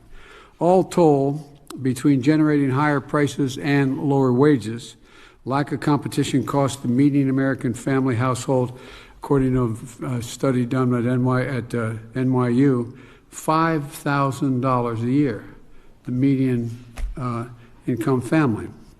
My executive order is changing that, as everyone at this table knows. It included 72 specific actions for federal agencies to take and help restore competition in our economy. It includes creating a competition council, and comprised of cabinet members and heads of several independent agencies to coordinate and monitor our progress all across the entire federal government. In 6 months since I issued the order, we've met every deadline that my order called for so far. And here are just 3 examples. The right to repair sounds kind of silly saying it that way, but it's what we call it, the right to repair is literal. Too many areas, if you don't own a product, if you own a product, from a smartphone to a tractor, you don't have the freedom to choose how or where to repair that item you purchased. It's broke. Well, what do I do about it? If it's broke, you had to go to the dealer and you had to pay the dealer's cost, the dealer's price. If you tried to get it fixed, if you tried to fix it yourself, some manufacturers actually would void the warranty when they sold the product to you, or disable the features on that product they sold to you. Denying the right to repair raises prices for consumers, means independent repair shops can't compete for your business. And my executive order announced that support for the right to repair. Rather, right after I issued my order, I was pleased to see the Federal Trade Commission unanimously announced it would ramp up enforcement against illegal repair restrictions. That was allowed by major companies by voluntarily agreeing to change their restrictions on repairs. And what's happened was a lot of these companies said, you're right, we're going to voluntarily do it. You don't have to order us to do it, and voluntarily said, we'll do it. For example, Apple and Microsoft are changing their policies so folks will be able to repair their phones and laptops themselves, although I'm not sure I know how to do that. When I have any problem with my phone, I call my daughter. But it's going to make it easy for millions of Americans to repair their electronics instead of paying an arm and a leg to repair or just throwing the device out. Hearing aids. Roughly 48 million people suffer from hearing loss in America, 48 million. But to get a hearing aid, folks have to go see a specialist and then get a prescription. And then they pay thousands of dollars for a pair of hearing aids. But the big part is that's a big part of why only 1 in 5 people who could benefit from a hearing aid actually use one. And so my competition executive order changes that. In October, the Food and Drug Administration released a new proposal rule that would make it possible for hearing aids to be sold over the counter without a prescription. We expect this is going to lower costs for hearing aids from thousands of dollars to literally to hundreds of dollars, saving people hundreds and hundreds of dollars. And people can pick them up at a local pharmacy, saving time and money, and helping the tens of million people with hearing loss who don't have hearing aids now. Third area, mergers. In too many industries, big companies can use their power to squeeze out smaller competitors, stifle new competition, raise prices, reduce the choice for customers, and exploit their workers. Well, I've said it before, capitalism without competition is not capitalism. It's exploitation. So the Department of Justice and other agencies with oversight authority have ramped up their efforts to scrutinize these mergers. It includes challenging or blocking mergers that are bad for the economy and your pocketbooks. For example, the Department of Justice just took action to block a mega merger that would have resulted in 2 brokerages dominating the insurance industry, which would result in customers having fewer choices, higher prices, and lower quality services. The bottom line, this isn't just about quick wins. It's about reversing decades of concentration that have hurt workers, consumers, and small businesses. It didn't happen at any one time. It's been over a period of time now, a long time. This is just the beginning, though.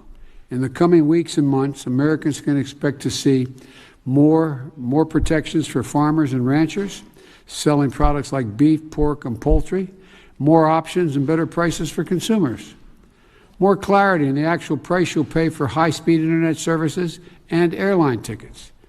We're also going to keep pushing on other priorities from my executive order, like addressing the non-compete clauses that affect 1 in 5 workers. 1 in 5 workers have to sign a non-compete clause.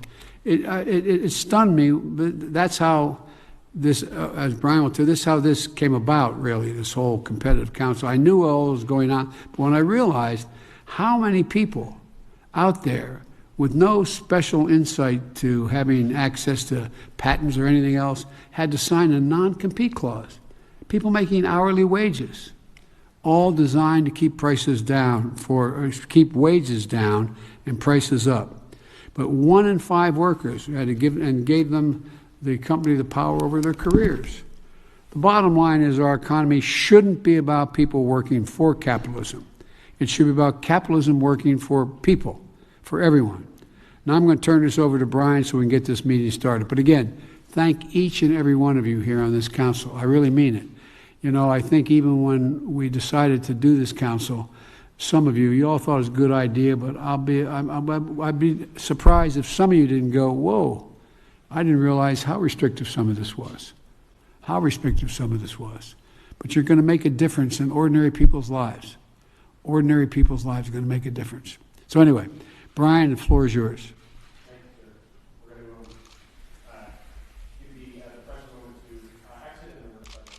Mr. President, could you give us a brief update on your call with European leaders on what's happening in Ukraine today? The only reason I don't like doing this is you never report on why I've called a meeting. And this is really important. I had a very, very, very good meeting, total unanimity with all the European leaders. We'll talk about it later. Thank you. Thank you. Will you send troops to Ukraine, sir? Why are you sending 8,500 troops to Ukraine, possibly? Thank you, guys. Will you take questions on inflation then? Let's move. Thank you. Thank you Do all. you think inflation is a political liability? That's a great asset. More inflation. What a stupid. All right, and that was that hot mic moment there where President Biden did make some colorful remarks in response to White House correspondent for Fox News, Peter Doocy, asking that question about inflation. But we wanted to play you the full remarks from President Biden as he did meet to talk on ways that we can lower prices for Americans impacted by these inflation challenges here on Live Now from Fox. We are working to get a live report from Peter Doocy. We have learned that following that hot mic moment, President Biden did call Peter Doocy on the phone to apologize. So we'll continue following up on that story here for you on Live Now from Fox. Some of you are going to see a quick 2-minute commercial break. We'll have continuous coverage of all of our top stories that we're following on this Tuesday, January 25th, when we return.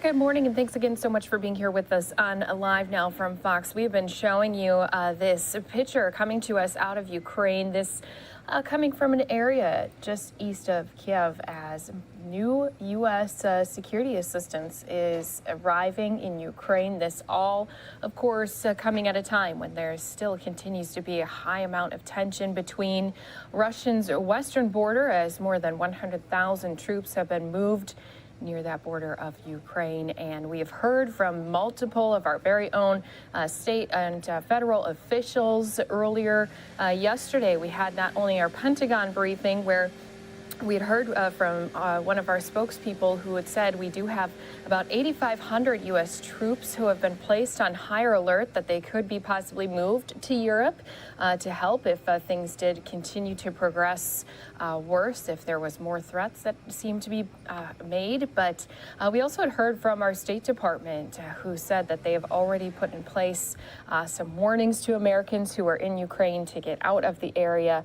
And both the Pentagon and State Department also saying that they will continue to show their support to Ukraine, and their partnership with NATO will be something that they will continue to keep, as we are seeing even more happening out in the Europe area. So I do want to show everyone too just something that came here to our desk just a little bit earlier here today. Russia and China both performed a joint naval drills. Now, this happened Tuesday in the western part of the Arabian Sea.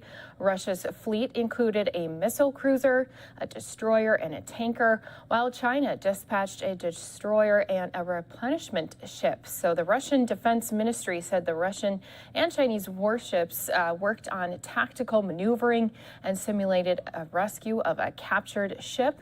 And they did have, during one part of the drill, a helicopter take off from a ship to practice evacuating casualties. So, of course, all of our eyes going to be staying on all of that tension that continues to happen. Just want to let all of our viewers know that we will continue to keep you up to date when it comes to the latest with this. Again, here's that live picture out in Ukraine. A lot of different weapons being moved into the area to prepare for a possible invasion from Russia.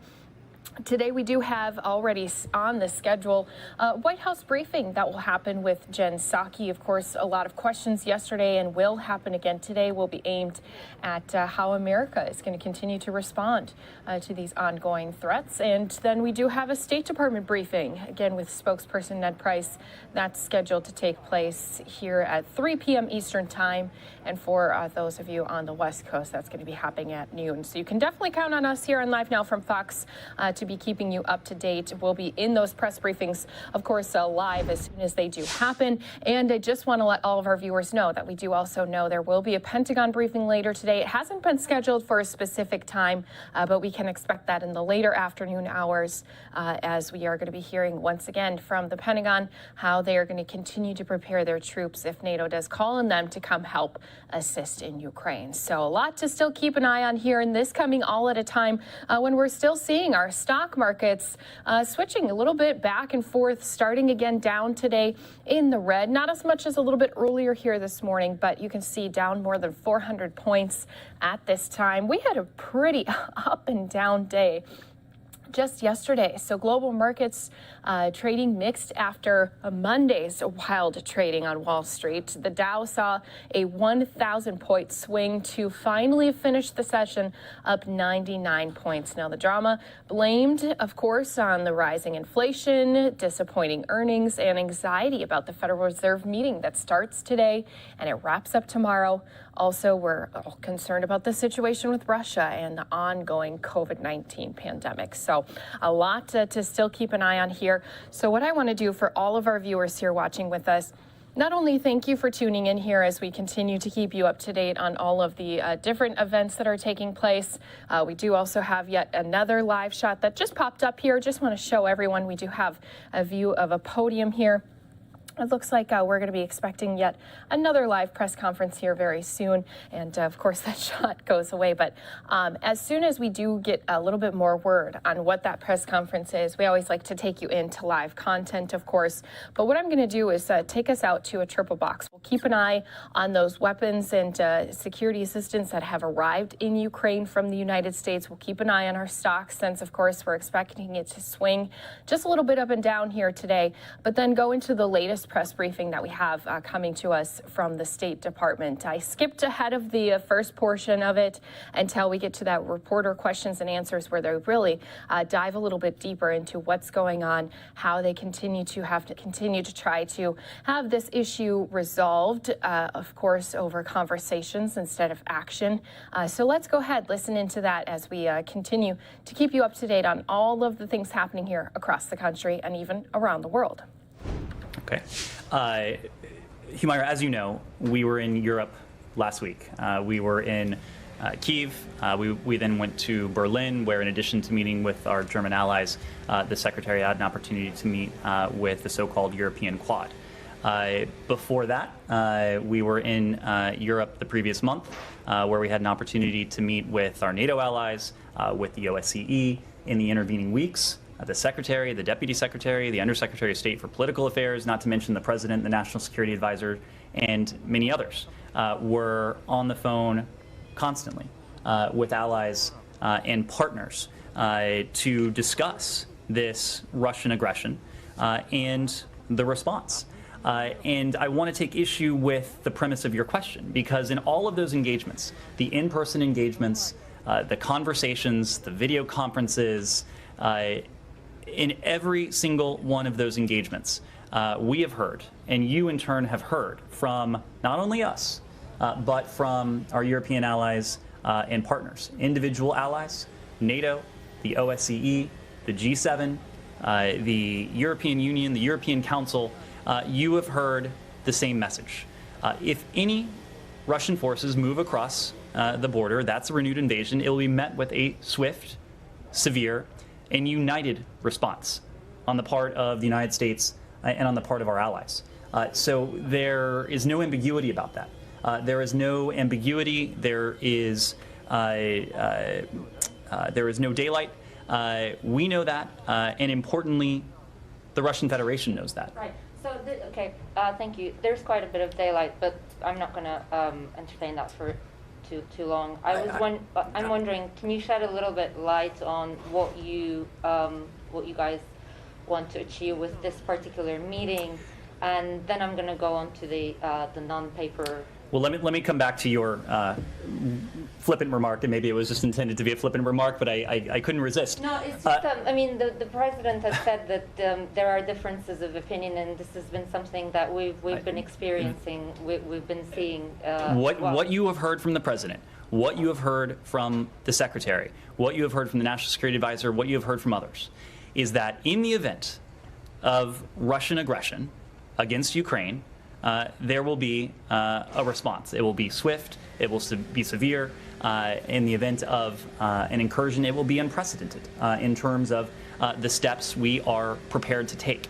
And you can say that there's daylight, but I hope you also take a look and listen to the statements that have emanated from European capitals, the statements that have emanated from NATO, from the OSCE, from the G7, from the European Commission, from the United States, from our allies standing next to Secretary Blinken, whether that was Foreign Minister Baerbock, whether it was other allies and partners with whom we have met in recent weeks and over the past 2 months. So one can claim there is daylight, but certainly if you take a look at the volume and the material that is prominently within the public record, I think that would belie that assertion. Are you guys going to be sending this non-paper like this week? Can you talk a little bit about the technicalities of that, what it would entail? So as the Secretary said on Friday, we do expect to be in a position to send a written response this week.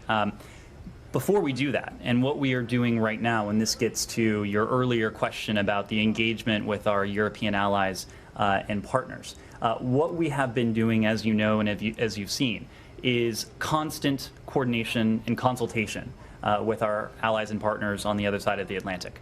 We've been doing this in terms of the unprecedented, swift, strong, severe, united response that Russia would endure in the event of further aggression, but we've also been doing it in the context of the written response that we will provide to the Russian Federation, just as we've been doing it in response to what we've been saying about areas where there may be the potential for progress on reciprocal steps that could enhance our collective security. And by collective security, I mean the security of the transatlantic community, but also potentially address some of the concerns that Russia has put forward. So as we consider the next step in our engagement, and that is in fact the provision of a written response to the Russian Federation, we are sharing those ideas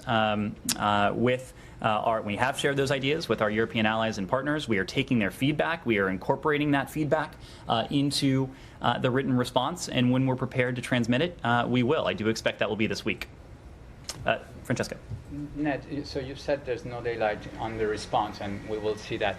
But there's clearly, and it's public out there, daylight on the characterization of the threat. The European, French, and others, Mr. Borrell, seem to be pretty annoyed by the alarming tone in Washington about an imminent threat, and they've been saying we don't have to calm down, we have to calm down, and we don't see that so imminent threat as the U.S. says. Do you still say there's an imminent threat of invasion? Why there is this difference between you and the Europeans? Francesco, we don't see the difference you refer to. What we do see, and what you can see too, are the statements. And the statement that, for example, came from the European Commission that said in strikingly similar, if not identical language to the statement that emanated from the G7 and NATO. Regarding the consequences that would befall the Russian Federation in the event of such aggression against Ukraine. This has not been the United States alone making this case. We have been speaking as a chorus with our European allies and partners, with multilateral institutions and bodies like NATO and the OSCE and the G7, and again, if you take a look at the language, and you won't be surprised to hear this was not unintentional, you will see strikingly similar language across our allies and partners and across these multilateral institutions. When it comes to what the Russians have planned, it is clear as day that anyone can see the massive buildup of Russian forces along Ukraine's borders. We have been very clear about our concerns when it comes to other forms of aggression and provocations that the Russians might seek to take and have already taken. But there's only one person who knows what the Russian Federation has in store for Ukraine, and that's Vladimir Putin. Our goal has been to deter and to defend against any such plans, just as we are ready to continue down the path of diplomacy and dialogue. You have seen us continue down that path of diplomacy and dialogue in a sincere and steadfast way over recent weeks.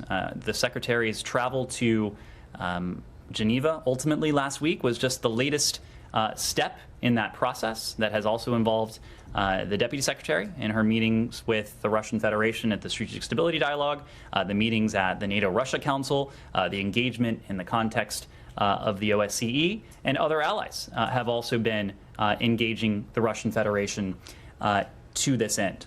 So, to be very clear, we are prepared to continue down this path. This path can only be successful if it takes place in the context of de-escalation. But just because we are ready and engaged in the process and path of diplomacy and dialogue doesn't mean we aren't preparing with defense and deterrence.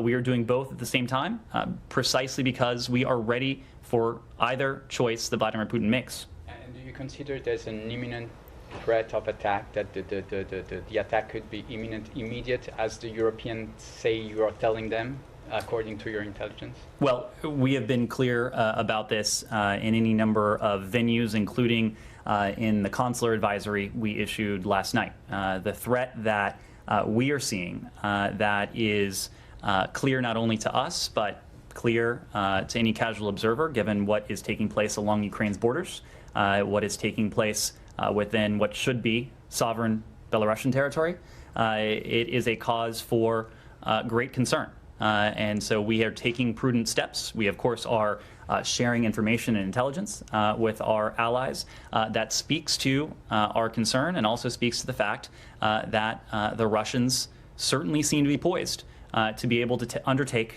aggressive action against Ukraine at any moment.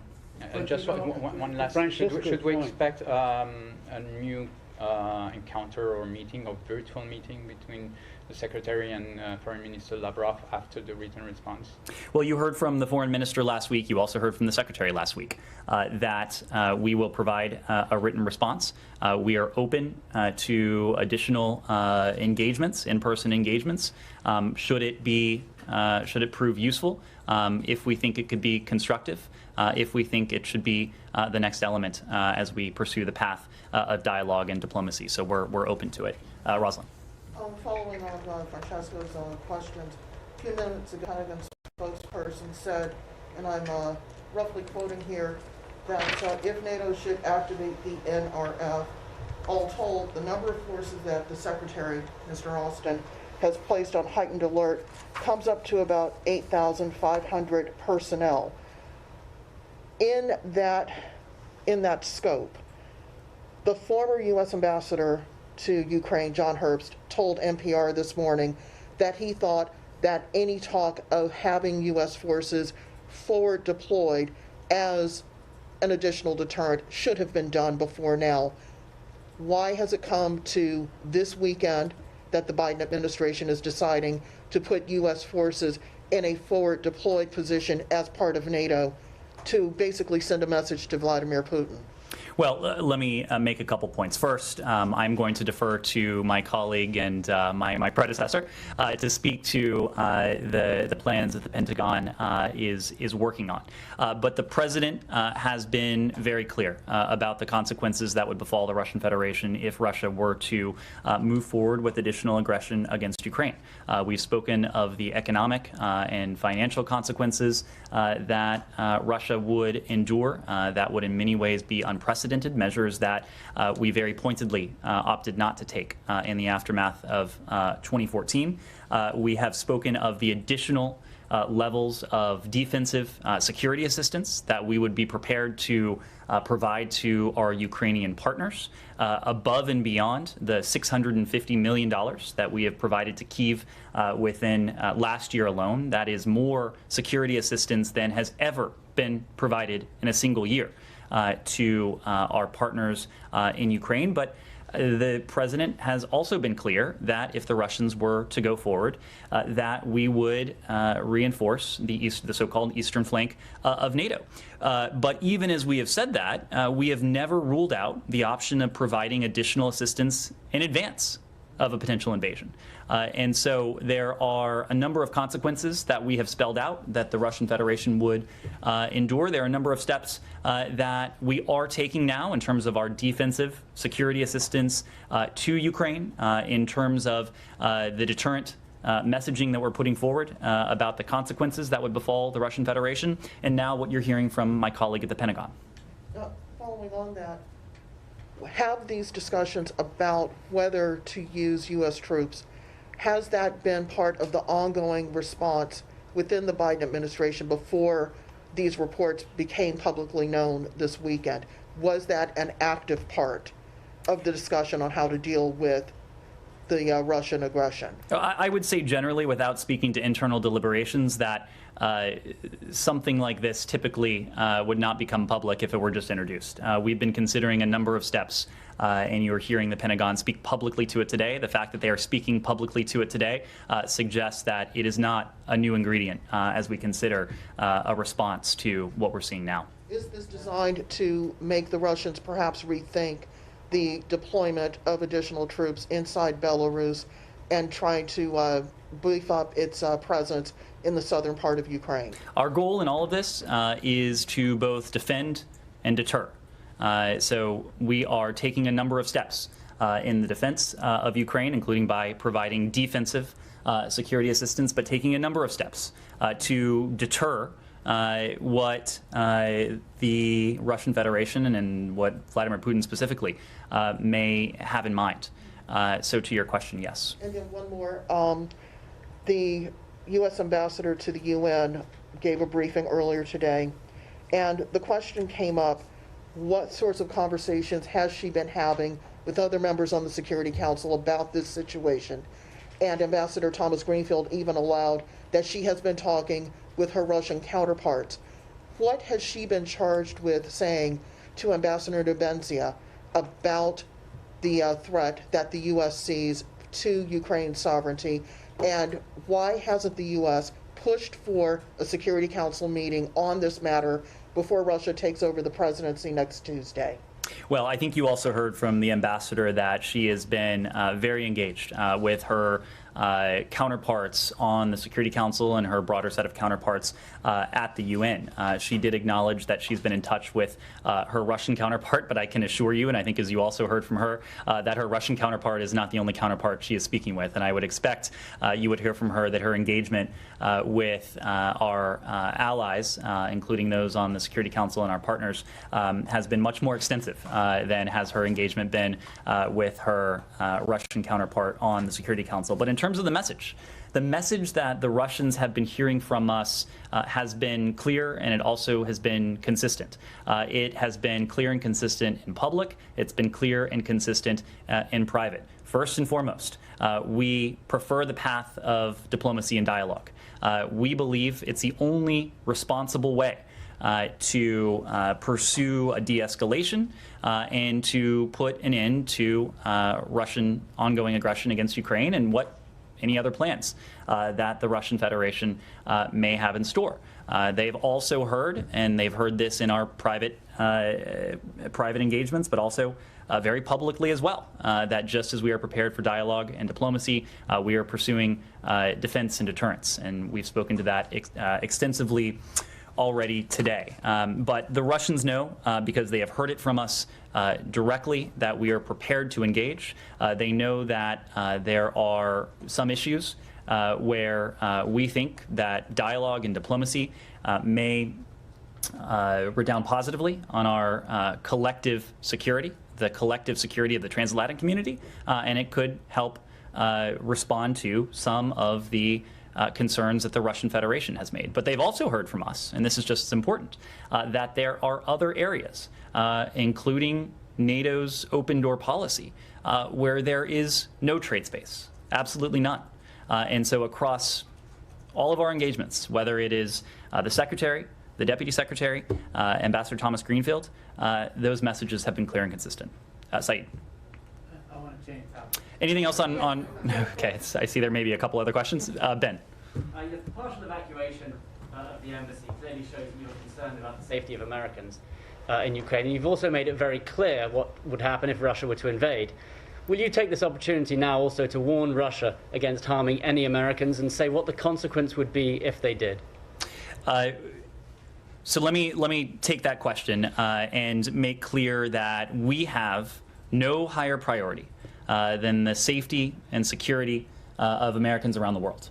And last night, you heard us speak to the prudent steps we are taking in the context of our diplomatic community in Kyiv, knowing that the Russians have this large military buildup, that they could well be poised to take significant aggressive action at any moment. And so the authorized departure of non-emergency employees of our embassy and the ordered departure of dependents is part and parcel of and reflective of the paramount priority we attach to the safety and security of the American people. I don't want to go into private discussions, but we have made it abundantly clear to the Russians the priority we attach to the safety and security of the American people. They know that that is our highest priority. They know that we go to extraordinary lengths to protect their safety and security, and I'll leave it at that. In terms of the numbers of people, of Americans inside Ukraine, yesterday I know that State Department wouldn't be drawn on exact numbers, but is that because you don't know how many, or you just won't say how many Americans are inside Ukraine? Our goal always is to provide you with timely and accurate information. And right now, we do not have an account that we consider to be accurate of the number of Americans, private Americans, who are resident in Ukraine. And I'll tell you why. You've heard this in the context of Afghanistan, but when Americans travel overseas, they, of course, are not required to register with the embassy in country. We always encourage Americans to register when they're traveling abroad with our so-called STEP system. But I think, as many of you can attest, when you travel overseas, you may not always do that. And some of you probably have never done that. Similarly, when Americans depart the country, they would need to deregister themselves. And so, given that many may not register in the first place, I think it is a safe assumption that many would, those who actually do register, may not remove themselves from that tally of American citizens who may be resident in a foreign country. The other point is that even when people do register, the State Department is not in a position to independently verify that a person who has signed up in the so-called STEP system is actually an American citizen. So there are a number of reasons. The tally, we just don't have an accurate tally at the moment. When we have messaged with the American people in private American citizen community in Kyiv, in Ukraine, in recent days, we have encouraged them to fill out a form that will help us acquire greater granularity on the size of the private American citizen community in Ukraine. But that's just not something that we have right now. One more, you mentioned Afghanistan.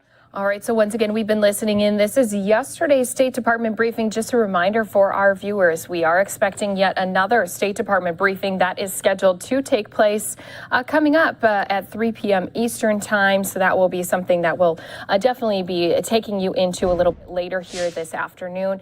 Thank you again to all of our viewers watching here with us. We do actually have a couple other live events happening here at this time. One down in Florida with the governor talking about a literacy program, and also one out in New Jersey talking about infrastructure. So we'll be jumping into some of our live events coming up right here on Live Now from Fox after this 2-minute break.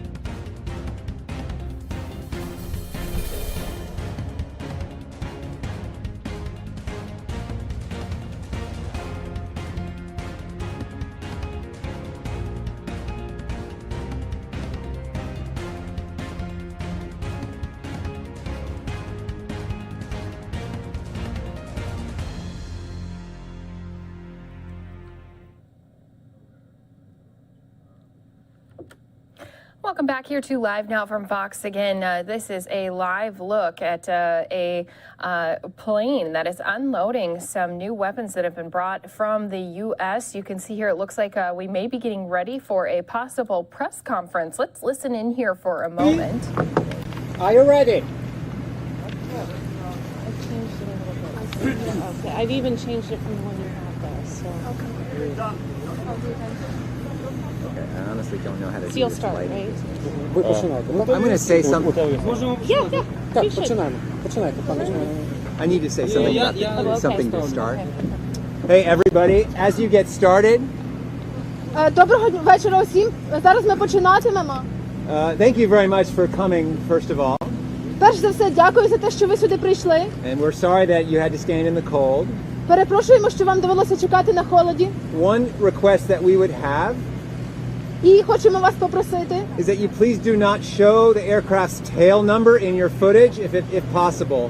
будь ласка, не показуйте номер, який знаходиться на хвості літака, якщо це можливо. So for security purposes, for the safety of the crew and the aircraft. Це міркування безпеки нашого екіпажу і самого літака. We appreciate your understanding. Дякуємо вам за розуміння. Okay, can you? Okay, good. Okay, that's great. Okay, I'll get out of the way. Так, шановні колеги, наш формат не передбачає запитань, будуть зроблені тільки заява представника Міністерства оборони і Посольства Сполучених Штатів Америки. Only press statements will be made and no Q&As is planned. And then let's give the names of our principals today. Представте імена. Шановні друзі, запрошую до слова заступника міністра оборони Ростислава Замлинського. The floor is given to Deputy Defense Minister Rostislav Zemlinsky. Доброго вечора всім. Good evening, everybody. Шановна ваша високоповажності пані Квін. Esteemed Madam Queen. Для мене велика честь сьогодні бути присутнім під час чергового кроку поглиблення нашої співпраці та допомоги. It is my honor to be present today during another event that indicates the deepening and strengthening of our relationship. Ми завжди відчували і відчуваємо вашу підтримку. We have always felt your support. І знаємо, що вона буде поглиблюватися, і ми разом з вами, з вашою допомогою, будемо все більше і більше її нарощувати. And we are sure it is going to deepen, and with your assistance and support we will continue doing that. Дякую за вашу підтримку в нашій боротьбі за відстоювання нашого суверенітету та нашої незалежності. Thank you for your assistance in helping us to fight for our territorial integrity and sovereignty. Наш ворог сильний, але ми знаємо, що наші партнери ще сильніші разом з нами і з нашим українським народом. Our enemy is strong, but we know that together with our friends and partners and with our people we are stronger. Дякую. Thank you. Запрошую до слова тимчасово повірену у справах США в Україні пані Крістіну Квін. The floor is given to Charge d'Affaires of U.S. Embassy in Ukraine, Christina Quinn. Hello, everybody. Welcome, and thank you so much for joining us and for braving the cold to come today to see what it is that we're talking about. Доброго вечора. Дякую усім за те, що ви прийшли, незважаючи на холод, подивитися на те, про що ми будемо сьогодні говорити. Our message is clear. The United States stands with Ukraine, our allies and partners. Наше повідомлення дуже чітке. Сполучені Штати, наші союзники та партнери є на боці України. And we're working together to expedite security assistance and support of Ukraine's sovereign right to self-defense. І ми спільно працюємо над тим, щоб пришвидшити надання безпекової допомоги для України, щоб вона могла виконувати своє суверенне право захищати себе. As I've said many times, we're committed to Ukraine's sovereignty and territorial integrity. Як я вже неодноразово говорила, ми підтримуємо суверенітет і територіальну цілісність України. In addition to our support for Ukraine, I wanted to reiterate the words of President Biden. Крім нашої підтримки Україні, я хочу повторити слова президента Байдена. And further consequences if Russia makes further incursions into Ukraine. Це слова про те, які будуть подальші наслідки, якщо Росія продовжить своє вторгнення в Україну. If any Russian military forces move across the Ukrainian border, якщо будь-які російські війська перейдуть український кордон, that's an invasion and will be met with swift, severe and a united response. то це буде вторгненням, і за ним послідує швидка, жорстка і об'єднана реакція. both from the United States and from our allies. Це буде реакція і Сполучених Штатів, і наших союзників. Let's make no mistake about it. If Russia decides to come into Ukraine, it will be a disaster for Russia. Давайте дуже чітко це висловимо. Якщо Росія вирішить вторгнутися в Україну, для Росії це буде катастрофою. Over the 2.5 years I've been here in Ukraine, I visited military forces, also border guards and national guards all over the country. За 2,5 роки, які я працюю в Україні, я відвідувала Збройні сили, також прикордонну службу і Національну гвардію по всій Україні. And I can tell you from my first-hand experience that they are disciplined, they're well equipped and they're ready. І з власного досвіду можу сказати, що вони підготовлені, вони добре оснащені, дисципліновані та готові. And let me underscore that Russian soldiers sent to Ukraine at the behest of the Kremlin will face fierce resistance. Хочу підкреслити, що російські солдати, які підуть в Україну за наказом Кремля, стикнуться з жорстоким супротивом. The losses to Russia will be heavy. І Росія зазнає значних втрат. If President Putin decides to make this reckless choice, we will provide additional defensive material to the Ukrainians above and beyond what we've already sent. Якщо президент Путін піде на цей безрозсудний крок, то ми надамо Україні додаткову матеріально-технічну оборонну допомогу більше, ніж ми вже надали. But of course our preference is diplomacy. Звісно, ми надаємо перевагу дипломатії. As we seek a diplomatic resolution, we're in close touch with our Ukrainian partners and with our partners and allies in Europe. І шукаючи дипломатичного вирішення ситуації, ми тісно спілкуємося і з українськими партнерами, і з нашими партнерами і союзниками з НАТО. But deliveries like today's will continue and are ongoing. Поставки такі, як сьогодні, продовжуються і в майбутньому вони продовжуватимуться.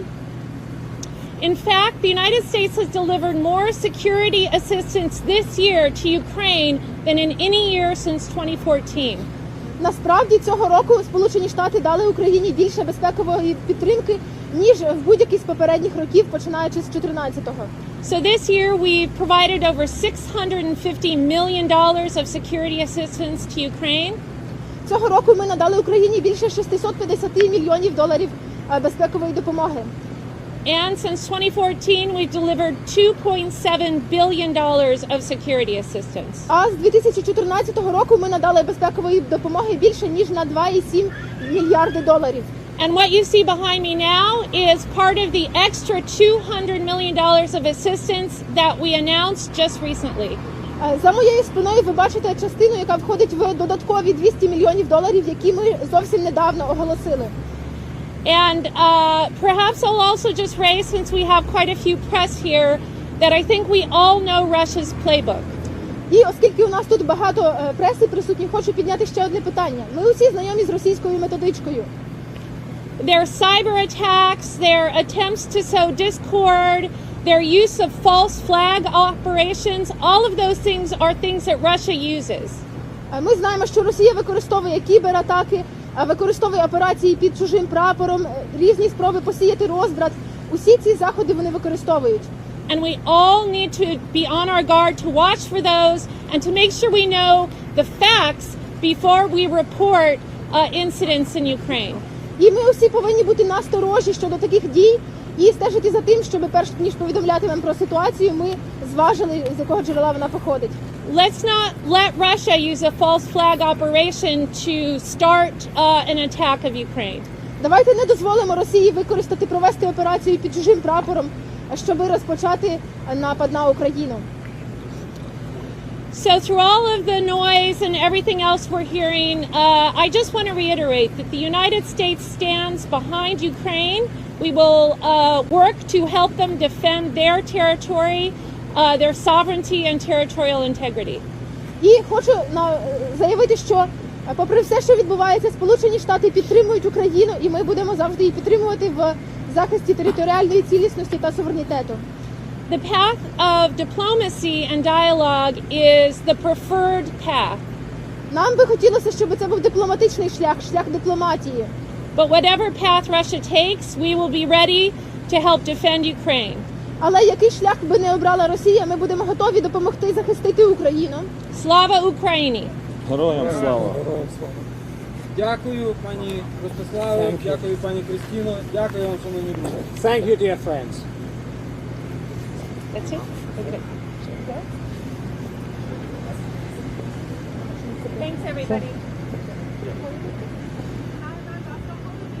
All right, so once again, just hearing from some of those officials as they continue to say they understand there is tension happening at the border, and they do try to urge some calm to all of the people, as they have said that they're still trying to keep everyone safe, and they will be taking action, though, if they do see any Russian personnel crossing their borders. So we will continue to be giving you always the latest updates coming out of not only Ukraine, but also right here in the United States. We have a State Department briefing that will also be a lot focused on what's been happening, what the U.S. response is going to be, our partnership with NATO as we continue to see more preparations being ramped up out of Russia.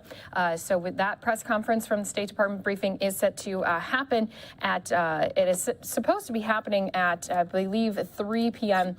Eastern time, and then we'll also be showing you coming up a little bit later this afternoon. They haven't quite put a time as far as when it will be happening, but the Pentagon briefing is also scheduled to be happening also today. So a lot more to come when it comes to the talks and conversations surrounding it, and we'll be staying on top of it here for you on Live Now from Fox. Going to step away for a 2-minute break. More to come right here when we return on Live Now from Fox.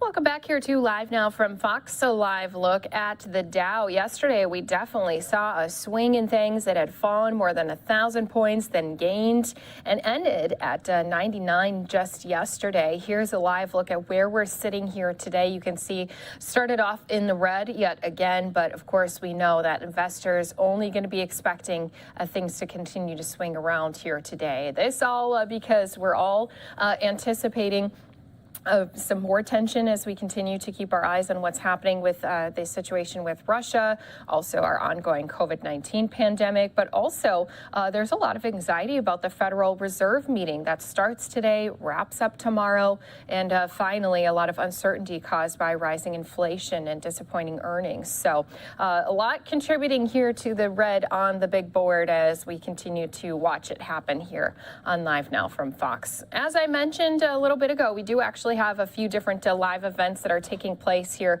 across our country. Thank you again to all of our viewers who are watching here with us. I'm going to jump out to New Jersey, where we do have some of our New Jersey leaders, not only the governor, but also some of their senators and representatives, speaking about infrastructure. We're going to jump into that press conference live right here for you on Live Now from Fox.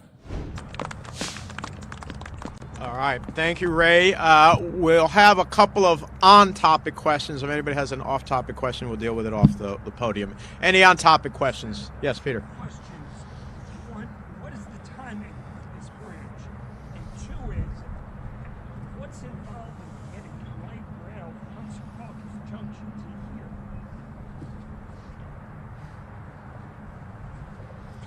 So the timing on this bridge is we're just finishing concept development, which is where we look at how we'll construct the bridge. We're going to raise the bridge up so that we meet all the requirements of navigation.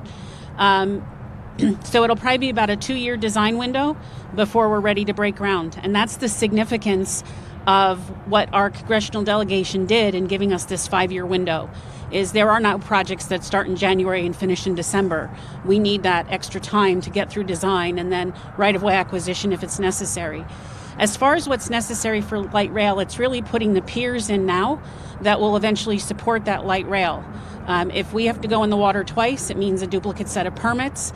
If we do this bridge the right way, is how we should think of all of our investments. We'll build the foundation to allow us to expand it in the future to be a multimodal facility. So we have looked at it conceptually. It's kind of a vision that we have as we talk about using transportation systems wisely. And hopefully it'll come to fruition as we continue to design this bridge. The foundations will definitely be built to carry a light rail system on the side of the bridge.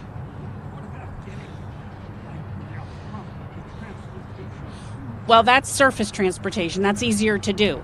This is the hard. If you look at the critical path, putting it in the water is the hardest piece for us. So making sure this bridge is ready for it when we're ready to build it is key. It's the wisest use of our dollars. What I appreciate about that is the thinking prospectively, the vision to say we want to get less cars out there.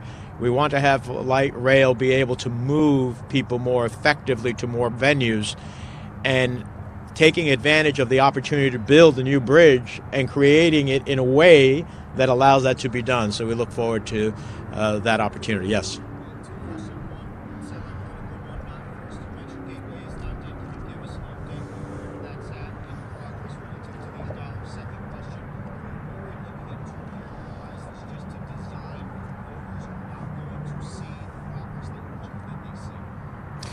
Well, there's on point one on Gateway, we have all said, the governor, Senator Booker, Congressman Pascal, for that fact, the delegation as a whole, has said that if we get an honest judgment of the Gateway project, we will get higher ratings.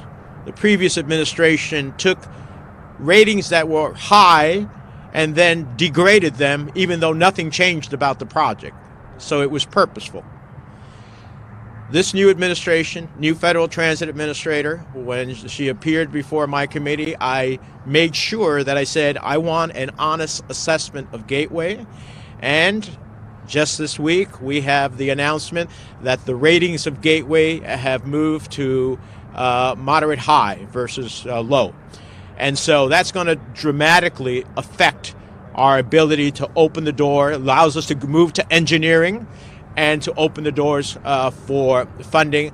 And I am convinced that Gateway is a project that is going to happen. Now, as to whether it's Gateway or this bridge, big things don't happen in small amounts of time. You don't take a bridge like this and design it and then begin to build it and ultimately see it turn around in a short period of time. I think what's important for people to know is that this is going to be a reality. We're not sitting here today or standing here today and saying we look forward to trying to fight for monies for a bridge that will do this or that. The money's here, the design is going to begin, and that means we are going to see success. And in other places, it will move much more quicker. This is a major project. In other places, it will move much more quicker. Mass transit money, that is part of the overall legislation, that will come much quicker. So I believe that the effects of what we want to see will be seen in a way that is palpable, that people will say, okay, I finally see progress. It won't all happen tomorrow, but they'll see progress. Yeah. Anybody else who wants to join me in this? Yeah. I do. So the public doesn't only know about a project when we put a shovel in the ground. There's a public engagement process that the DOT goes through. So even through the design, even through concept development, they've been made aware of it, and they'll watch the progress along with us. They may like us to move faster, but we go through a very, very meticulous process that's laid out for us by the federal government of public engagement. So they are kept informed. We keep their local officials informed, and so you may not see construction, but you will see progress.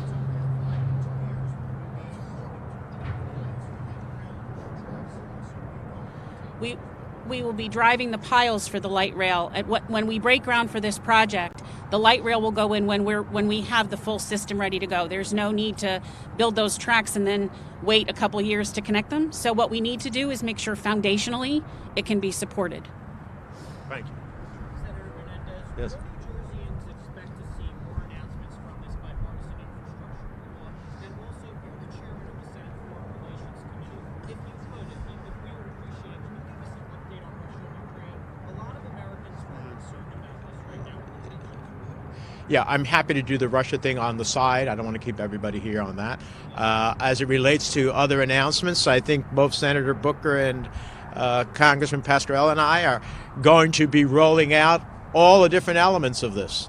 We're focused on bridges today, but there's mass transit money that is part of this. There's also money for creating an electrification for vehicles so that we can have more electric vehicles on the highway.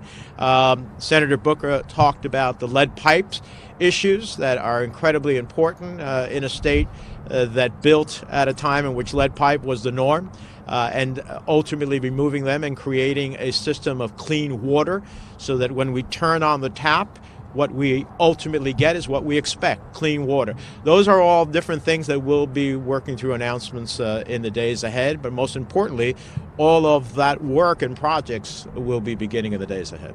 And I'm happy to answer on Russia afterwards. Any last question on topic? Yes.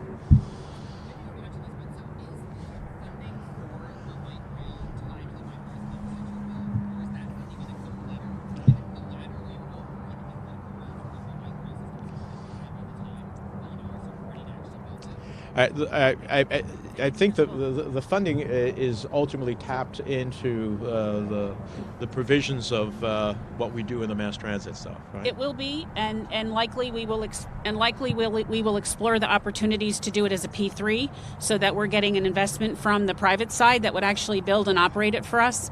So it evolves, but at the end of the day, until you have the infrastructure, until you have what we build from the money that is being provided to us by our Congress, by the White House, there isn't even a thought of it.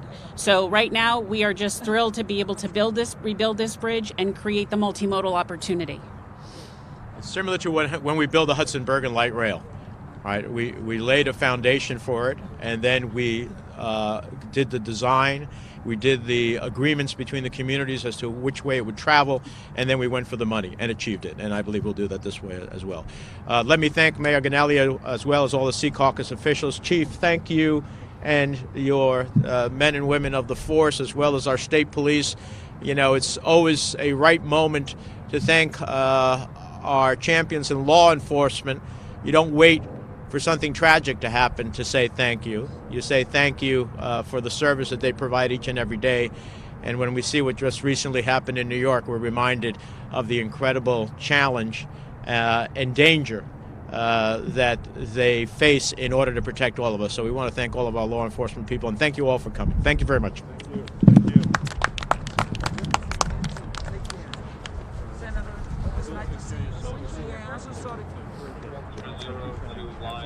All right, New Jersey officials wrapping things up there, talking about investments they are making in infrastructure, including on the bridge behind them here. We always like to jump into live coverage here for you on Live Now from Fox. So brought this to you here at the tail end of this press conference. Here's also a live look once again at the Dow, down more than 350 points here. That's a lot better than what we were seeing a little bit earlier here this morning. So Dow yesterday down by more than 1,100 points, then went and finished the day at 99. It has been quite the swing in things. We'll continue to keep an eye on it right here for you on Live Now from Fox.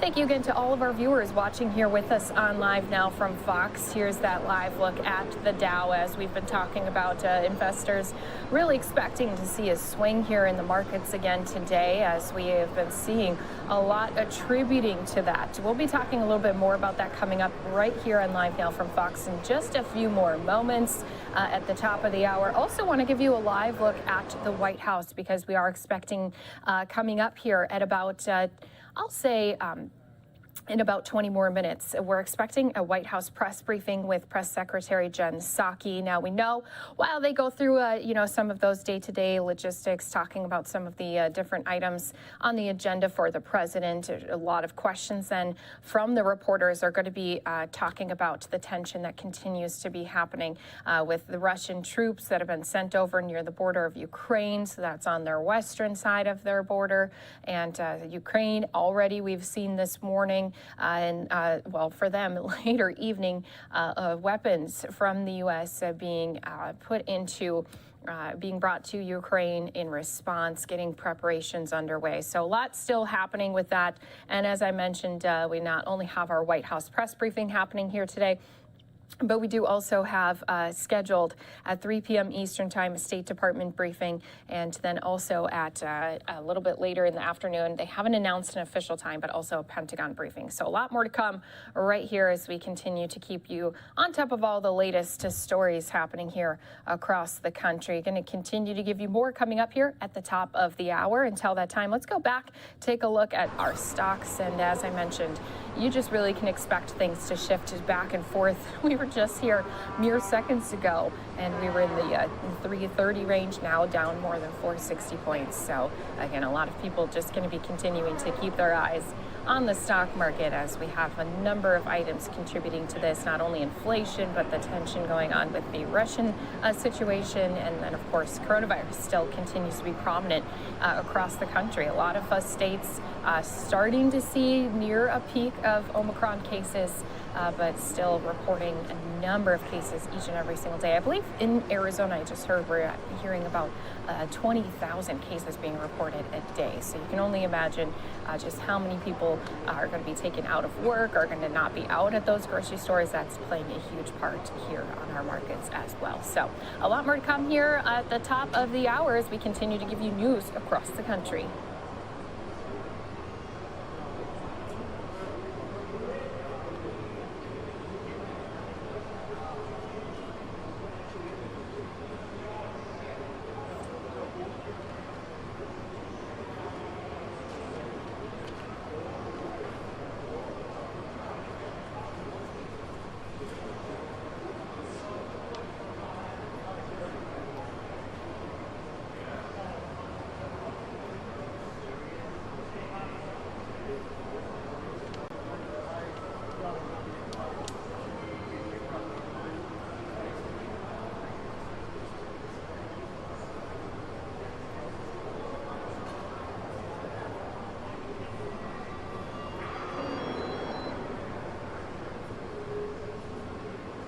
Good morning, and thanks so much for being here with us on Live Now from Fox. We've been taking a live look here at the Dow as we are seeing a lot of red up here on the big board, but we all know this could change in an instant. Down more than, we're at close to that 500-point mark there, but yesterday we saw quite the swing in the market. Global markets trading mixed after Monday's wild trading on Wall Street. The Dow saw a 1,000-point swing to finally finish the session up to 99 points. So this, of course, all blamed on some of that uncertainty caused by rising inflation and disappointing earnings. Also, there's been a lot of anxiety about the Federal Reserve meeting. That starts today. It wraps up tomorrow. And there's also concerns with the situation happening in Russia, as well as our ongoing COVID pandemic. So we'll continue to keep our eyes here on the stock market. We'll periodically pop it up on your screen here for you, since a lot of people invested in what's going to be happening as we continue to see just quite the swing and shift. Investors expecting it to happen again all day here today. I also want to give you a live look at the White House. We are expecting a White House press briefing with Press Secretary Jen Psaki coming up here in about 15 more minutes. That's at least when the press conference is scheduled for. Of course, we all know things do shift around, but I'm anticipating quite a few questions on what's been happening over in Ukraine and also the tension happening with Russia. We saw earlier here this morning, and just for our viewers who may not have been able to see it, here's just some video of an airplane arriving in Ukraine. It was bringing weapons coming from the United States. It arrived in Ukraine. They were unloading it earlier here today. And we did actually have some of our officials, not only Ukraine, but also U.S. officials speaking to, they do want to try to urge some calm for people in Ukraine, but they do say that they are prepared if Russia does cross the border to meet them with action. So we're keeping an eye on so many different moving parts, as I mentioned also. Now we do have that shot live inside of the White House, so that press briefing is expected to get started here later today. So until that time, until that does get started, what I want to do for all of our viewers is take us out to some more press conferences we had coming in here today that we haven't gotten to yet. And as I mentioned, we'll still continue to keep an eye not only on the White House for when the briefing starts, but also on our stock markets as well. I want to go out to Senator Mitch McConnell. Now, he was back in his state of Kentucky. They have a lot of recovery efforts still continuing on after they had tornadoes go through their state. So I want to play his remarks that happened just a little bit earlier here today as they all try to recover and continue to rebuild after those tornadoes. Well, good morning, everyone. I just had an opportunity to meet with all the folks here at the command center to get a briefing on all the work that's being done across the state in the 23 counties that were impacted by the tornadoes in December, and to thank them for what they've been doing. It's an extremely impressive collection of agencies skillfully coordinating all the various aspects of relief. Much of this you've probably already written about and reported on, but if you have any detailed questions, we've got the experts here from both the federal and state level. I'm also going to have a chance to go over to the General Assembly and meet with the Republican members in both the House and Senate and the leadership, and we're going to discuss, obviously, the large infrastructure package. I think it was an important accomplishment for the country. Regretfully, I was one of only 2 members of the Kentucky delegation that voted for it, but I thought the $5 billion was important for us and particularly impactful in trying to solve the challenges we have with the I-69 bridge down near Henderson, and of course the ongoing stalemate over the Brent Spence Bridge in northern Kentucky. With that, I'll be happy to throw it open for a few questions if you have any. Senator, what is your overall sense of the progress that we've made so far in Western Kentucky? I think they're right on schedule in dispensing the services that are available. And with regard to the details on that, I'd have to refer you to our 2 leaders here. But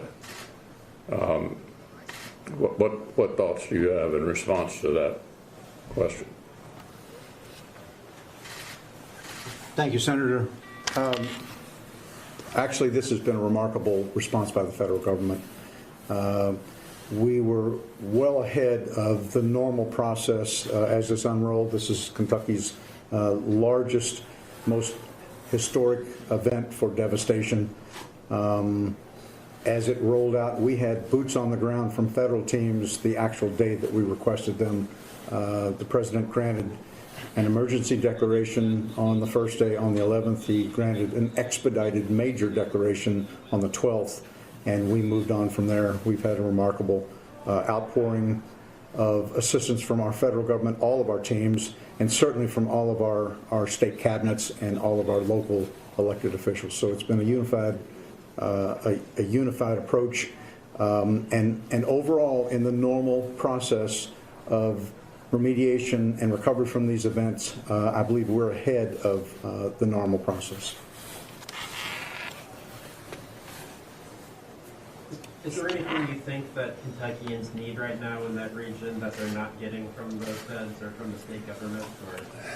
Well, we're staying in close touch with the state administration and all of these folks to make sure that there's any other federal assistance that we can tap. We want to be able to do it. As a result of a bill that I did not support about a year ago, our state and other states are literally awash in money, as all of you have reported, as a result of the American Rescue Plan that passed in March of 21. To what extent any of that can be reprogrammed, you'd have to ask the state government, but reprogramming is something we look at all the time at the federal level. That's the only thing I can think of that might come our way, and we'll have to see. We haven't yet. Senator McConnell, what would you say to the people that are rebuilding their lives, these Kentuckians obviously facing one of the most catastrophic events, hopefully that they see in their lifetime? What would you say to those Kentuckians? Well, I think the most important thing is for those of us who want to help to not sort of disappear over the period of time. These guys can tell you that when you have a catastrophic event like this, well-meaning people from all over the country come pouring in. Coordinating them in an effective way is one of the challenges. For example, I had a colleague, Senator Portman from Cincinnati, that you all are familiar with, who grabbed a friend of his and a chainsaw that Sunday and went to Bowling Green. So you had lots of people coming in. What we need to do with these various government agencies is stick with them for the long haul. This is not going to get better as quickly as they would like or we would like. So don't give up hope. Look forward. Let's rebuild. What's the immediate need now? Like, you know, when it first started, people needed this. Has it, like, evolved? And also, for people calling, who are the victims? What are they saying now? I'm having a hard time hearing you with your mask on. Oh, okay. So what's the immediate need now? Like, how has that evolved? Or what are people calling the victims? What are they saying to you guys now as you're out there working in the field?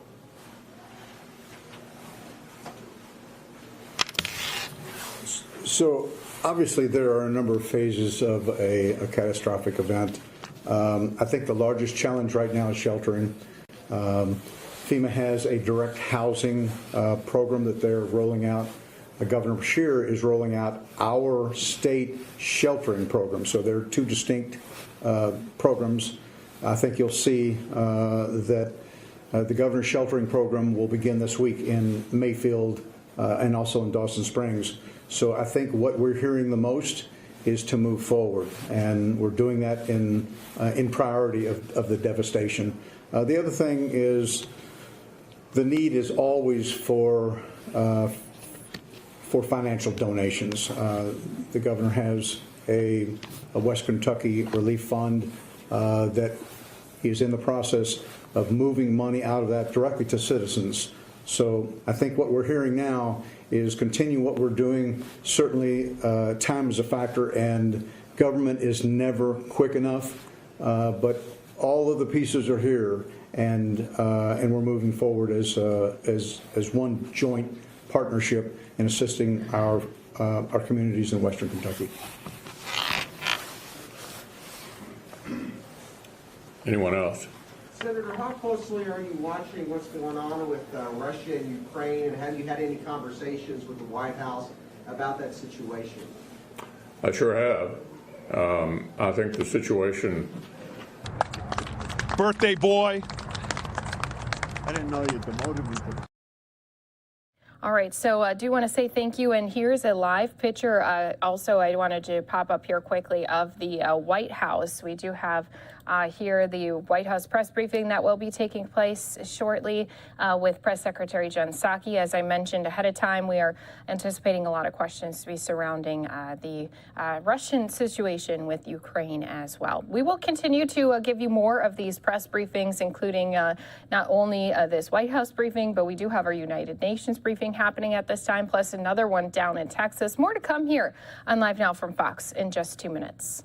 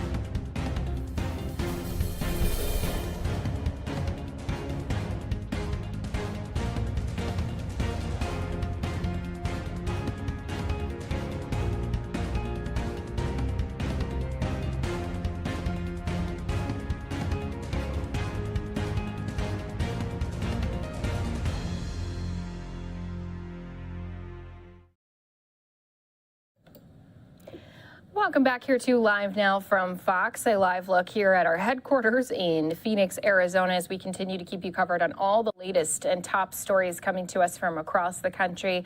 As I mentioned, as soon as that White House press briefing does get started, of course, that's going to be an event that we're going to be jumping out to. You can see we do still have a shot inside of the White House press briefing room. And when we see Jen Psaki walk up to that podium, we'll be jumping into this here for you live here on Live Now from Fox. But until that time, we always like to continue giving you some more of those live press briefings that are happening here, whether they be happening around the world or even here across our country as well. We do have our United Nations briefing happening at this time. Let's go ahead, jump in live, see if they are making some remarks on the tension going on between Ukraine and Russia, as well as some of the response that they're expecting to have. So let's get into that here live for you on Live Now from Fox. Financial support for the humanitarian and resilience in the region. This morning, the Secretary General addressed the Security Council on the open debate on war in cities, protection of civilians in urban settings. The Secretary General told Council members that the use of explosive weapons in urban areas is a choice that carries a high risk of indiscriminate impact, noting that the effects of urban war in countries like Afghanistan and Yemen and Syria, where civilian infrastructure like hospitals and schools have been damaged, disrupting the lives of millions of people. The Secretary General also called on countries to demonstrate the political will to investigate and prosecute alleged war crimes to the maximum extent wherever they occur. His remarks were shared with you. I want to flag the Secretary General's call for the observance of the Olympic truce for the Beijing Winter Olympics and Paralympic Games, which are starting next week in China. The Secretary General said that the Olympic truce, which starts on the 28th of January, calls on all parties to stop hostilities through the course of the Games.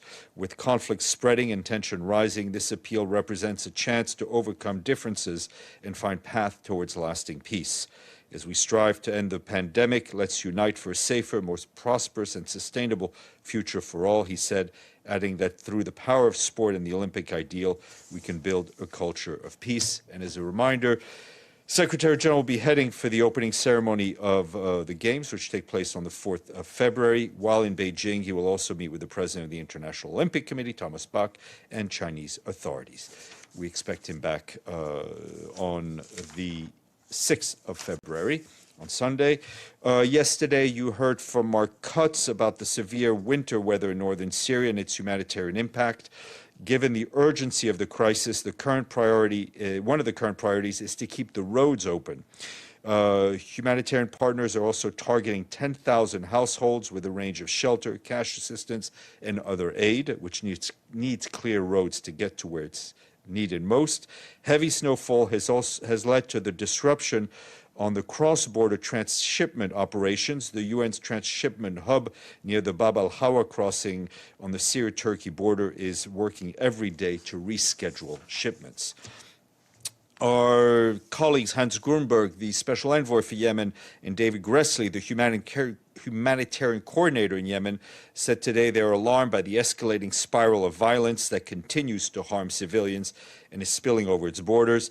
January will almost certainly be a record-shattering month for civilian casualties in Yemen, they warned. They reminded the parties that being at war does not absolve them of their obligations under international humanitarian law, which strictly prohibits disproportionate attacks and requires all feasible precautions to be taken to avoid civilian harm. They reiterated the importance of accountability for violations of international humanitarian law. A couple of updates from the field. Our friends at the UN mission in the Central African Republic reports that disarmament, demobilization, reintegration, and component inaugurated a community violence reduction project in several localities in Ndele, in the Bamingi Bangoran prefecture in the Central African Republic. The project aims to reduce violence within communities and provide a platform for young people, women, and others for dialogue. They registered about 500 people, with more than 53% of them being women. The mission intends to conduct several similar community projects through a year, as well as income-generating activities to support communities in Ndele to foster social cohesion. From South Sudan, the mission there said today it's deeply concerned about the report of attacks on Baidit in Jonglei State, allegedly carried out by people from the Murle community. I think that's what you were asking about, Edie. Reports say that on Sunday, armed young people from the Murle community carried out attacks and cattle raids with some 32 people from the Dinka Boer community killed, including 3 women killed by gunshots and 3 children who drowned in a river while trying to escape the violence. The UN mission strongly condemns any attacks on civilians and calls on armed groups and people. All right, guys, so we do have Jen Psaki here. Let's go ahead, listen into this live here on Live Now from Fox. Last night, President Biden spoke by phone with New York City Mayor Eric Adams to express his deepest condolences over the tragic shootings last Friday of 2 New York Police Department officers, including one fatally. President Biden reiterated his admiration for the brave men and women of law enforcement who risk their lives on a daily basis to protect our communities, including the deputy killed in Houston and the officer wounded in Washington, D.C. And he expressed his firm support for Mayor Adams' efforts to combat gun violence and violent crime. During the call, the president also reiterated his commitment to serve as a strong federal partner for New York City and other communities grappling with the increasing gun crime we've seen over the past 2 years. He discussed the steps his administration has taken to combat gun violence, including by providing cities and states with historic levels of funding through the rescue plan to invest in fighting crime by putting more cops on the beat and supporting community anti-violence programs, as well as through stepped-up federal law enforcement efforts such as gun trafficking strike forces the Department of Justice has established in New York City and other major cities around the country. Since their announcement last summer, those strike forces have already opened over 350 investigations nationally and have taken over 2,000 guns off of the streets. With that, Josh, why don't we start with you? Wonderful. Thanks, Jen. Ukraine's government is telling its people that a Russian invasion is not imminent. Their defense minister said, "Don't worry, sleep well, no need to have your bags packed." Does the U.S. agree with that assessment, that an invasion is not imminent? Well, no one can get into the mind of President Putin or Russian leadership. We all know that is the case. What we have seen is a range of preparations, including 100,000 troops at the border, bellicose rhetoric, and actions, as we've talked about in here, including false flag operations to try to spread misinformation throughout the region and even the world, setting up the predicate for an invasion. So while, of course, our preferred path is diplomacy and we can't predict where the mind of President Putin is, we've certainly seen aggressive actions and preparations increasing at the border. And then secondly, the FDA yesterday withdrew the EUA for some monoclonal antibody treatments because they don't work against Omicron. But Florida continues to push for the treatment for people in the state. What's your response to Governor DeSantis, and what's your message to the people of Florida? Well, let's just take a step back here just to realize how crazy this is a little bit. We've approached COVID treatments like filling a medicine cabinet. We're not relying on one type, one brand, or treatment. We invested in and continue to buy a variety across monoclonal antibodies, pre-exposure prevention therapies, and oral antivirals.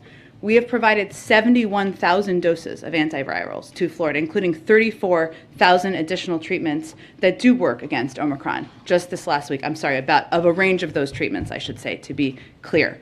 What the FDA is making clear is that these treatments, the ones that they are fighting over, that the governor is fighting over, do not work against Omicron, and they have side effects. That is what the scientists are saying. We have sent them 71,000 doses of treatments that are effective against Omicron and are effective also against Delta. And they are still advocating for treatments that don't work. We've seen, unfortunately, from the beginning in our pandemic response, a range of steps or pushes that have been made through social media platforms, unfortunately from the mouths of elected officials, and the advocating for things that don't work, even when we know things do work. Injecting disinfectant, promoting other pseudoscience, sowing doubt on the effectiveness of vaccines and boosters, and now promoting treatments that don't work. We know what works, vaccines and boosters. We have a range of doses of things that do work in treatments, and we're providing those to Florida. Go ahead. Jen, the president said last night that there is total unanimity with all of the European leaders on Russia. How can he say that when Germany, for example, has been so outspoken against even providing arms to Ukraine? Well, I think what the president's speaking to is united agreement among our NATO partners, including Germany, about the fact that there will be severe consequences, severe economic consequences, should they invade. As our National Security Advisor and our Secretary of State have said, that doesn't happen, that unity doesn't happen on its own. It's required a lot of work. It also means that action also been vocal about this and about the severity of a response that would take place should Russia invade. And how is the U.S. Currently assessing the risk of a Russian cyber attack on the U.S. homeland, and what is it doing to prepare for it? I don't have any intelligence that I'm going to read out from here, as I don't think you would certainly expect. Obviously, we're focused right now on Russia's intentions as it relates to military invasion on the ground and other steps they've taken, pushing propaganda, false flag operations that we've spoken about quite vocally from here. Broadly, we are always preparing for any action that related to cyber or any other activity that any country could take, but I don't have a prediction about that at this point in time, nor is that something that our national security team has assessed that I'm aware of. And do you think we can expect that the president will speak with President Putin anytime soon again?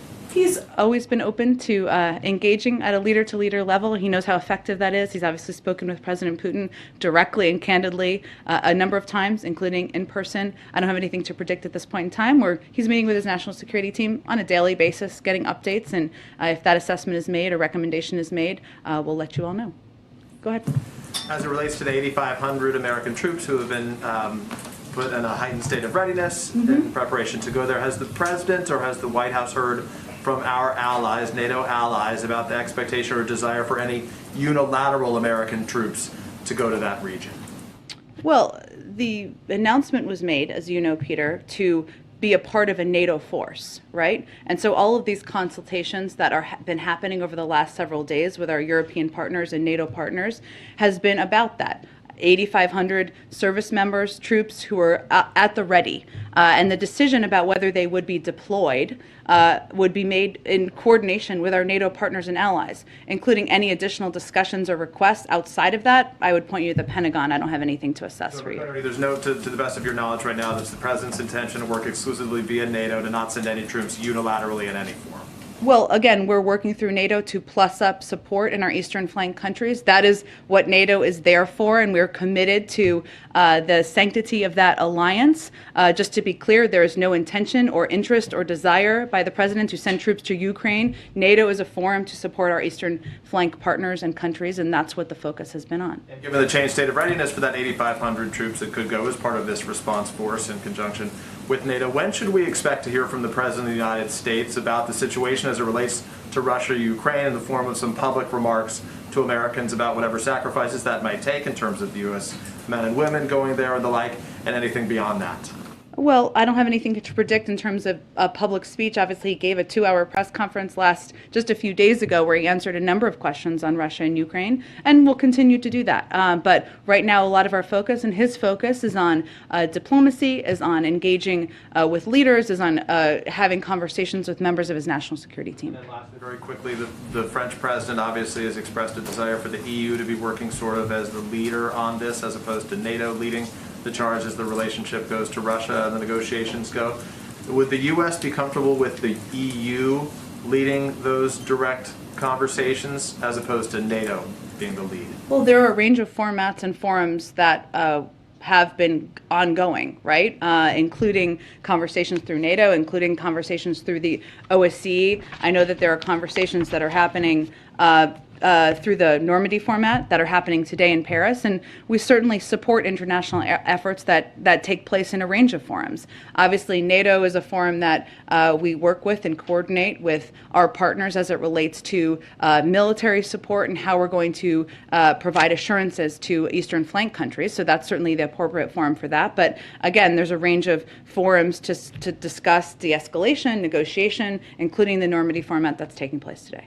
Go ahead. Thank you, Jen. A question about immigration. Sure. Why is it that large numbers of single adult men are being released into the United States just hours after being apprehended at the southern border? Well, I'm not sure the specifics of what you're referring to, Peter. What I can tell you in terms of what our policy is and how we're approaching the border is that we continue to be under Title 42.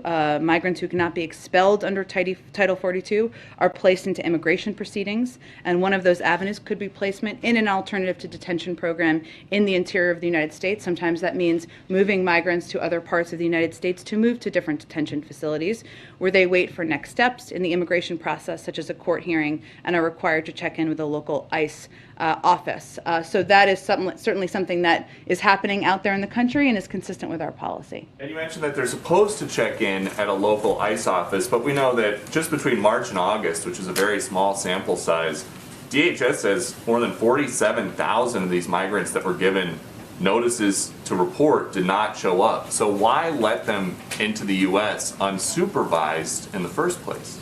Well, again, we have a stringent protocols and processes that we implement here. That includes expelling individuals who come in under Title 42, given we are still in a global pandemic, and includes those who do not show up will be subject to the repercussions of that. So that is the policy we're implementing from our Homeland Security Department. Okay. On Ukraine, President Biden met with Putin in person in June in Geneva, and afterwards he came out and he said that the two of them arrived at a conclusion. He said, it's clearly not in anybody's interest, your countries or mine, for us to be in a situation where we're in a new Cold War, and I truly believe he thinks that, he understands that.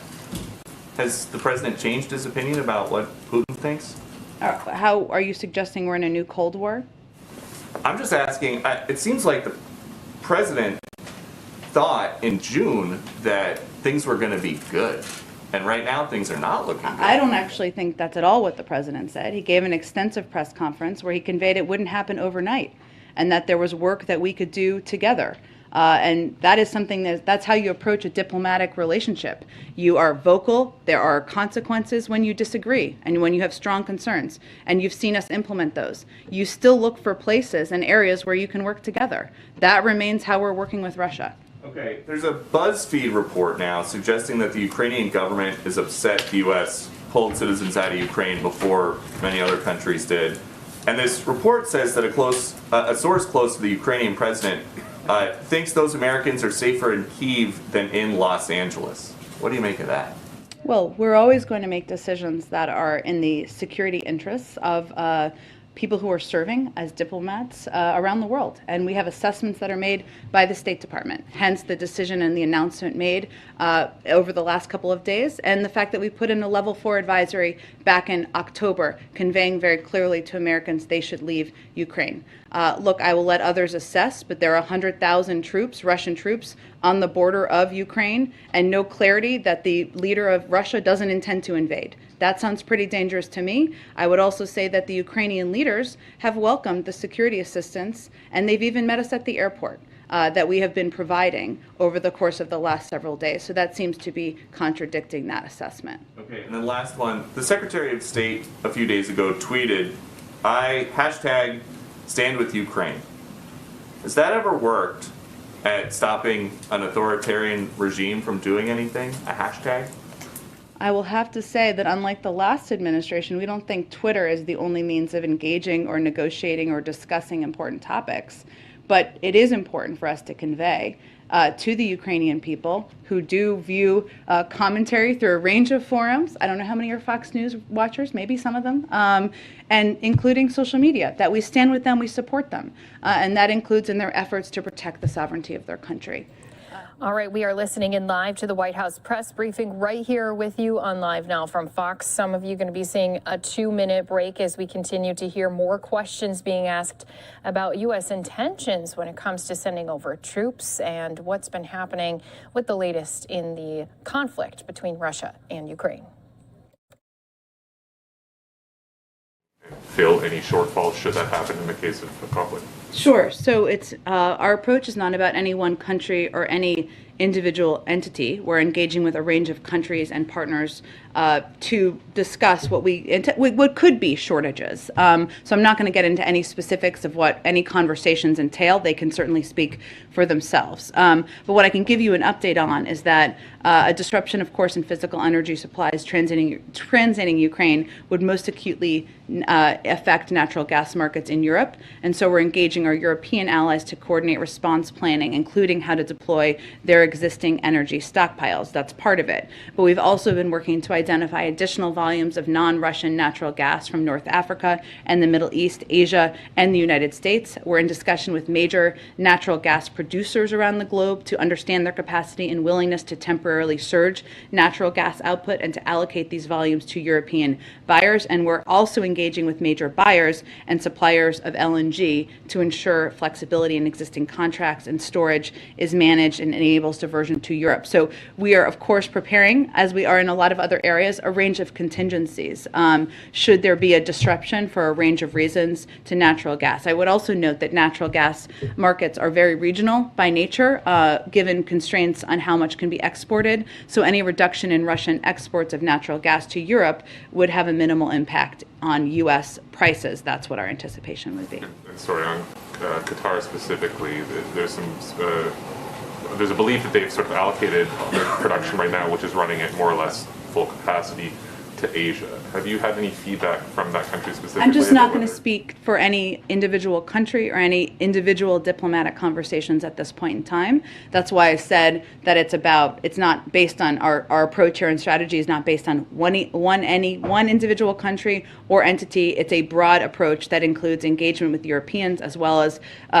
suppliers in North Africa, Middle East, Asia, and in the U.S. Broadly, can you say, last week was when the administration began to sort of ratchet up warnings that an invasion could be imminent, could happen at any time. This week, can you say how, if at all, the president's view has changed about the risk? Is it the same? Is it getting worse? I think when we said it was imminent, it remains imminent. But again, we can't make a prediction of what decision President Putin will make. We're still engaged in diplomatic discussions and negotiations. No element of the last week has changed the president's view one way or the other on that risk? Well, imminent has a pretty intense meaning, doesn't it? I agree. Okay. And it's still the belief that it's imminent. Correct. Right, Yes. Thank you. Yes, go ahead, Jeff. Jen, the Kremlin is using the U.S. announcement of putting 8,500 troops on alert to say that it's the U.S. that is fueling this conflict. The White House's reaction to that? Well, I would say that our commitment to our NATO partners and allies is ironclad. If you go back to 9/11, the first time that Article 5 was invoked, it was in defense of the United States. And we take our commitment to our Eastern Flank partners, NATO allies, very seriously.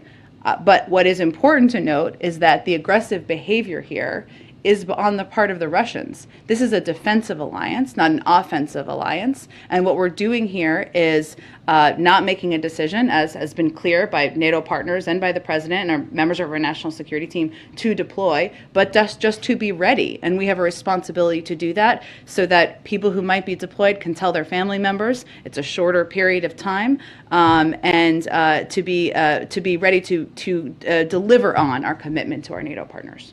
Clarify, are those 8,500 troops who are now at the ready, as you said, are they already based in Europe? We obviously have Europe and the United States. Europe and the United States. Mm-hmm. And did NATO request that the U.S. put them on the ready, or is that a U.S. offer? It's a conversation with NATO, so a collaborative discussion.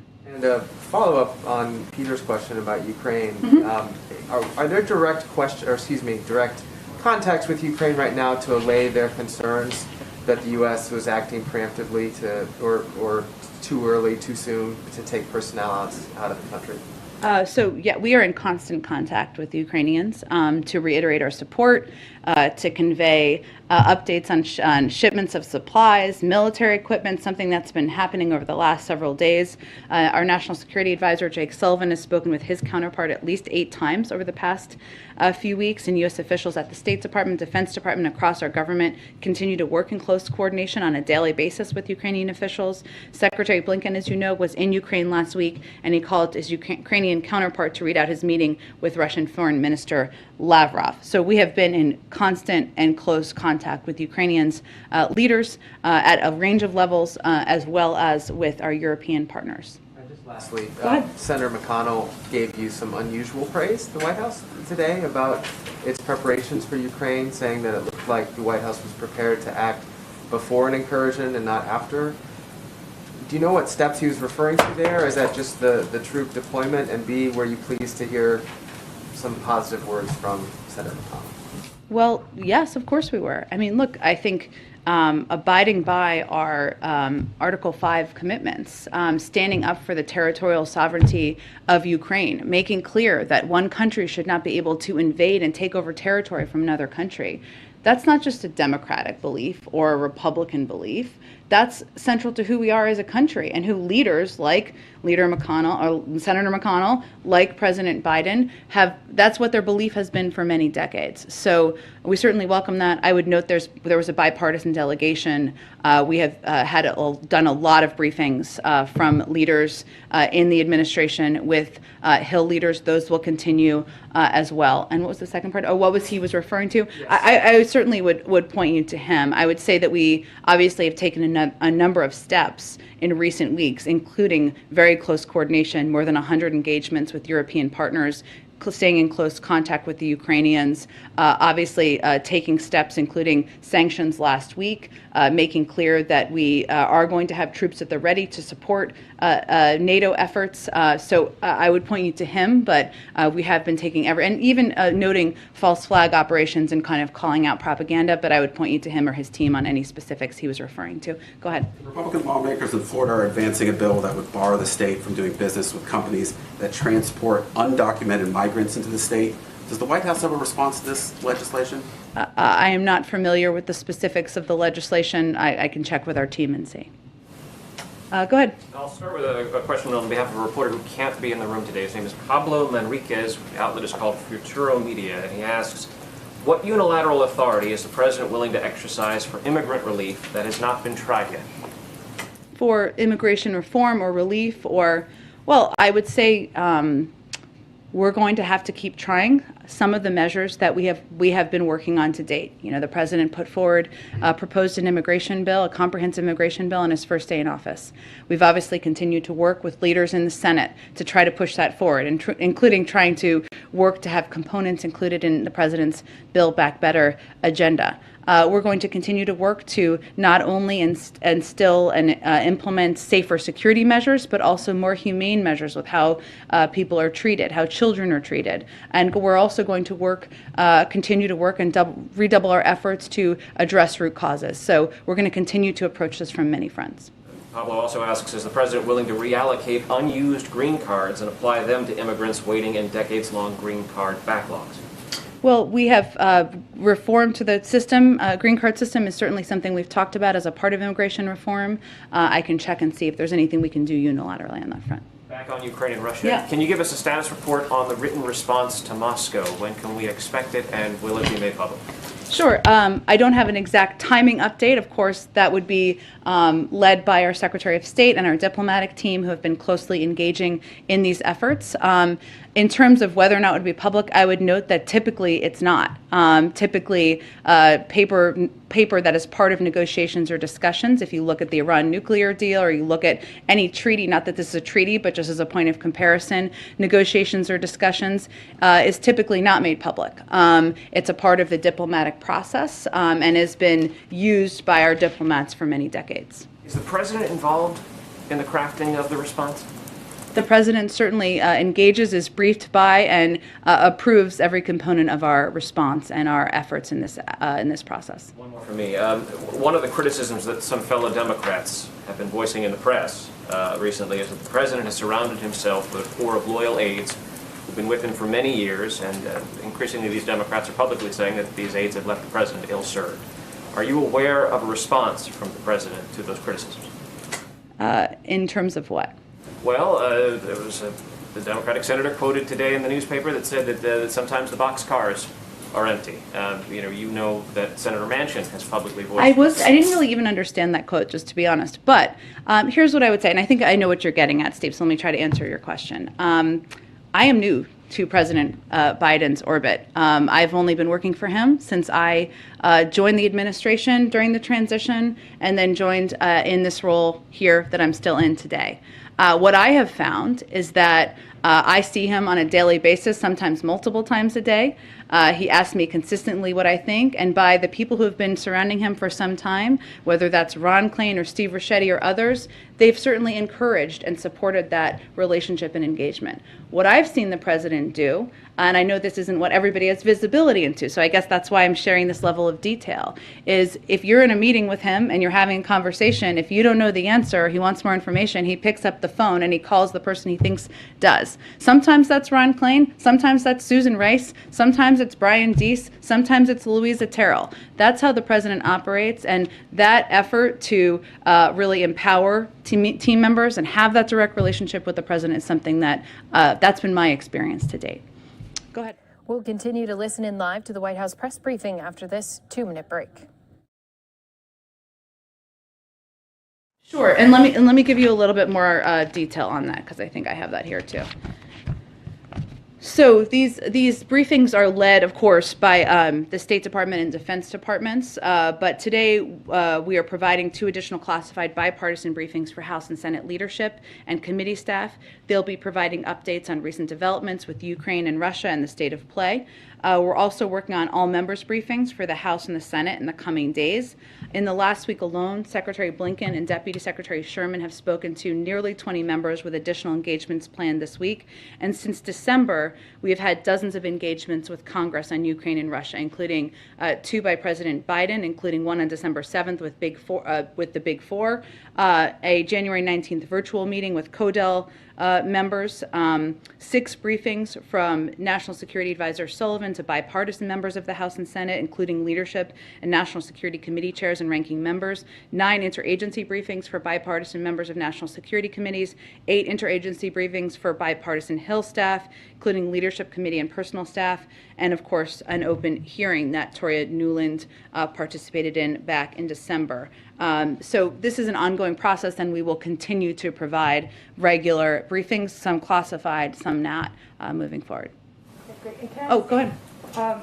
Is there any updates on the federal website for testing that you can give us on how many tests went out or how many were requested? Sure, I certainly understand the question. There has been a great deal of interest. I don't have an exact number. I know that's something we will be putting out. Let me check on the status of that. I know I've got to wrap this up, so let me just quickly try to get to as many as I can.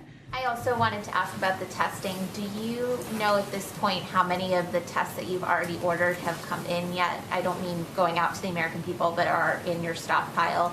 And also when you'll be signing contracts for the other... For the additional $500 million? Yes. Let me check on both of those questions for you. And also I wanted to ask you about yesterday when you were talking about the competition executive order. You were saying about how the White House has met 100% of the deadlines in that order.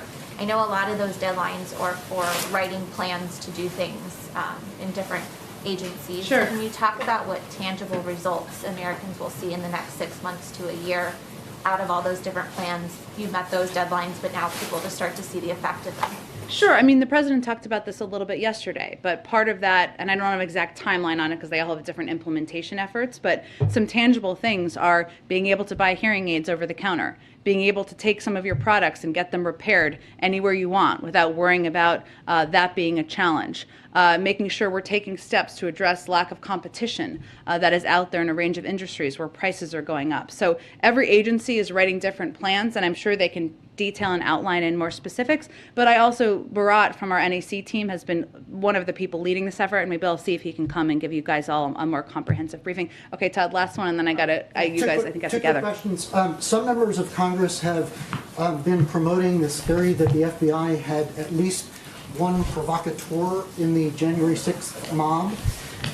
Can the White House say unequivocally that there were no federal agents who provoked illegal attacks? Well, FBI Director Wray has already said that the FBI had no evidence of this baseless conspiracy, and he would certainly know. And over the last week, we've seen a number of House Republicans announcing billions of dollars worth of infrastructure projects in their districts. These are Republicans who voted against that bill.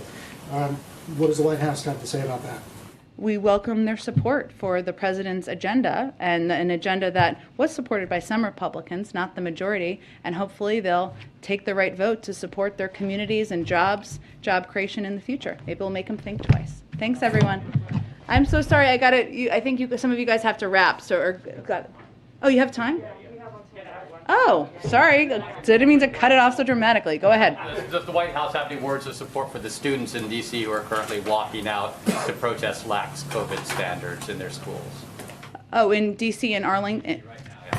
Well, look, I think that we understand as a parent myself, but I know these students are dealing with fears that they have themselves about the fear of going to a school, a classroom, a workplace where you don't feel safe. That is one of the reasons that we have been so supportive and advocated for leaders and school leaders to follow public health guidelines. So, that is the way to keep people safe, to ensure people can feel safe in their school or their workplace, and certainly we support that. Go ahead. Thank you, Jen. Tomorrow, India is celebrating its 73rd Republic Day. As the leader of world's oldest democracy, what is President Biden's message to the people of world's largest democracy? Will we join India, the world's largest democracy, in honoring Republic Day, the day that marks the adoption of India's constitution?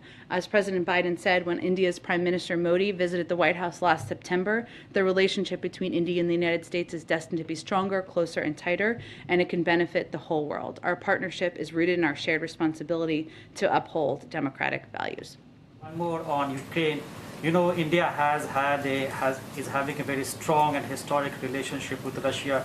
President Putin was recently in New Delhi for his annual summit meeting with Prime Minister Modi. Perhaps President Biden also has a strong friendship with Prime Minister Modi. Does President Biden think that India or Prime Minister Modi in his role can do something with both US and Russia to de-escalate the situation in Ukraine? Well, we certainly welcome any efforts to de-escalate, and we are in touch with a range of allies and partners on this, but I don't have any specific conversations to read out that relate to Indian officials. Go ahead, Linda, go ahead. Oh, sure. Yeah. So the president has nothing on his schedule today aside from the PDB. Can you shed any light on how he's spending his day? Well, let's see. This morning, I think he had some policy meetings, also a PDB meeting.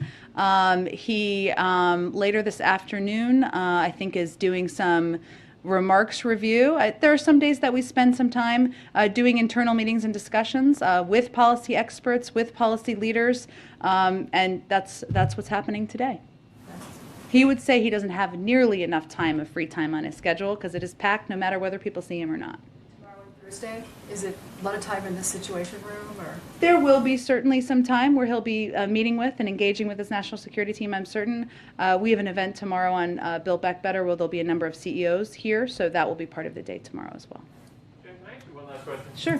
Forgive me, it's sort of the elephant in the room. Many people in the country were talking about it last night, this morning. Does the president regret saying what he said about Peter? Can you shed some light if you have had any conversations with him today about what happened last night? Well, I would say what's most important, and it's Peter sitting here, so this is kind of a funny thing, but the president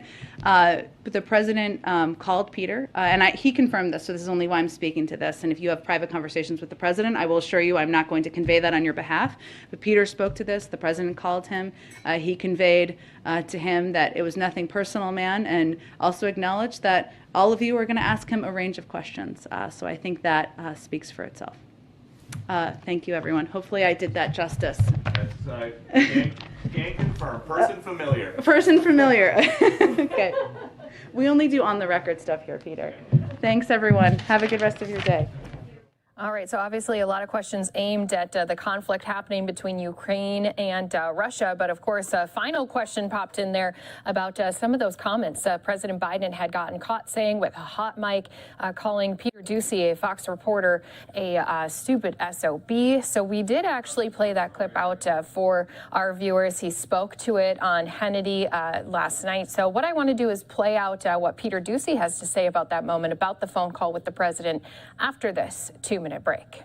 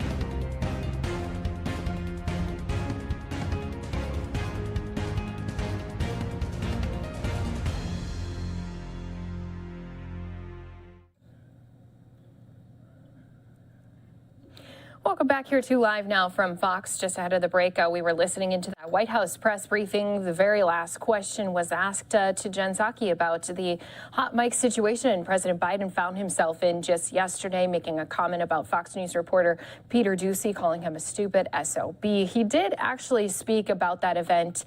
So let's go ahead and listen to what he had to say, especially after he got a personal phone call from the president. Today didn't want to answer any questions, and he called our own Peter Doocy a stupid.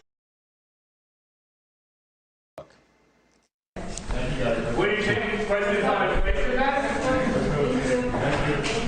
Do you think it places a political liability? That's a great asset. More inflation.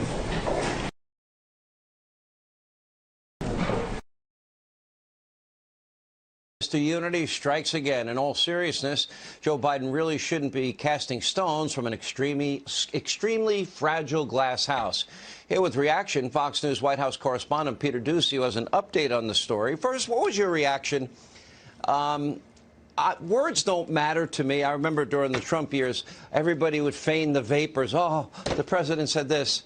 I think I know you pretty well. You're a pretty tough guy. What was your reaction initially when you heard what happened?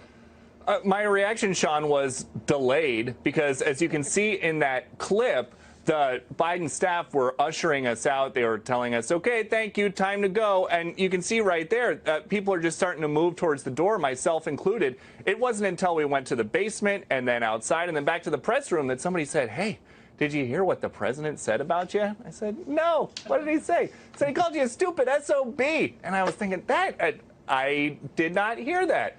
And I went downstairs and I opened up my phone and he did. And so my response was delayed. But Sean, and we have some news tonight.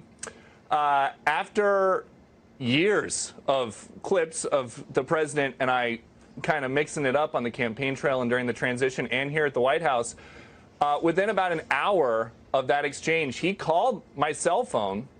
And he said, it's nothing personal, pal. And we went back and forth, and we were talking about just kind of moving forward. And I made sure to tell him that I'm always going to try to ask something different than what everybody else is asking. And he said, you've got to. And that's a quote from the president, so I'll keep doing it. All right, I want to be your negotiator here. And I would like to negotiate a 20-minute sit-down with you and Biden, one-on-one. I think that would be, you know, I'm a Christian. I believe in forgiveness. Okay. Did he apologize? He cleared the air, and I appreciated it. We had a nice call. That's not an answer. Did he apologize? That doesn't sound like an apology. He said it's nothing personal, pal. And I told him that I appreciated him reaching out. Hey, Sean. The world is on the brink of like World War III right now I get with all this stuff going on. I appreciate that the president took a couple minutes out this evening while he was still at the desk to give me a call and clear the air. At least he called you pal. But you know what? I don't need anybody to apologize to me. He can call me whatever he wants as long as it gets him talking. And today, you know, you played some of the bit with Jen Psaki and I went in there with 2 pages of questions about crime. I actually still have them right here. They've been rolled up in my pocket. 2 pages of crime questions that I didn't get in at the press conference last week, that 2-hour press conference. And so I'm in there and I'm looking, okay, if he takes questions, what's it going to be? But he said, I'm not going to take questions about anything off topic. So I'm thinking, okay, well, the topic is inflation. Hey, over here. And then it took like 5 minutes, but I later heard what he said. I think the president should apologize by giving you 20 minutes uninterrupted one-on-one interview, and first Jen Psaki, she owes you 20 minutes too. I'm trying to negotiate on your behalf. Hey, they keep calling on us at the briefing, and the president said nothing personal, pal. And so I think that's enough. That's enough. Come on, man. So we can move on. we can now move forward. There will be years. 3 to 7 years of opportunities to ask him about different stuff. All right, so that again was the latest. I just wanted to play that out because, as you heard, the president did do a personal phone call to Peter Doocy saying it's nothing personal, pal. And you can just see from Peter's end of things, he thinks the air is cleared. And as he just mentioned as well, there's still many more years of questions and I'm sure some back and forth between the pair of them here during his presidency. But going back on topic to the conflict that's been happening between Ukraine and Russia, since that's what a lot of the White House press briefing was focused on, of those questions asking specifically if those 8,500 troop members who had been put on high alert, was that done because of NATO's call to action? Was that done because of the United States? And we have been learning just a bit more as we continue to see efforts being ramped up on the Ukraine side. We actually did have earlier this morning, we were playing it during that White House press briefing, but some video that had come into our Live Now from Fox desk. Here it is again of some weapons coming from the United States arriving in Ukraine. Now, we did also have some of our Ukrainian officials speak about this. And as you heard, one of the questions during the White House press briefing, they had said, you know, a lot of times they've been urging everyone to stay calm, even though they do have nearly 100,000 troops that have been making their way from Russia to the border on their western area. They said, you know, we still need to remain calm. They did have, again, some Ukrainian officials speaking today as this equipment had gotten brought. This was near Kiev, Ukraine, and we also even had some U.S. partners who were there as well. So I want to replay that here for all of our viewers watching here with us on Live Now from Fox. Доброго вечора всім. Good evening, everybody. Шановна ваша високоповажність пані Квін. Esteemed Madam Queen. Для мене велика честь сьогодні бути присутнім під час чергового кроку поглиблення нашої співпраці та допомоги. It is my honor to be present today during another event that indicates the deepening and strengthening of our relationship. Ми завжди відчували і відчуваємо вашу підтримку. We have always felt your support. І знаємо, що вона буде поглиблюватися, і ми разом з вами, з вашою допомогою, будемо все більше і більше нарощувати. And we are sure it is going to deepen, and with your assistance and support we will continue doing that. Дякую за вашу підтримку в нашій боротьбі за відстоювання нашого суверенітету та нашої незалежності. Thank you for your assistance in helping us to fight for our territorial integrity and sovereignty. Наш ворог сильний, але ми знаємо, що наші партнери ще сильніші разом з нами і з нашим українським народом. Our enemy is strong, but we know that together with our friends and partners and with our people we are stronger. Дякую. Thank you. Запрошую до слова тимчасово повірену у справах США в Україні пані Кристину Квін. The floor is given to Chargé d'Affaires of U.S. Embassy in Ukraine, Christina Quinn. Hello, everybody. Welcome, and thank you so much for joining us and for braving the cold to come today to see what it is that we're talking about. Доброго вечора. Дякую усім за те, що ви прийшли, незважаючи на холод, подивитися на те, про що ми будемо сьогодні говорити. Our message is clear. The United States stands with Ukraine, our allies and partners. Наше повідомлення дуже чітке. Сполучені Штати, наші союзники та партнери є на боці України. And we're working together to expedite security assistance and support of Ukraine's sovereign right to self-defense. І ми спільно працюємо над тим, щоб пришвидшити надання безпекової допомоги для України, щоб вона могла виконувати своє суверенне право захищати себе. As I've said many times, we're committed to Ukraine's sovereignty and territorial integrity. Як я вже неодноразово говорила, ми підтримуємо суверенітет і територіальну цілісність України. In addition to our support for Ukraine, I wanted to reiterate the words of President Biden. Крім нашої підтримки Україні, я хочу повторити слова президента Байдена. And further consequences if Russia makes further incursions into Ukraine. Це слова про те, які будуть подальші наслідки, якщо Росія продовжить своє вторгнення в Україну. If any Russian military forces move across the Ukrainian border, якщо будь-які російські війська перейдуть український кордон, that's an invasion and will be met with swift, severe, and a united response. То це буде вторгненням, і за ним послідує швидка, жорстка і об'єднана реакція. Both from the United States and from our allies. Це буде реакція і Сполучених Штатів, і наших союзників. Let's make no mistake about it. If Russia decides to come into Ukraine, it will be a disaster for Russia. Давайте дуже чітко це висловимо. Якщо Росія вирішить вторгнутися в Україну, для Росії це буде катастрофою. Over the 2.5 years I've been here in Ukraine, I visited military forces, also border guards and national guards all over the country. За 2,5 роки, які я працюю в Україні, я відвідувала Збройні сили, також прикордонну службу і Національну гвардію по всій Україні. And I can tell you from my first-hand experience that they are disciplined, they're well-equipped, and they're ready. І з власного досвіду можу сказати, що вони підготовлені, вони добре оснащені, дисципліновані та готові. And let me underscore that Russian soldiers sent to Ukraine at the behest of the Kremlin will face fierce resistance. Хочу підкреслити, що російські солдати, які підуть в Україну за наказом Кремля, стикнуться з жорстоким супротивом. The losses to Russia will be heavy. І Росія зазнає значних втрат.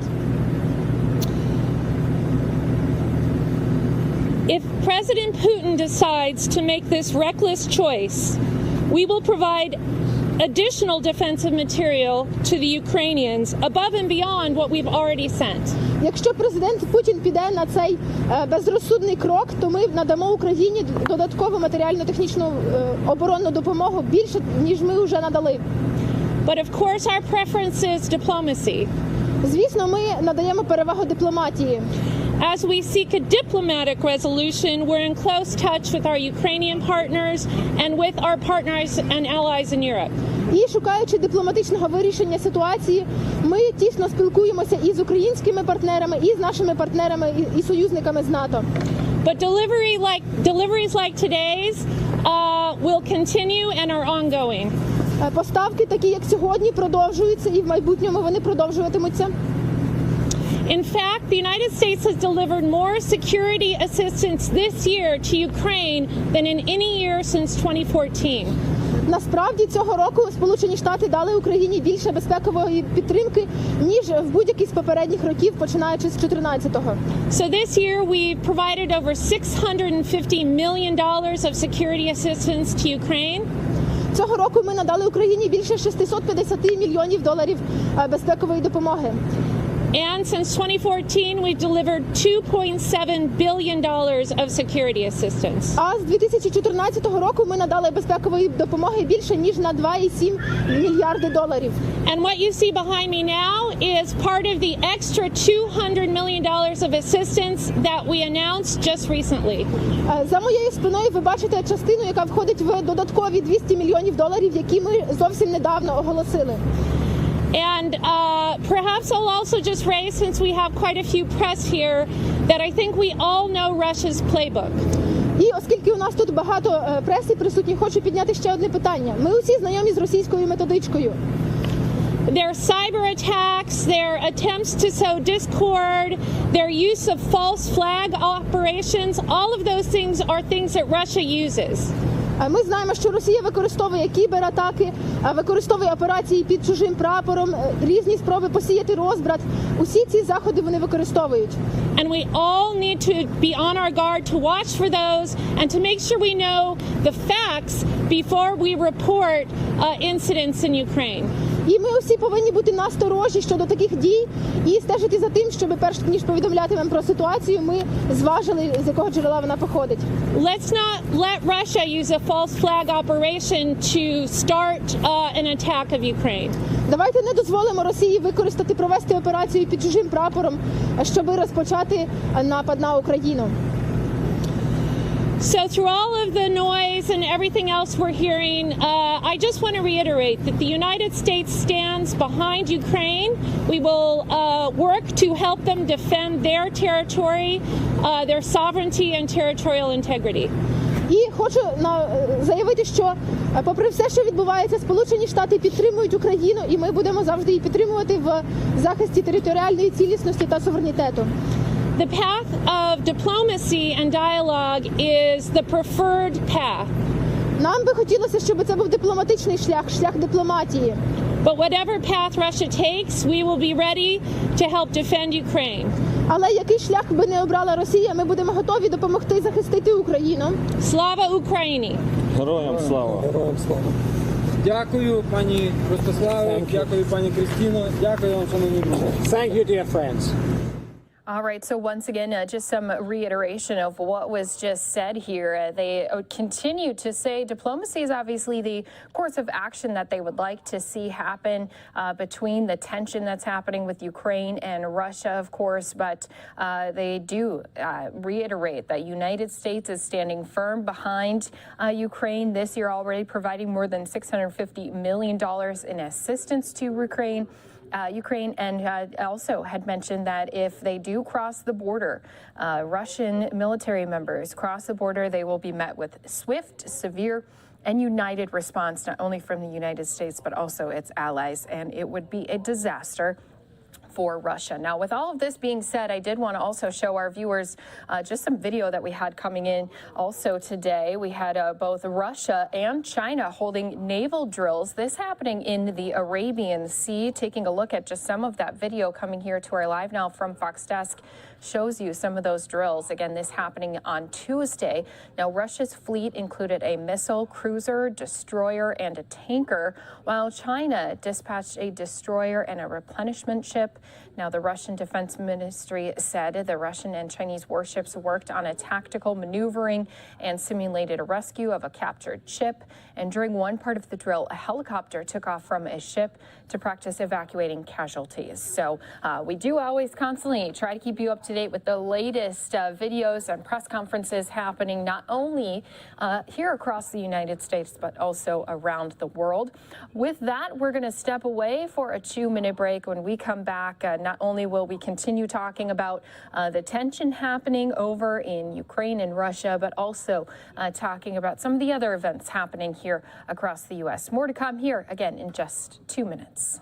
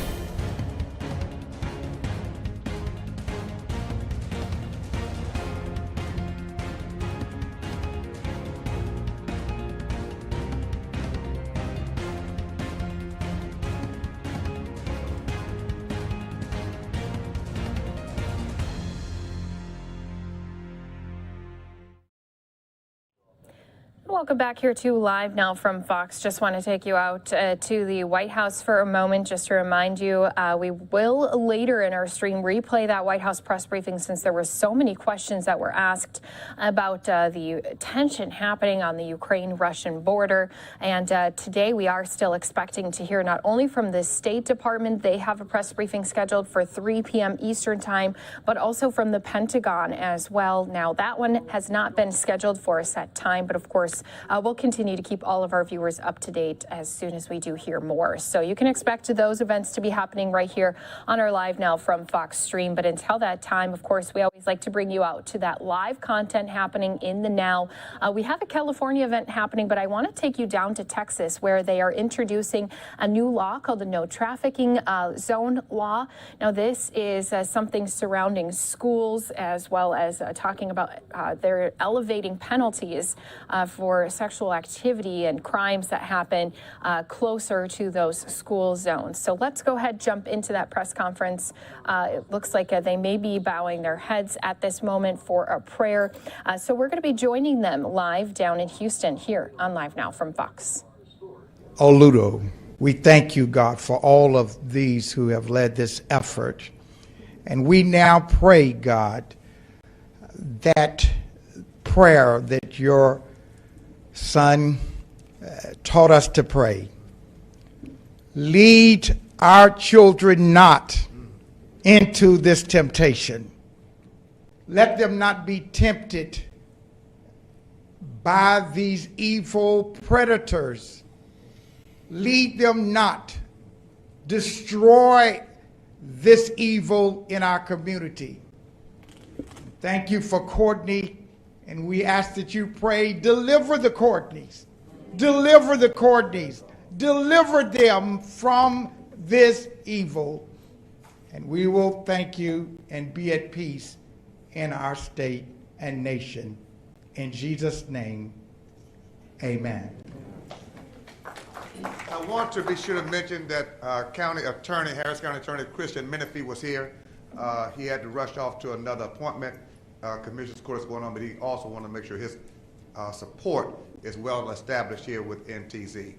And thank you all for helping us create no trafficking zones everywhere across this city, state, county, and nation. We appreciate you. We're going to have all your names down as a part of that, because we know that if we do it together, we have to win, because God is on our side. Are there any questions at this point from the media? Yes, please. My question is for inappropriate relationships with teachers and faculty and students. Would that fall under this, like things that actually happen on campus? No. No, this has to do with human trafficking, which involves using someone's body for money and profit. So that we already have laws against that, and we obviously are not for that continuing as well. But this particular bill has to do with human trafficking. Got it. So it has nothing to do with sex crimes committed by potentially teachers or faculty or schools. If they're doing it for profit, that would be one thing. If there was a teacher set up a ring that was doing that, that would be human trafficking. But just an inappropriate relationship is already under other laws that we have. And just one other thing, could somebody explain why? I mean, we keep hearing that Houston is really the worst place in the nation for human trafficking, and it's such an issue here. Why is that? Somebody kind of go through that? I think everyone's behind me saying international city, so let me break that down for what that means. You have 2 airports. You have one of the busiest ports. You have the border, and then you have I-10. So it's really a perfect storm. And then you have a lot of different cultures all coming together. And I think that that's really one of the biggest reasons. And I also think because Texas is really reporting a lot of their crimes, whereas other states aren't. And just one last question. Is there any kind of changes being made in terms of the investigations? I mean, anything to make sure that more of these things are actually found out about, rather than just increasing the penalties? Oh, yes. We have the Human Trafficking Rescue Alliance, which is a number of different agencies that is run by the Federal Bureau of Investigation under the Southern District of Texas. But we are all partners in this effort. We work collaboratively. On any day, our viewers can assume that there's an active operation that has been administered and set up by Hatcher. So yes, there have been a lot of different changes, including my office. We've restructured our office and created a division to focus just on human trafficking. Mark Hanna is president in the room. But yeah, we're all working together, and we're working relentlessly, tirelessly, every day, together across jurisdictions to eliminate the problem in our area. So would it count if somebody, if, for example, and sorry, I won't ask any more questions, but if somebody, if a student or something like that. All right, guys, just want to interrupt for a moment because as you heard, this really is an area where they do have a big concern for sex trafficking to happen, not only near the border, but also around some of the major interstates that they have going through the Houston, Texas area. I think it's important to note that they do have the support from law enforcement there, but also some of their lawmakers. Sheila Jackson Lee, a congresswoman for Texas, is also at this press event. And so while we've been listening in to just a small portion live, the great thing about what we do here on Live Now from Fox is we always have devices to be able to record these press conferences in full. So I want to go back to the beginning moments when they're talking about what this really is going to help structure as far as safety for students in the state of Texas. So we're going to go back to the beginning parts of that and watch it right here for you on Live Now from Fox. Thank you so very much. In fact, just give them a hand because they've been so awesome in making preparation for us today. And certainly to all of our distinguished guests who are here, friends and partners on this morning, greetings on behalf of NTZ No Trafficking Zone. And you're about to hear from the founding president of NTZ in a moment. My name is Dr. James Dixon, and I am honored to be a board member with NTZ, one of the co-founders, but more than that, a supporter of this mission and cause. And today we have, of course, a number of distinguished guests who will share with us today succinctly, briefly, more in the Episcopalian mode than the Baptist mode. But we are grateful to all of these persons who have taken out of their schedules to get here today for this very, very important announcement about the No Trafficking Zone law. To kick us off today, I'm honored to present a young lady who came to Houston about 6 or 7 years ago from the East Coast, concerned about children, who ended up in this scourge, caught up in this scourge of trafficking. Moved here on a mission and has been nonstop. The only person I think who moves as fast as she does is Congresswoman Sheila Jackson Lee. They're always working on something meaningful. Jacqueline Alludo is no stranger to the topic of sex and human trafficking. She breathes it. Her heart beats to save people, to rescue, to restore and to recover individuals, and to get to the root causes. And we're here today because NTZ exists as a result of her vision. I want to also say that I'm speaking on behalf of my colleague, Judge Bonnie Helms, who's also a board member of NTZ. We appreciate her and other board members who are not present. Kelly Barron is here. Thank you, Board Member Kelly Barron. At this time, I want you to hear from our president, co-founder, a founding president of NTZ, Jacqueline Alludo, and after she has completed, we'll return to introduce some very special people who have to make this happen. Receive now, Jacqueline Alludo.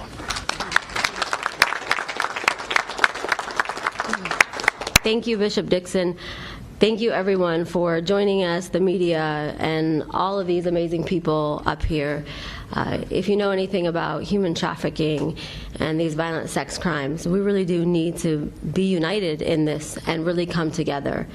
Nelson Mandela once said, "Our children are our greatest treasure. They are our future. Those who abuse them tear at the fabric of our society and weaken our nation." I came here 7 years ago really with a dream to talk about what was happening with children being sex trafficked. And when I came here, I was blessed to meet human trafficking survivors, some as young as 12 years old, talking to me about how they were being sex trafficked and exploited out of their schools. And it broke my heart.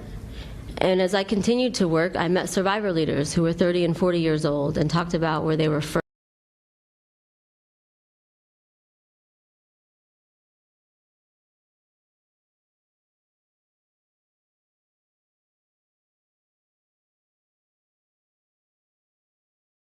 protected, and it is our job to protect our children, not with lip service, but with actions. It is our job to make sure that we are accountable and worry about accountability over liability. There are 79,800 children on any given day trafficked in the state of Texas. 55% of them have been groomed and approached on school campuses. Today is a day for all of the survivor leaders, survivors that are caught in the life, and hopefully we can prevent this crime from happening. We need to lend our voices to people that cannot be heard, especially children. And so I want to thank everybody here who is joining me. I want to thank Senator Taylor for creating SB 1831. We met with Senator Taylor at Bishop Dixon's church at the Community of Faith 2 years ago, and we told him about this horrific crime, and I didn't really know if he was going to do anything. You know, he said he was going to, but you meet a lot of elected officials that say they're going to do things, and they don't. And come to find out, well, Senator Taylor was a man of his word, and I have the blessing of working with his wife, Carrie Taylor, from Unbound. And so this legislative session, he kept his word, and he really made sure that this happened. And Rep. Thompson, she carried the bill in the House, and there was just so many people that came together. So I want to thank everyone that came together. I want to thank all the advocacy agencies, all the survivor leaders, and all the people that just spent months at the Capitol fighting for this bill and standing behind No Trafficking Zone and SB 1831. We want to send a message to predators. Everywhere you see the No Trafficking Zone sign, you will be held accountable. There will be a higher penalty. It will be a felony. Mm-hmm. So we hope that this prevents also exploitation and trafficking from happening. Thank you so much.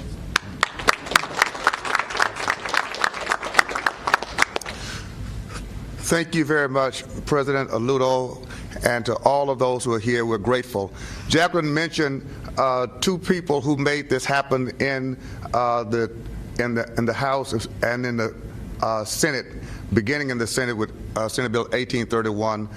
Senator Larry Taylor is going to come to address us now. Following Senator Larry Taylor would be, we call her the Queen at the Texas Capitol, Ms. T. She is the Dean of the House. Representative Symphonia Thompson will greet us by Zoom. But we're grateful, as Jacqueline said, Senator Taylor took this up. He and his team and made sure that we could be here on today along with his colleague on the other side of the aisle, but not on the other side of the issue. And I think that's important. It's all right to be on the other side of the aisle, but we ought to be on the same side when it comes to certain issues. And so let's give them a hand for doing that as Senator Taylor comes. And to that I say amen. There certainly are issues that go through any kind of barriers that we have by party. I see some of my colleagues, Senator Alvarado here, who worked very hard helping us get this done, all of my colleagues. In fact, this was not a controversial issue, but I want to tell you how I came to this issue. This started over 10 years ago in my family. My daughter was overseas, Representative Reynolds, and she was overseas, and we found out about human trafficking that was still going on in this world. We thought, oh my gosh, that's terrible, but we thought it's going on over there. And then as we learned more about the issue, it was happening here. It was in Texas. And this is not something that Texans would put up with if they knew about it. So my wife actually got inspired enough to form a group and work on this issue, Unbound Houston. And it started off with awareness, just making people aware, because we knew once people knew about this, they would not put up with it in Texas. We do not allow that. And that's been a great thing. We've made great strides, but guess what? It is still going on in Texas. One study by the University of Texas in 2018, I think it was 79,000 young people in this state being trafficked. And I was the chairman of education for the last 4 sessions. And we've done a lot to try to improve our school system and try to get our students a better education, make sure they're ready for the world. But guess what? They did a survey of former trafficking victims, and over 55% were trafficked while they were in school.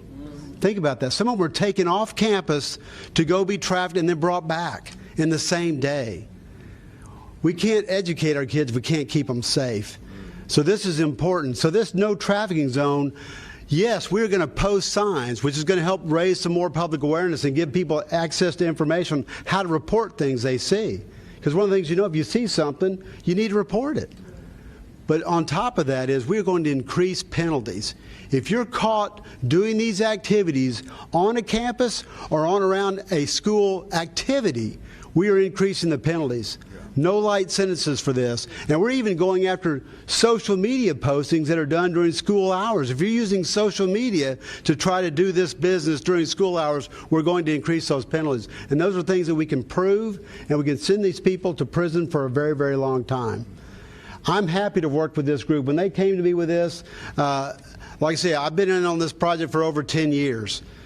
I've been supportive of every other measure that's been done in our Texas legislature, but to be able to carry a bill with this importance behind it and protecting our students, I was more than happy to be a part of it. And I'm proud to be here today to announce the passing of Senate Bill 1831. The signs are being prepared by TEA today.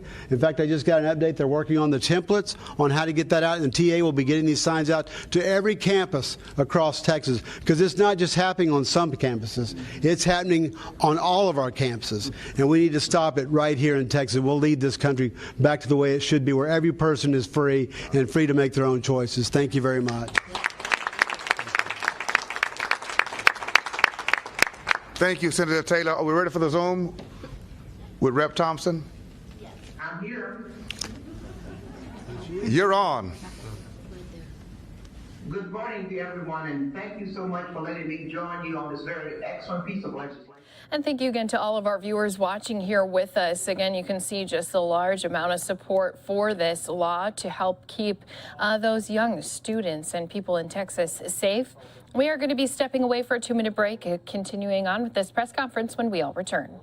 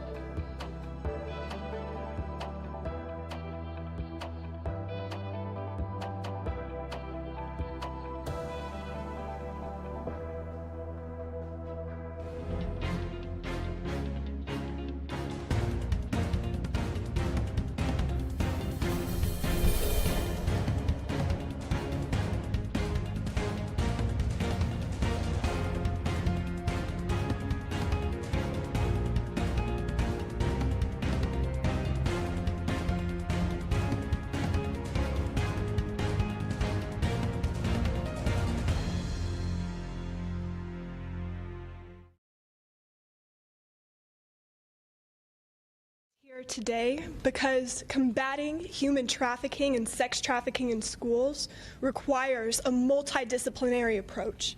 It requires partnership and proof of what partnership can accomplish when we unify for a cause such as fighting for the lives, the sanctity of human lives of our children, look what can be accomplished. I want to thank every person who is here today, who was a part of making this possible. I want to thank our sheriff. I want to thank DA Middleton. I want to thank Congressman Michael McCall, Senator Taylor, Congresswoman Sheila Jackson-Lee. This is a nonpartisan issue, everybody. And my family and I know more than anybody on why this legislation, the No Trafficking Zone bill, is so important. In 2015 and 2016, I was targeted and groomed on my high school campus in Katy ISD, in Katy, Texas. Students who had been lured into the life, who were acting as spotters and recruiters, who were working with former graduates of my high school. This hits all too close to home, and I promise you, this issue is so much more of an epidemic than people realize. It is impacting every community and every city across this country, and it happened to me in my hometown of Katy, Texas, at Cinco Ranch High School. Katy ISD is full of incredible teachers and administrators and staff who care about our students. We take pride in Katy ISD and the tax-paying, hardworking Americans who pay to have their children in top schools, because the one place that parents believe and my family believed that I would be safe, that they were not able to supervise me, was my high school. And believe me, they tried when I started to distribute very high-risk behaviors, but this begins as the first step of grooming is to befriend. And former friends of mine and peers at my high school who were connected to convicted felons are who put me on the radar of my first trafficker. This trafficker, who was a former graduate, not much older than I. So many people have a misconception of what traffickers, buyers, and victims look like, and that's what we're here to do, is to help people understand how widespread and how it does not discriminate, and this can impact every single person, and how this carried out and impacted me on my school campus in school was this trafficker was able to come and pick me up off of school property during school hours. He was not only a convicted felon, he was a convicted felon for human trafficking. He was 21 years old, a former graduate, a friend, somebody who I believed that I could trust. Had no trafficking zone bill been in place at the time that this was happening to me, my outcome could have been so different, and I'm going to tell you why. We have been chasing the issue of human trafficking for so long, and we need to have a proactive approach to no longer be chasing this problem, but to get ahead of it. If we can save 1 or 2 or 100 children from experiencing what myself and other victims who were victimized at their school property, at their campus, under the watch of teachers and administrators, it's going to take accountability. As the school board and Katy ISD superintendent were more concerned about liability. I have come to learn the hard way in my family, who fought for me as I was being trafficked across the country and eventually led into Las Vegas and being trafficked alongside women who were recruited from Katy, Texas 10 years prior to me being trafficked into Las Vegas. This has been going on for a very long time. It's going to take school administrators, superintendents, and the school board to take accountability and no longer worry about liability, but worry about putting the lives of these children first above everything else. And it's going to take a unified group of people to be able to push for this and to continue to pull the darkness into the light. And I am so grateful, because if you would have told me several years ago that I would be here, alive and able to communicate my testimony to you for a time such as this, I wouldn't have believed you. But through... All right, guys, I hate to interrupt her, especially when we've been hearing just such some great testimony from a victim herself on this important issue. But we do actually have some breaking news coming to us. This coming to us from the Bronx, where we did have a shooting happen inside of the waiting area of this hospital, the Jacoby Hospital in the Bronx. Now, little details coming at this time, but I at least want to just share with you what we do know, especially at a time when we've seen a lot of increase of gun violence, not only here in New York, especially when we just had those 2 officers who were ambushed in Harlem, but also all across the country. Right now, units you can see here are on scene as there was a shooting victim at this hospital. Now, the victim was said to have been shot in the arm, and this shooting had occurred right here in the waiting area. They do have a police unit that was in the hospital when these shots were fired, and they had 2 males that had fled the scene from the waiting area after those shots had been fired. So at this time, again, we do know there's 1 victim with at least a gunshot wound to their arm. You can see a lot of crime scene tape up here as they have blocked off this area, and an investigation now underway, and hopefully also a search for those 2 males who, again, had been seen fleeing here from this scene. So we're always trying to stay on top of breaking news whenever it happens, no matter where it happens. You can count on us to always be bringing you those pictures. You can see here again, just our crews waiting outside here in the Bronx, outside of this hospital where this shooting incident did take place, again, inside of the waiting room.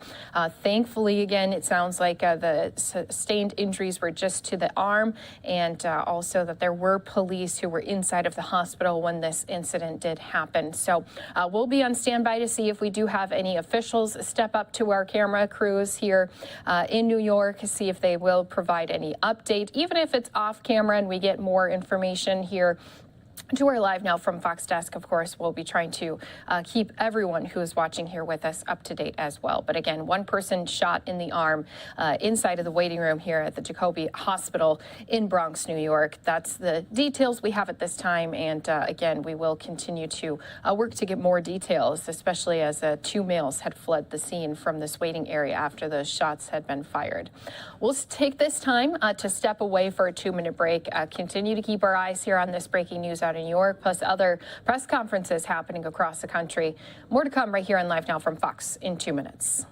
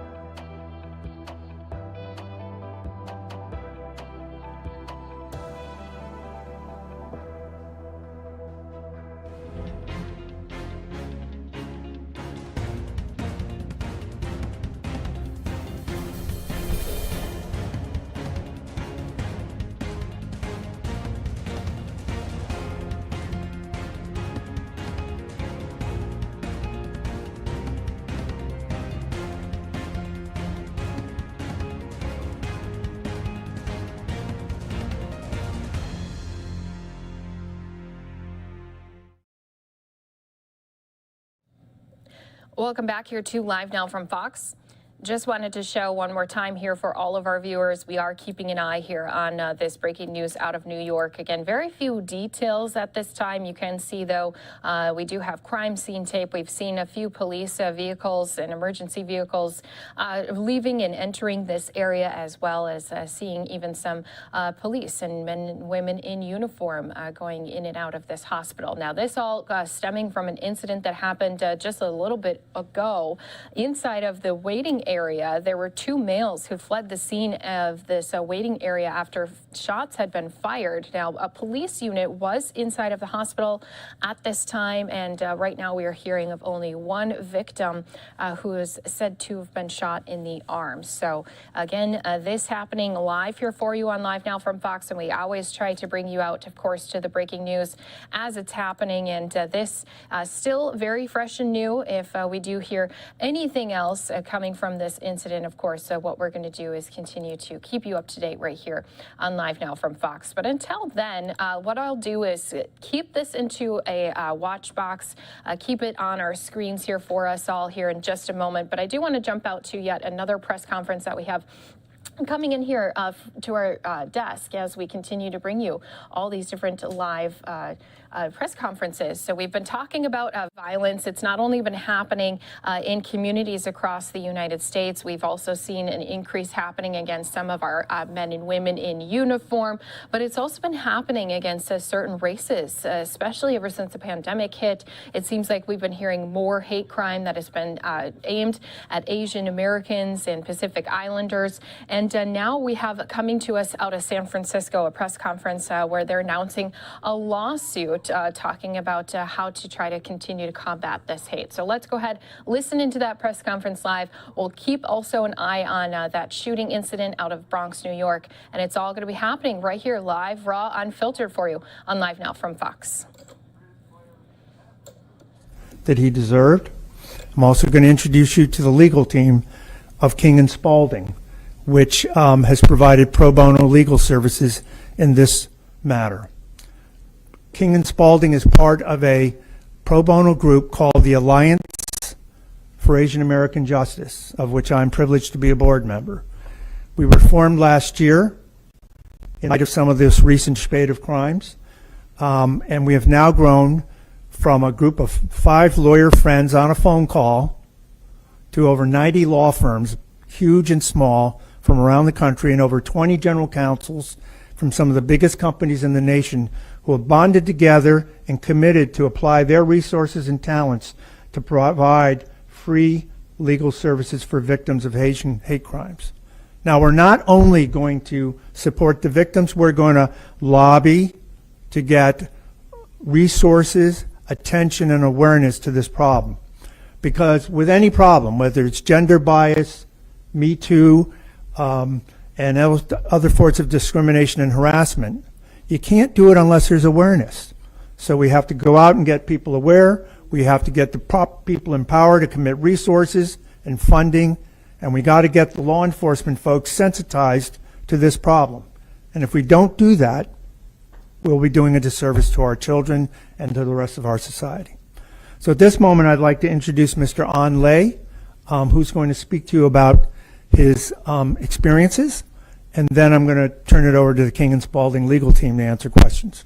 Thank you very much.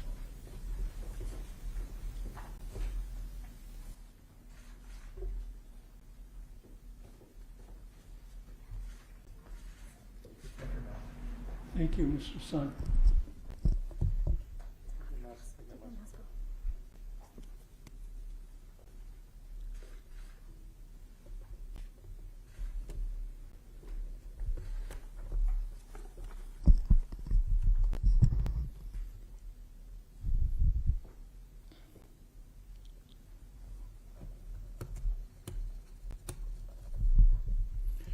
Good morning. Hello, my name is An Lei. I'm a Vietnamese American. My parents and my family came to this country as immigrants.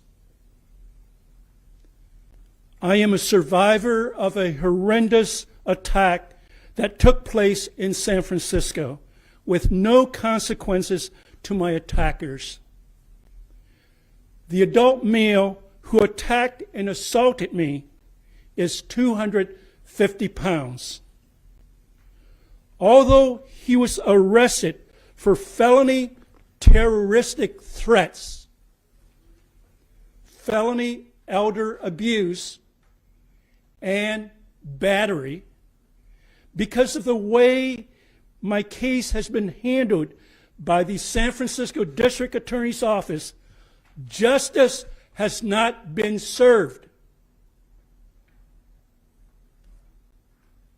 In November 2019, while I was out for a walk in Chinatown, I was suddenly and violently attacked by the adult male, and his adolescent son brutally attacked me with a long baseball bat in broad daylight in front of a Chinese grocery store on Stockton Street, in front of a shocked crowd of people.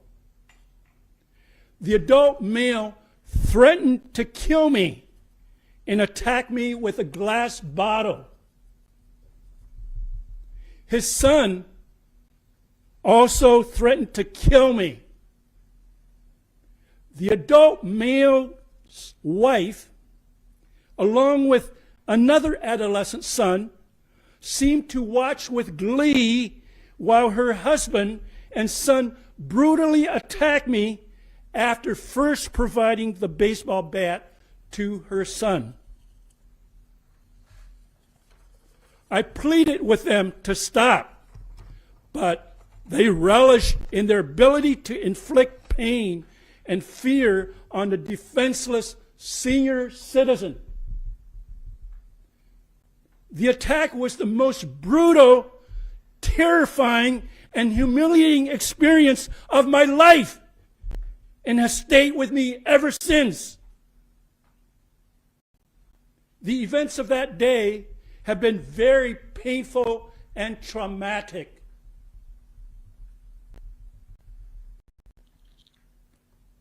I found out later that prior to this family's attack and assault against me, they had gone to a Chinese ginseng and herbal store on Stockton Street, namely S&M Ginseng and Herbal Store at 1000 Stockton Street, where they threatened to harm the store owner, and the son hit a Chinese woman customer there with his baseball bat.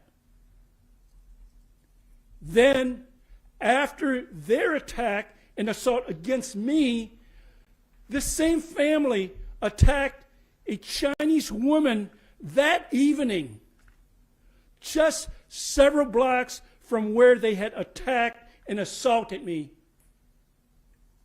She declined to have them arrested, even though she had been attacked herself. She declined to have them arrested.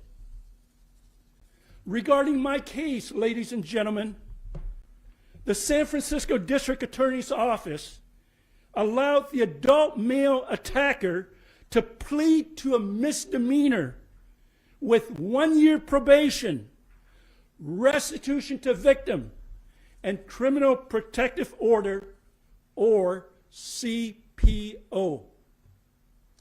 They did this without consulting me, without any input from me at all, and in violation of my rights as a victim under California's Constitution, contained in a provision known as Marsy's Law. They also failed to notify me so that I could provide a victim impact statement, which I would have at the sentencing of the defendant.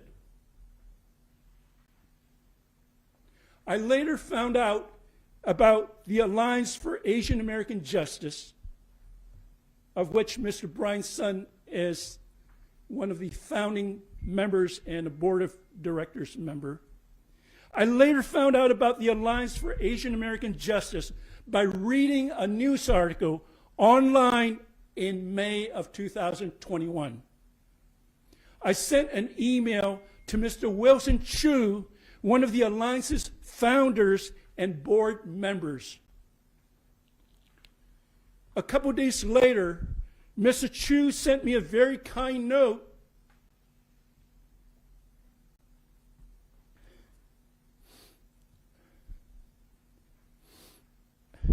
a couple days later, Mr. Chu sent me a very kind note informing me that he was, a couple days later, Mr. Wilson Chu of the Alliance for Asian American Justice sent me a very kind note informing me that he was referring me to Miss Nguyen Lê Da and Mr. Luan Chun, two Vietnamese American lawyers at the firm King and Spalding.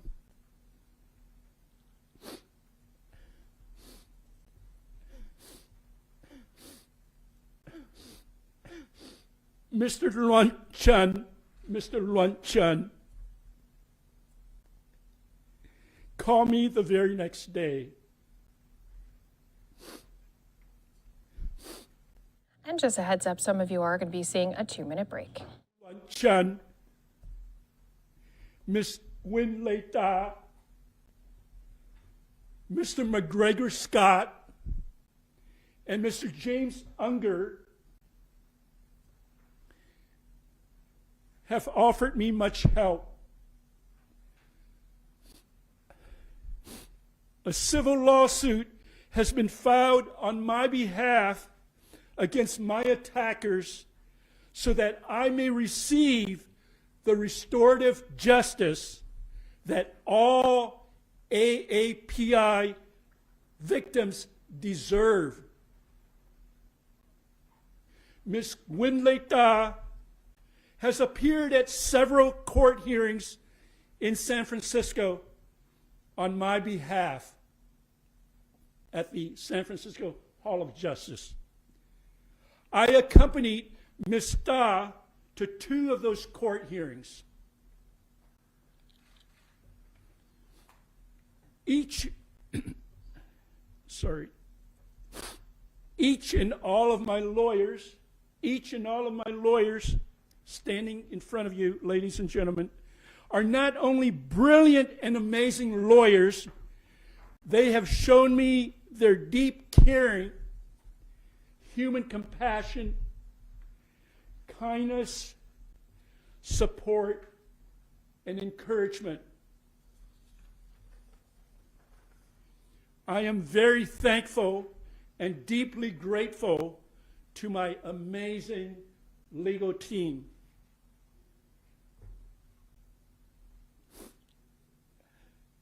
Ladies and gentlemen, I want to share this with you. At the most recent court hearing on October 5th, 2021, the Honorable Judge Alexander Robert Gordon, after having listened to Ms. Nguyen Lê Da's presentations on my behalf and my presentations, profusely apologized to me for the system's previous failures in my case. Judge Alexander Robert Gordon, after having listened to Ms. Nguyen Lê Da's presentations on my behalf and my presentations, profusely apologized to me for the system's previous failures in my case. And Judge Gordon signed on the spot a proper criminal protective order that Ms. Da and my lawyers have been seeking for me all along.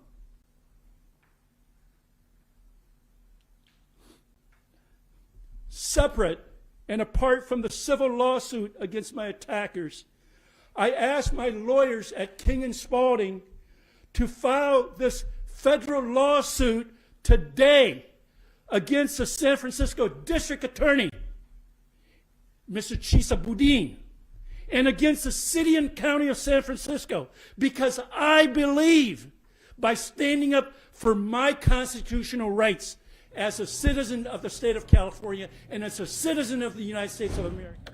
All right, guys, going to interrupt that live event because I do have some breaking news to bring to you here on Live Now from Fox. We had been talking about this attack that had happened on 2 police officers in Harlem, New York, and now we have learned, unfortunately, that the second officer did sustain to his injuries. So we did have the news report out that today police officer Wilbert Mora, who is only 27 years old, has died. And again, they had been attacked while on the line of duty. And this tweet had went out saying, "Today, we mourn the loss of police officer Wilbert Mora at 27 years old. He was murdered in the line of duty, fighting until the very end.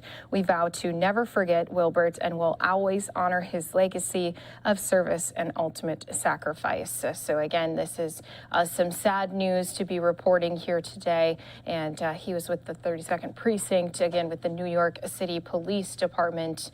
End of watch happening today on January 25th. So some very sad news coming at this time. And this, as we also have been keeping our eyes on another shooting incident out of New York. Here's that live picture once again here in Bronx, New York, where one victim was inside of the Jacoby Hospital. One person inside being shot by 2 males who were seen fleeing the scene after gunshots had went off, and unfortunately sustaining some injuries to the arm. There were police units inside of the hospital. But again, we do have those 2 the 2 suspects who had fled on foot. So we will always keep you up to date whenever it comes to breaking news. A lot of gun violence continuing to happen. Again, this coming out of New York, where we've heard from some of New York's leaders, including just yesterday, New York City Mayor Eric Adams addressing and trying to lay out more plans to try to combat all of the violence, not only against police, but that they've been seeing inside of their city. So some unfortunate news with that second officer in that Harlem attack succumbing to his injuries at just 27 years old. His partner was 22 years old. 2 very young lives taken too early.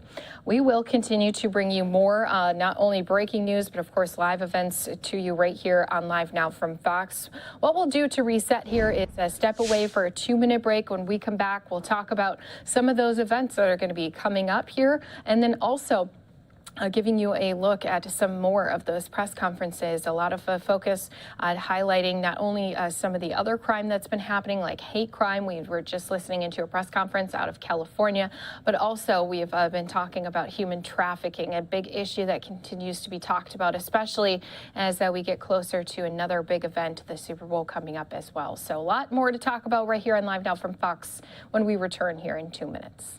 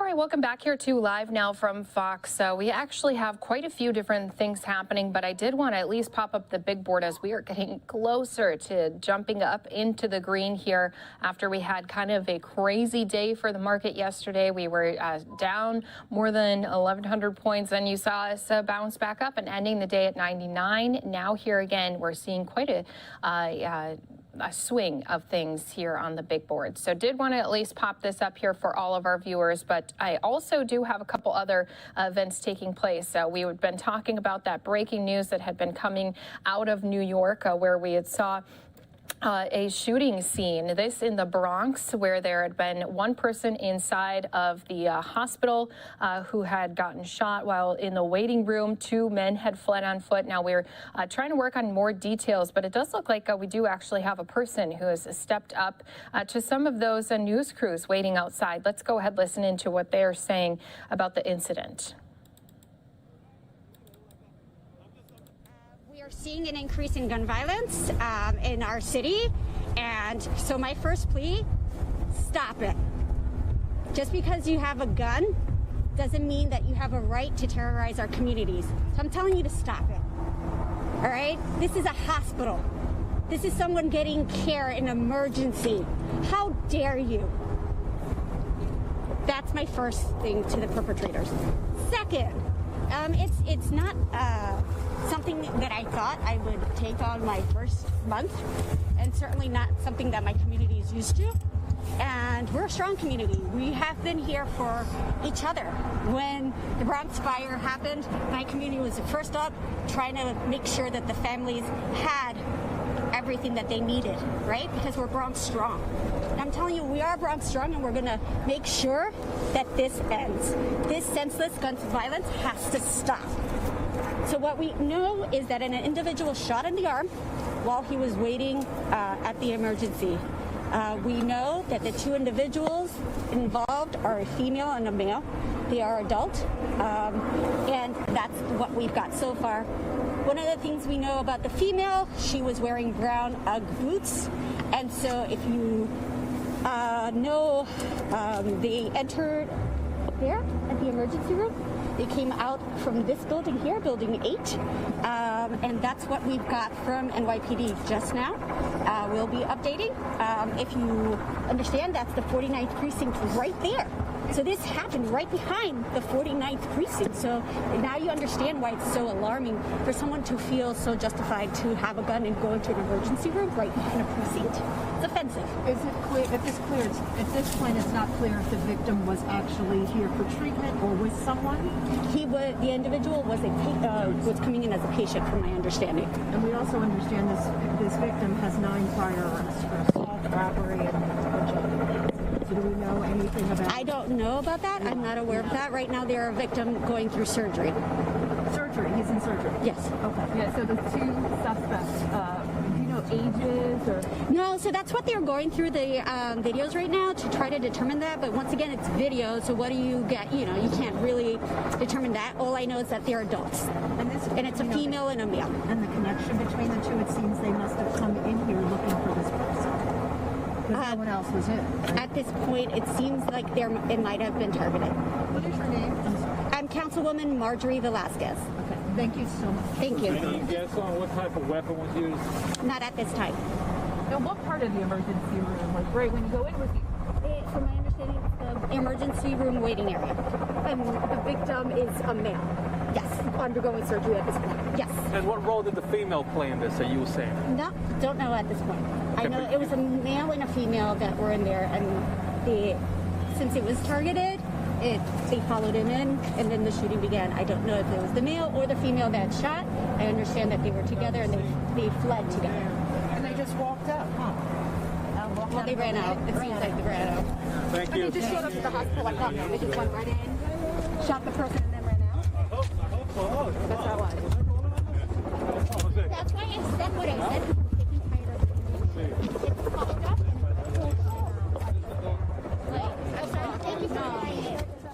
And you can see here just some of that chaos surrounding the hospital still. Let's listen into yet another witness's what they have to say about what happened. It Scared for my life. I heard the first one and I ran into the room. I barricaded myself. I do want to shout out the DOE because if it wasn't for those file drills I didn't learn in school, I wouldn't have known what to do. But I'm safe. I'm great. Everyone is there safe. No one else got hurt. Apparently someone did get shot, but he will be making it, hopefully, God willing. Describe what you saw. You heard the shots, and then what did you see? I didn't see anything. All I just heard and ran. Heard and ran. What did you hear? What did you hear? I heard a gunshot. 3 of them specifically. There were 5 shell castings according to NYPD, but I do not know anything else, and unfortunately that's all I know for today. Did you hear people were saying that we've talked to that were also in there, they heard on the intercom active shooter? Did you hear that at all? I heard an active shooter, and that's what made me barricade myself in the room with other patients there as well. I knew what to do from instinct, and nobody got hurt. The doors were all closed. I was terrified, but I was confident. I believe in God, so God is with me at all times. Shout out my parents, shout out my mom, shout out my dad, and thank you. That's all I have to say. My name is Christopher Betances. Spell your last name, Christopher. Betances. How's your dog bite? My dog bite is good. She's doing good. We were wrestling, so it's animal love. She got aggressive. She got me. She won me over. So what was the response of the doctors and nurses and stuff like that? The nurses, everyone knew what to do. They gathered all the patients. They did what they had to do. They put everyone in the room together. Everyone was cool, calm. A lot of people were afraid, but thank God there wasn't as much of a heavy load of people today. But nurses got to the job. They got to do what they had to do. They worked hard to see. But whoever got hurt, they're good now. They're in good hands. That's pretty much all I know. I just was in the room. So. How many people were you barricaded with? How many people were I was barricaded with approximately 2 other folks, so including myself, that would be a total of 3. In the emergency room? In the emergency room. Did you take any video or stills? In my room that I was in. Video or stills? Video stills? No, I didn't do any of that. And was it a room with a door or with a curtain or? I was just in the room with a door, it was just a door, a patient room, just me and 2 other patients, the checkup room. That was How long were you in there? I was in there for about 15 minutes after everything happened, just to be sure, safe. Cops came, they did what they had to do, and that was that. So you never saw the suspects or the victim laying on the floor? I never saw the suspects. I never seen nobody. I don't know a damn thing. I'm sorry about that. Thank you, Christian. Did you ever expect something like this at a hospital? I never experienced this. This is actually my first time experiencing this in a hospital, and hopefully this is my last, because it's my first time in this hospital. I was born in Lincoln. Shout out Lincoln. Not the best hospital, but it's I'm alive. I'm thankful, and I'm glad that I'm here. That's all. Perfect. Thank you so much. Thank you so much.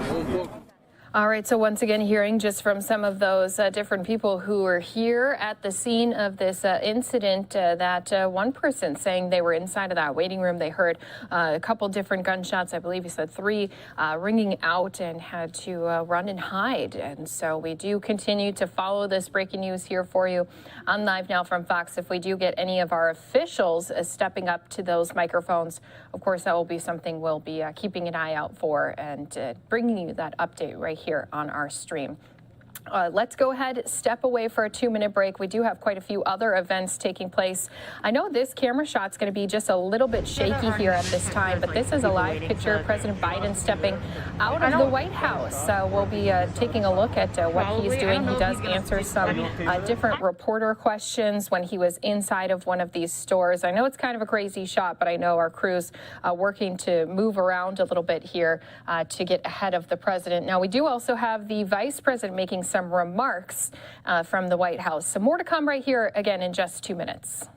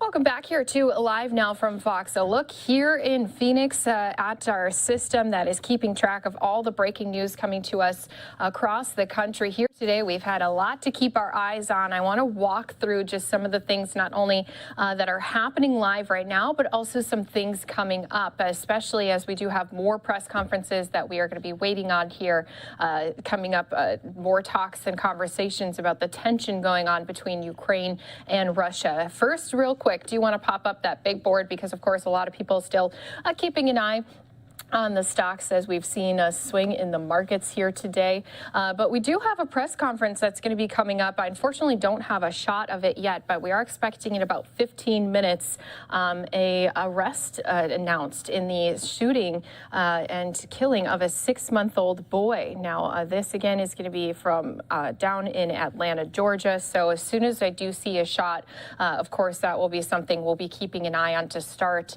and we'll be jumping into that press conference here for you. Now, we do also have that breaking news coming to us out of the Bronx area. This, again, was some breaking news from just a little bit ago out of the hospital, Jacoby Hospital, that is. You can see we have quite a few of our officials there, our authorities speaking behind that crime scene tape. That's because inside of the waiting room here in the hospital, we did have one victim who was shot in the arm. There was multiple gunshots that had went off, 2 males seen running out of the waiting area. Police were inside of the hospital already at that time. That's pretty common for a lot of areas to have police presence in there, but they did now have a heavy police presence here at this scene as they investigate this shooting. So we'll try to continue to keep you as up to date on this breaking news as possible. If we see officials stepping up here to our camera crews that have been staked outside, of course we'll do so. Now, I also want to show you one more shot before we jump into our next press conference, and that's of President Biden, because he is out of the White House. You can see him there. He's been taking a little tour inside of some of these shops here, and he did even speak with some of those store owners, it looked to be, as well. So I'm going to replay that here a little bit later on our stream, as again, he's just kind of doing some other business that wasn't on his schedule, on his agenda today, especially this coming at a time when we're all anticipating more action to be taken when it comes to bringing more equipment and putting those troops on high alert because of this tension caused by Russian troops moving towards their western border, moving towards Ukraine, Ukraine getting prepared for a possible invasion. We heard this morning also when we showed you some of those pictures of airplanes bringing in even more weaponry from the United States to Ukraine. We heard from some of those officials saying if they do cross that border, they're going to be met with swift and severe and, of course, a tense action, and saying that the United States will be ready to stand with Ukraine and its other allies as well. So a lot more to come, especially as we still have a State Department briefing that's going to be coming up. That's scheduled for 3 p.m. Eastern time. Also coming up will be a Pentagon briefing. They haven't put out a time for that, but we'll keep a close eye on that here for you as well. So as you can see, a lot of moving parts here today, a lot of news to cover, but don't you worry.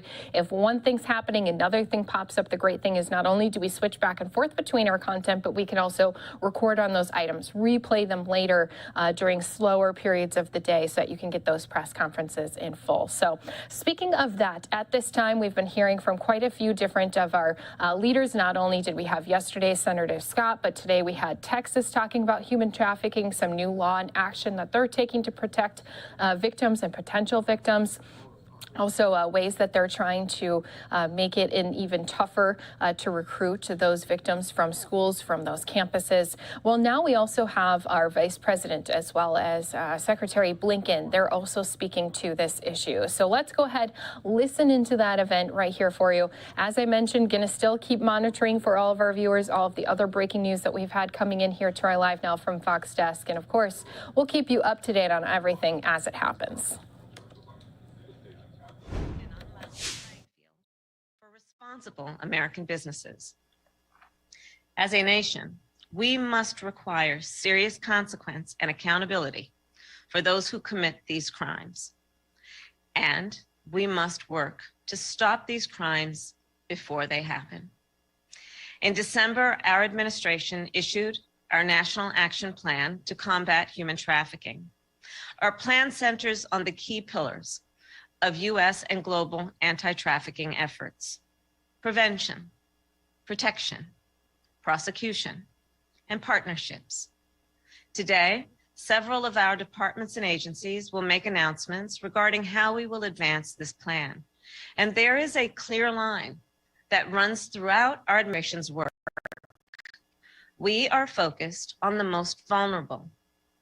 And based on my experience, the most vulnerable are women and girls, racial and ethnic minorities, LGBTQI+ people, indigenous people, people with disabilities, migrants, and children in the foster care system.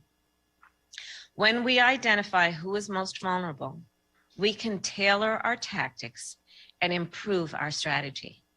We can look at what is putting communities at risk in order to improve our prevention efforts. And we can look at ways to reach those communities to ensure that support is trauma-informed and survivor-centered. In this work, our government, well, we need business leaders and nonprofit leaders, community leaders. We need all of you to partner with us. I have seen in my career the power of public-private partnership to address human trafficking.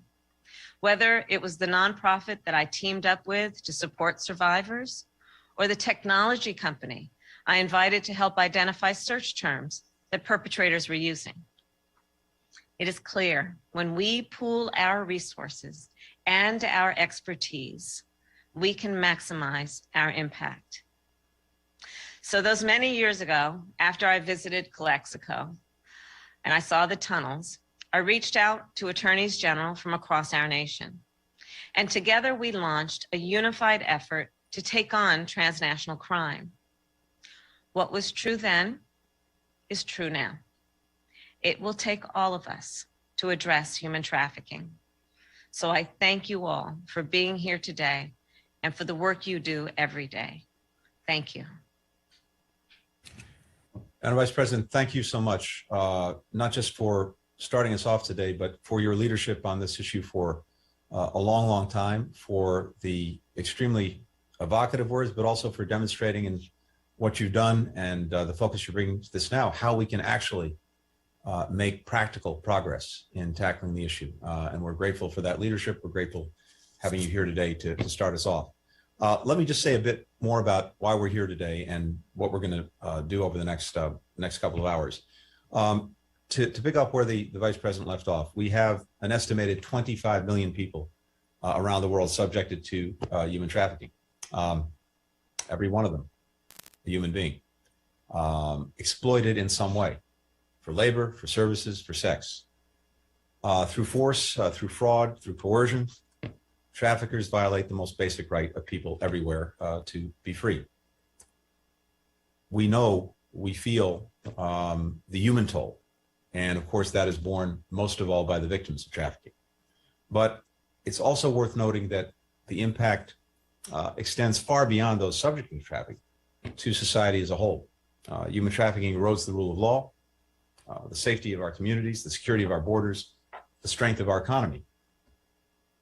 Forced labor, as the Vice President was speaking to, which is used to produce so many of the things that we buy and that we use every single day. From the food on our tables to the essential minerals that go into the devices probably a number of us are using at this very moment to log on to this event. The use of forced labor gives an unfair advantage to businesses that exploit workers, hurts those that follow fair labor practices, and misleads consumers about the real costs of production. This is by definition a global problem. Victims come from every part of the world, as documented in our annual report. Traffickers operate in virtually every country, including here in the United States.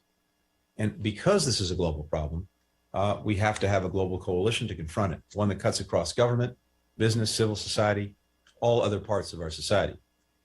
We also have to find more ways to put effective pressure on governments that engage in or enable human trafficking. China, Cuba, North Korea, Russia. The recent bipartisan Uyghur Forced Labor Prevention Act which cracks down on the profits Beijing can make from state-sponsored forced labor in Xinjiang and beyond, is one example of how we can do this. And I want to thank Congress for its leadership on this front. We need more efforts like. All right, guys, going to be jumping in live with Atlanta as they are talking about a sad incident. 6-month-old was riding in his car with his family when there was an exchange of gunfire. He got hit by a stray bullet and died. Let's go ahead, listen into this update right here for you on Live Now from Fox. Talk about improving, enhancing, and expanding our youth outreach programs in the recreation department. Halfway through that meeting, or near the end of that meeting, I got an alarming text message, and a lump in my throat occurred.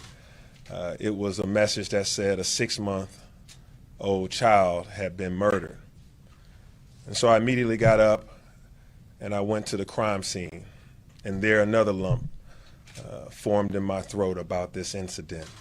As I saw the bullet go through the car, and I saw blood on the scene, and you know the rest of the story. Gun violence is out of control, and we're going to put an end to it here in Atlanta. Less than 24 hours ago, this great Atlanta Police Department went into action on this case. When I arrived on the scene, our chief, several deputy chiefs, our major commander of that zone, detectives, a number of crime scene investigators, and officers of every rank were all out there doing an enormous job to solve this case rapidly. They were all over the place asking and looking for clues. They worked 24 hours nonstop until they resolved this issue. And now a suspect is under arrest. They worked through the night and through the day about this child as if this child was their own, because indeed every child in this city is our own. And I want to thank the men and women of Atlanta Police Department for their hard work all day today to get a suspect in custody. And that's an attribute to this leadership and to this great department. And the issue of gun violence is gripping this nation and is gripping this city. And I'm here to say right now, enough is enough. Enough is enough. This has to stop. It is a problem affecting the entire community, and therefore the entire community has to be a part of the solution. And so I'm asking each of you that is watching this, each of you that is hearing this, to please advocate for people to put their guns down and advocate for peace, and for us to resolve conflicts by de-escalating the actions that people are taking right now. I've already met with dozens of nonprofits and community leaders to enlist their help, and I'm asking you to join in that effort. If you have an organization, a nonprofit, somebody that's working with young people, young men, that you go to atlstrong.org/YMOC. That's atlstrong.org/YMOC, and sign your nonprofit up, sign your organization up, because we're going to ask for your help and your resources to be able to give youth and to give young men an opportunity to do something other than what some have chosen to do. And so with that, I'll turn it over to Chief Bryant for information about this case and about this suspect that we have under arrest. But I don't want it to go unspoken that the hard work of Atlanta Police Department has been on display. In just 24 hours, we have a suspect under arrest. Chief. Thank you, Mayor. First of all, I want to give my heartfelt condolences to the family. It is such a tragedy when we lose any citizen of this city. But when it's a child, it pulls even more at the heartstrings, not just of the men and women of the Atlanta Police Department, but throughout the community, as I've received numerous calls and text message and prayers for not just the men and women working this case, but for the family as well. As the mayor stated, on yesterday around 2:36, the Atlanta Police responded to a shot call on Anderson Avenue Upon our arrival, this is where we were encountered a child that had been shot and transported to Grady, where that child was pronounced dead. The men and women of the Atlanta Police Department and our partnering agencies immediately went into action to get as much information as we possibly could to resolve this case. And so I'll go down the list because I think it's important that you recognize these individuals and these units and the partnership that we had to get us to this place. Our lead investigator Sluss, and he was accompanied by Lieutenant Wofolk and Investigator Benton, who were out on the scene and scouring that scene very diligently to get as much information as they possibly could. Our intelligence analysts gathering as much information as they possibly could as this thing was unfolding. Our gang unit got involved in this as well. Communication, their quick action, they are so overlooked so often as it relates to but they are the first line of defense when something goes wrong in our city. Our field operation team, Zone 1 and Zone 4, responded to assist in securing a scene that was large. Our fugitive unit, U.S. Marshals and Georgia State Patrol, again, these were the units that deployed today to bring this individual into apprehension. The Fulton County DA's office, our strong partner who was out on the scene with us immediately after we received this call. Our crime scene tech who went through this scene diligently, gathering all the evidence that they could. And then the Fulton County, City of South Fulton Police Department who located the vehicle. You know, the mayor talked about our quick response and how we were able to apprehend this person within 24 hours. But the community was involved in this as well. They were the ones that reached out and were able to give us information that we had put out. But I won't cheerlead the fact that we were able to apprehend this person in such a short period of time. I'm mad as hell that the incident occurred in the first place. We're in a place where violence in our major cities and throughout our country has gotten out of control. And it's the community that can have a hand in this.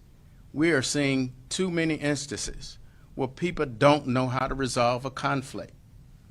And this is no consult. When the mayor and I were able to talk to the mother of this child, we were speechless.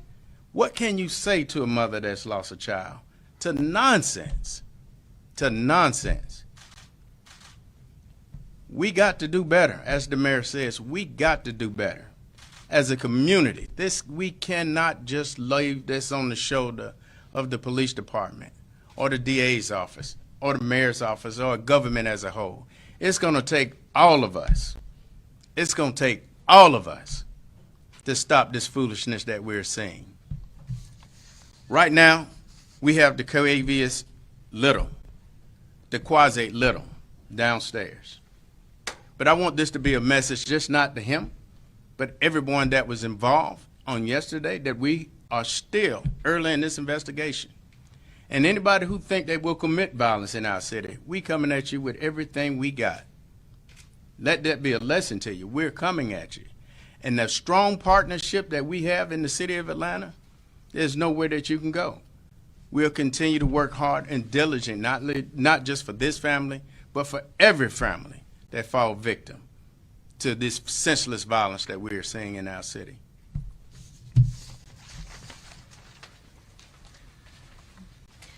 First of all, I, like the mayor, want to commend the men and women of Atlanta Police Department. They did an amazing job in a very little amount of time. But I, like the mayor, am disgusted that this has happened in our city, really yet once again. We're 25 days into this year, and 3 children have been shot in one of the greatest cities in the world. And so, as the police chief has already stated, that is simply unacceptable. But this is what I would like to assure the public, along with the police department. From yesterday when this happened until now, until this case is done in a court of law, we are working together hand in hand to make sure that incidents like this do not occur, and when they do occur, that people are brought to justice. on that scene immediately, along with his fine men and women who serve in the police department, was the Deputy District Attorney Lauren McCauley of the Fulton County District Attorney's Office, who has been working with the police to make sure that all the T's are crossed and the I's are dotted. This is a matter that is taken extremely serious, but it has to end. I already have in my office, before this child, 22 child homicides. It has to end. And so what we want the public to know today is that we are here in a united force, that the mayor called me, I think, at 10:03 last night to make sure that his police department was working in partnership with my office. We spoke again at 8 o'clock in the morning, and that this is a partnership that we plan to keep and to have until the problems that are facing this city and the rise in crime is stopped. And so I thank the press for being here today to report on this, because it is the most important issue going on in our community. So thank you.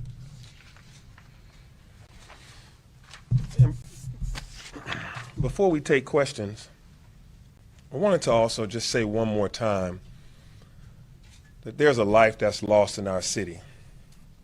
That life was only 6 months old. Grayson Fleming Gray did not deserve to die yesterday. Let that sink in.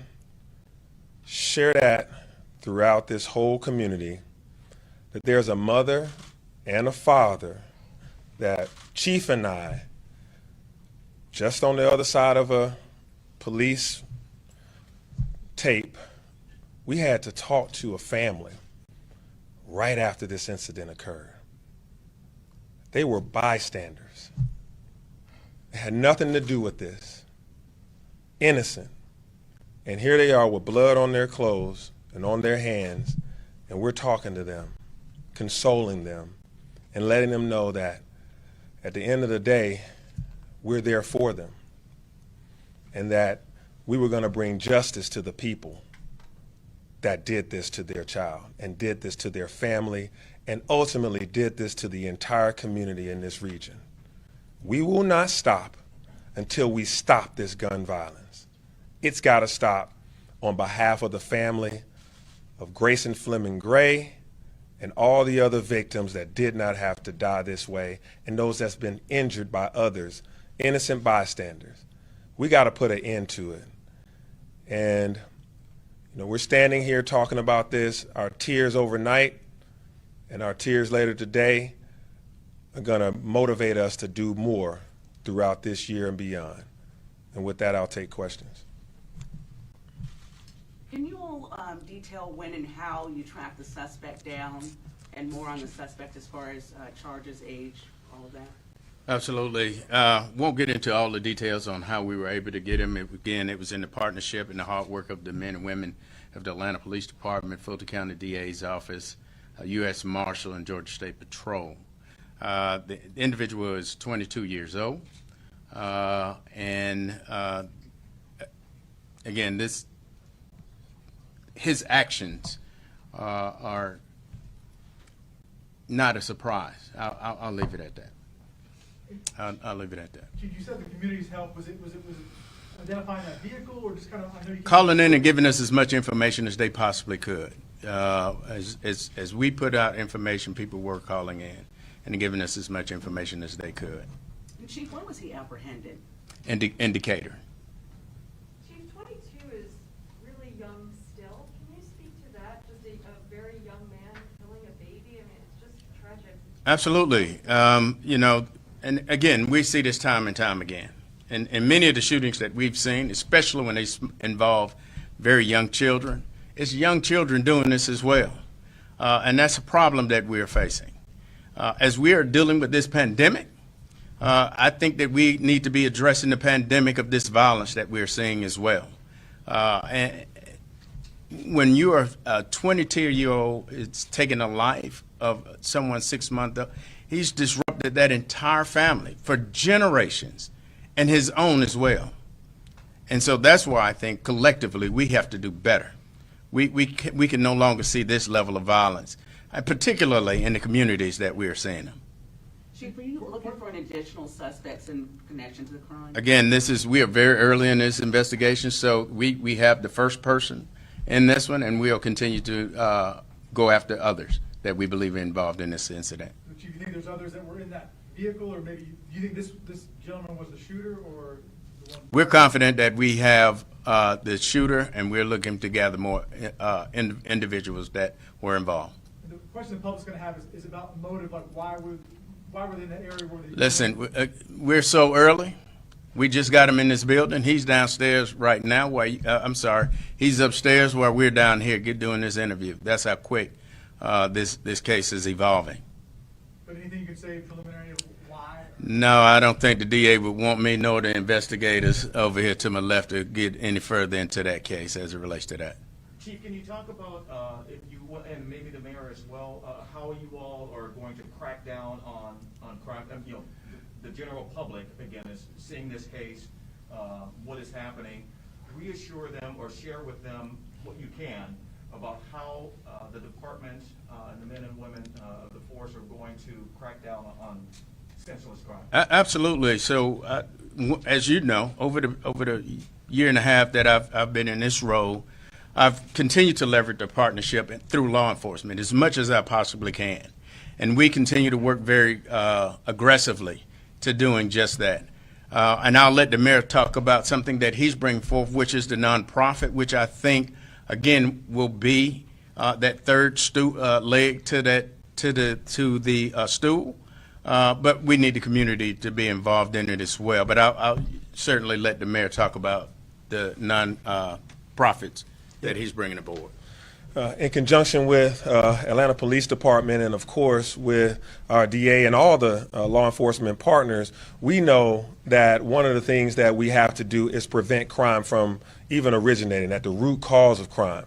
And part of that is making sure that folks know that they have a pathway to opportunities, that they have people that care about them, something that keeps them off the street, that prevents them from wanting to join gangs, get them from bad decisions that they may be making. And so when we have churches and we have all sorts of people of faith and individuals that run organizations, nonprofits, our parks and rec organizations, all these agencies should do all they can to help keep these young folks occupied and with their eyes on the prize of being contributors to the community versus what you just saw in this case here yesterday.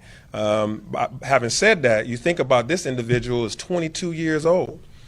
Just a little while ago, he should have been graduating high school and could be in a trade school right now, could be working a great job, making enough money to take care of families.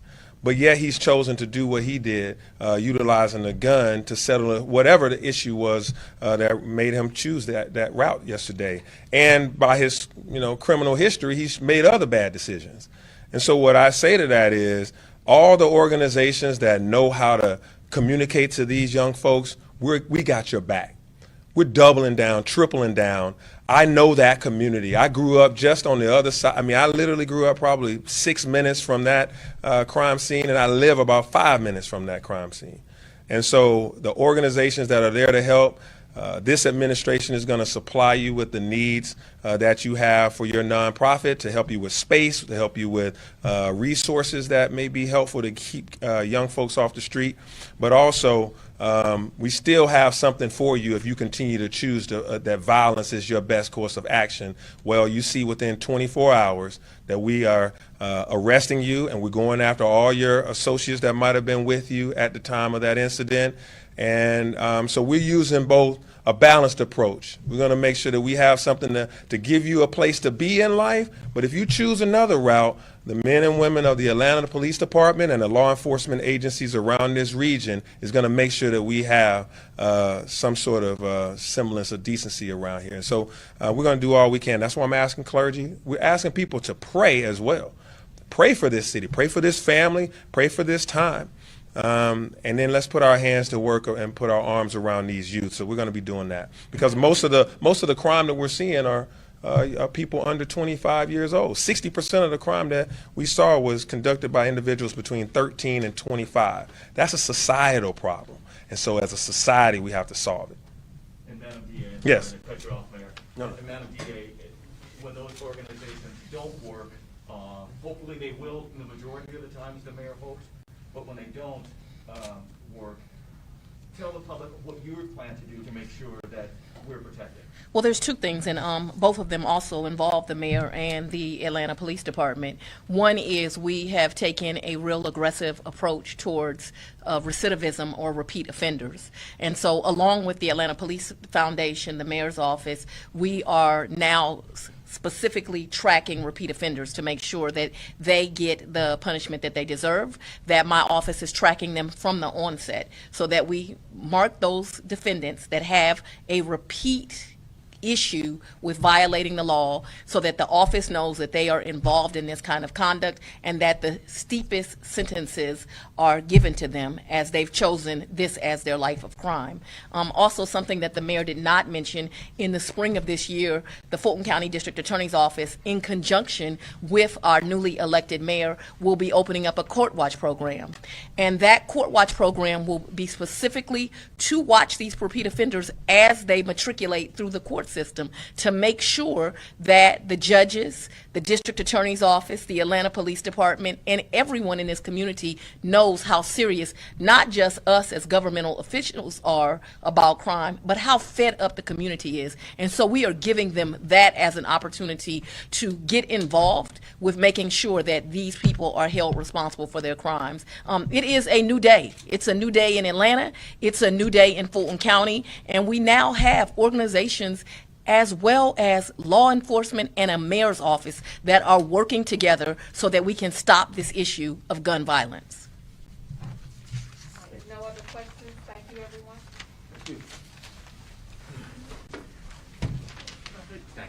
All right, again, that was the latest coming to us from Atlanta Police, saying that they do have a suspect arrested for that unfortunate shooting that took place. Again, here is that picture of the 6-month-old whose life was lost. This is Grayson Matthew Fleming Gray. He was riding in the car with his family as these two people are said to have had a conflict that had resulted in gunfire. And again, police saying they have one person in custody, but that will not stop them from bringing others in to fight for justice for this baby. We continue to follow breaking news always right here for you on Live Now from Fox. Want to turn to yet another sad story coming to us, this one out of New York, after we do have that second officer after that attack in Harlem just last week. That second officer unfortunately has died. So the police commissioner had announced the passing of Officer Wilbert Mora on Tuesday afternoon. As she tweeted, "Wilbert is 3 times a hero for choosing a life of service, for sacrificing his life to protect others, for giving life even in death through organ donation." So both the police officer Jason Rivera and police officer Wilbert Mora had responded to a disturbance call in an apartment on Friday night. They were walking down a narrow hall in the apartment when a 47-year-old, LaShawn McNeil, had opened a door and opened fire. Rivera died on Friday night. McNeil died at a hospital on Monday. We do continue to always follow breaking news and developing stories right here for you on Live Now from Fox. We're going to step away for a 2-minute break, bringing you more of these top stories right here again in just 2 minutes.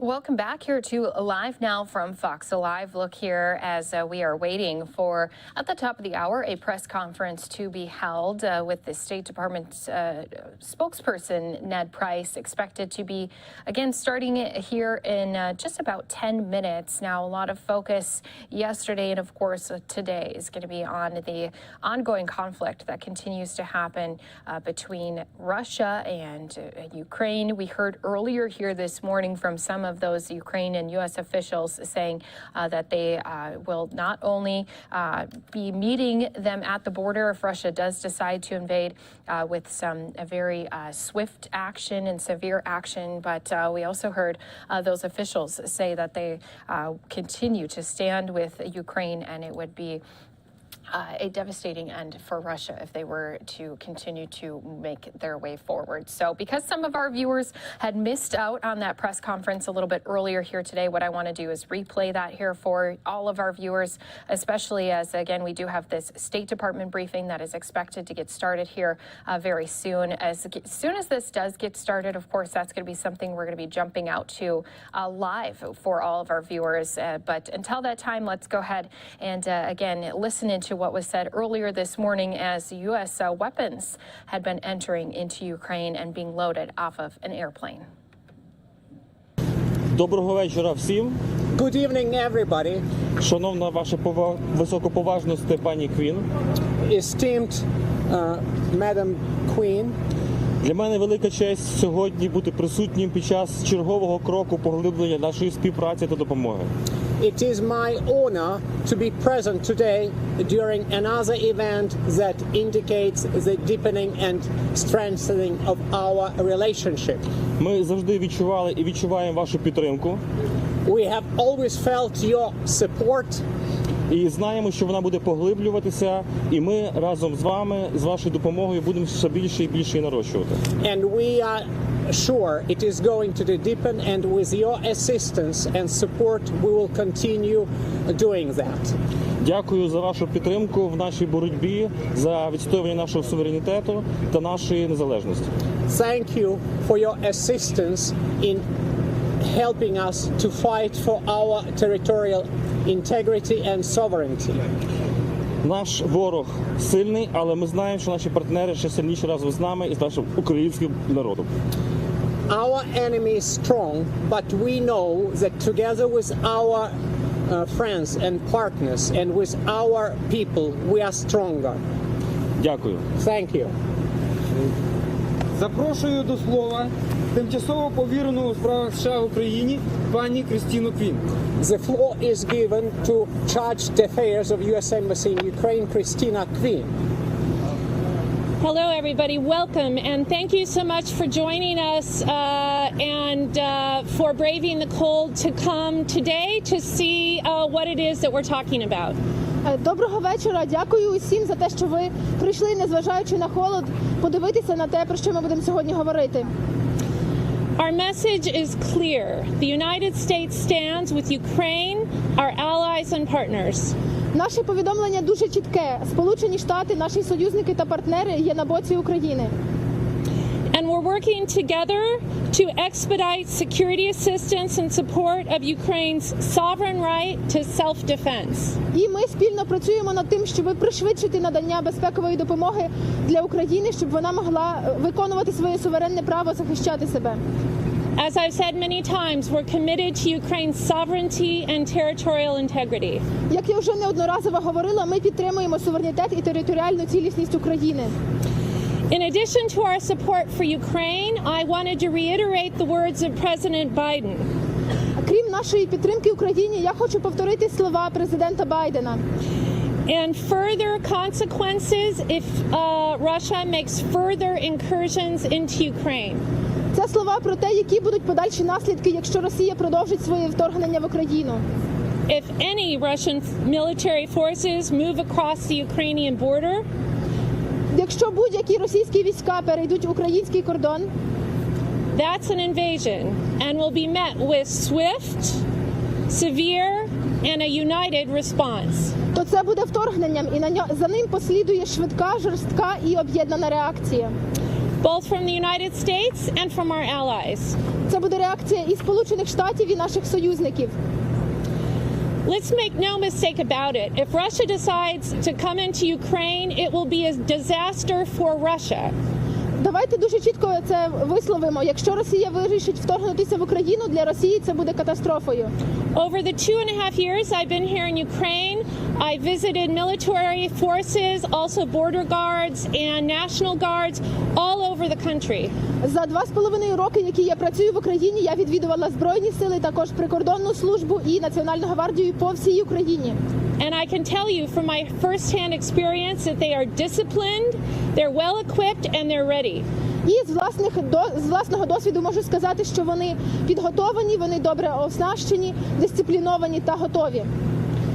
And let me underscore that Russian soldiers sent to Ukraine at the behest of the Kremlin will face fierce resistance. Хочу підкреслити, що російські солдати, які підуть в Україну за наказом Кремля, стикнуться з жорстоким супротивом. The losses to Russia will be heavy. І Росія зазнає значних втрат. If President Putin decides to make this reckless choice, we will provide additional defensive material to the Ukrainians above and beyond what we've already sent. Якщо президент Путін піде на цей безрозсудний крок, то ми надамо Україні додаткову матеріально-технічну оборонну допомогу більше, ніж ми вже надали. But of course our preference is diplomacy. Звісно, ми надаємо перевагу дипломатії.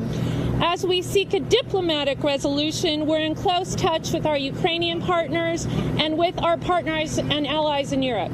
І шукаючи дипломатичного вирішення ситуації, ми тісно спілкуємося і з українськими партнерами, і з нашими партнерами і союзниками з НАТО. But deliveries like today's will continue and are ongoing. Поставки такі, як сьогодні, продовжуються і в майбутньому вони продовжуватимуться. In fact, the United States has delivered more security assistance this year to Ukraine than in any year since 2014. Насправді цього року Сполучені Штати дали Україні більше безпекової підтримки, ніж в будь-який з попередніх років, починаючи з 14-го. So this year we provided over $650 million of security assistance to Ukraine. Цього року ми надали Україні більше 650 мільйонів доларів безпекової допомоги. And since 2014, we've delivered $2.7 billion of security assistance. А з 2014 року ми надали безпекової допомоги більше, ніж на 2,7 мільярди доларів. And what you see behind me now is part of the extra $200 million of assistance that we announced just recently. За моєю спиною ви бачите частину, яка входить в додаткові 200 мільйонів доларів, які ми зовсім недавно оголосили. And perhaps I'll also just raise, since we have quite a few press here, that I think we all know Russia's playbook. І оскільки у нас тут багато преси присутні, хочу підняти ще одне питання. Ми усі знайомі з російською методичкою. Their cyber attacks, their attempts to sow discord, their use of false flag operations, all of those things are things that Russia uses. Ми знаємо, що Росія використовує кібератаки, використовує операції під чужим прапором, різні спроби посіяти розбрат. Усі ці заходи вони використовують. And we all need to be on our guard to watch for those and to make sure we know the facts before we report incidents in Ukraine. І ми усі повинні бути насторожі щодо таких дій і стежити за тим, щоб перш ніж повідомляти вам про ситуацію, ми зважили, з якого джерела вона походить. Let's not let Russia use a false flag operation to start an attack of Ukraine. Давайте не дозволимо Росії провести операцію під чужим прапором, щоб розпочати напад на Україну. So through all of the noise and everything else we're hearing, I just want to reiterate that the United States stands behind Ukraine. We will work to help them defend their territory, their sovereignty and territorial integrity. І хочу заявити, що попри все, що відбувається, Сполучені Штати підтримують Україну, і ми будемо завжди її підтримувати в захисті територіальної цілісності та суверенітету. The path of diplomacy and dialogue is the preferred path. Нам би хотілося, щоб це був дипломатичний шлях, шлях дипломатії. But whatever path Russia takes, we will be ready to help defend Ukraine. Але який шлях би не обрала Росія, ми будемо готові допомогти захистити Україну. Слава Україні! Героям слава! Героям слава!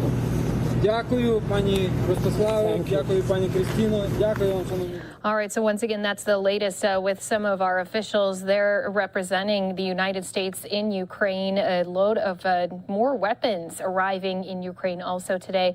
Going to be expecting to hear a lot more about this ongoing tension in the State Department briefing. It is supposed to be kicking off here any moment. So we're going to step away for a 2-minute break and bringing you this as soon as it does start right here on Live Now from Fox.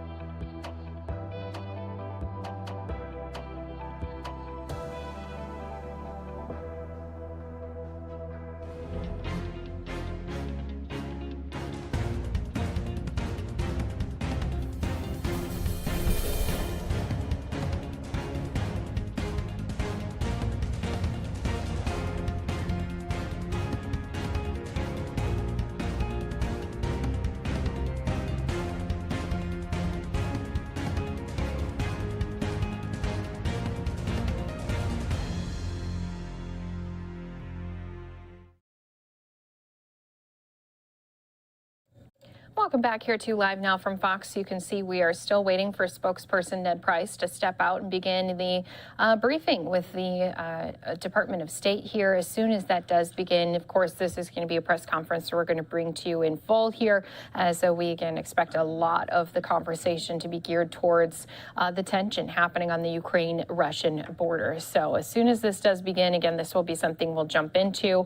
But until that time, we always like to continue to keep you up to date, giving you some different looks at events that have been taking place across our country. President Biden didn't have a very full schedule today, did step outside of the White House to visit with a local small business. I'm going to replay that here for you. He had stepped out a little earlier this afternoon, spoke with that business owner, as well as answering a few reporter questions while inside of that shop. So we'll be still keeping an eye on the State Department briefing here, but also in a double box. And take a look at that visit that the president had earlier this afternoon. Yes.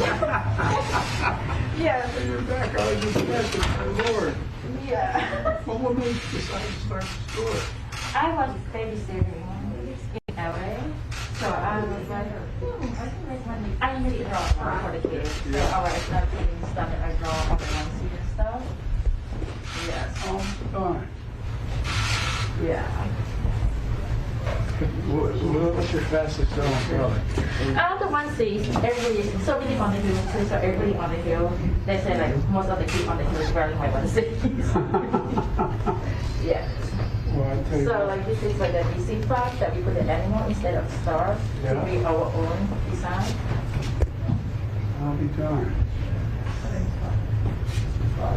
Ooh, I got a little grandson out in California. Oh, yeah, I used to live in California for 10 years. What size are you looking for? Let me see, he's 2 years old. Smaller. So we have, this is like for 1 to 3 years old, and then we have the medium, 3 to 4 years old. Big boy, I don't know. Yeah, I always like recommend like bigger size because with the sweatshirt you can wear a little bit bigger. Is it binding yet? Are you gonna bust it? I don't know. This is what every physicist does. Hey guys, we're just gonna scoot down the front. Well, be done. So tell me. You guys can move to the door. One table down. But really on the table also. So I want to go here. Like, oh, you don't have that table that's different? They always come help when we put out. Like we're here and they try to help us a lot. And it's just here. We don't want to be up front. You're going to be on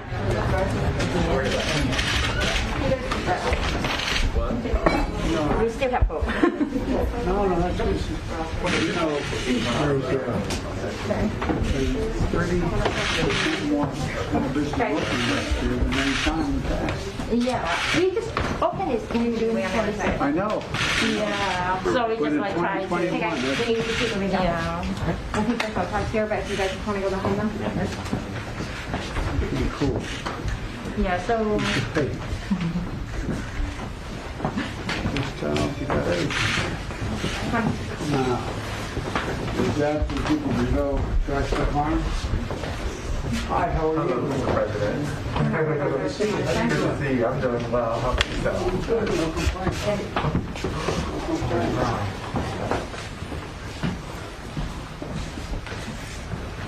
Nice tie you got on. Thank you. So tell me, what's Everyone else needs to say. what's your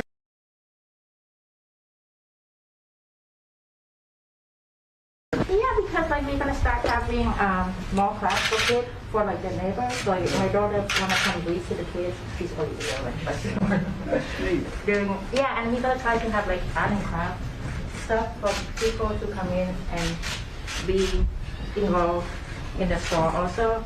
And like most of the stuff is like they're all handmade by me and all my friends across the country. Yeah. Well, you know, the reason so many small businesses are open up, they're all being domestically sourced. You don't have to wait for products to come over from overseas. Yes. And it's made a big difference. Yeah. 30% more, as I said, small businesses. Yeah, and it's good for us too. Like we can control, like how many we can do, and we can get stuff out for the people faster. So like for me, because we make everything on the back too. So when people didn't find the size or whatever, we like come back in a week and then we make one for you. Yeah. Well, I tell you, one of the things. By the way, this is every physicist and engineer should do this. I mean, that's what she did before this. Got a degree. I tell you, impressive. It's helping too, like when you make stuff sometimes, because you have to think like as a physicist sometimes, like how to put things together. And with the engineering, you make things cheaper but still more expensive. That's how we tell you what, think. don't tell everybody you need a degree. Maybe that's a good thing. Oh, look at these. Now, do you make these? No, this is my friend. I used to live in LA, so we both live in LA. So she make all this stuff. So try to support my friends also.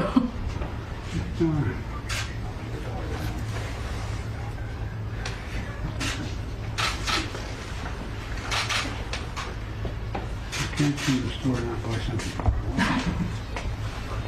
Who's that for, Mr. President? My wife.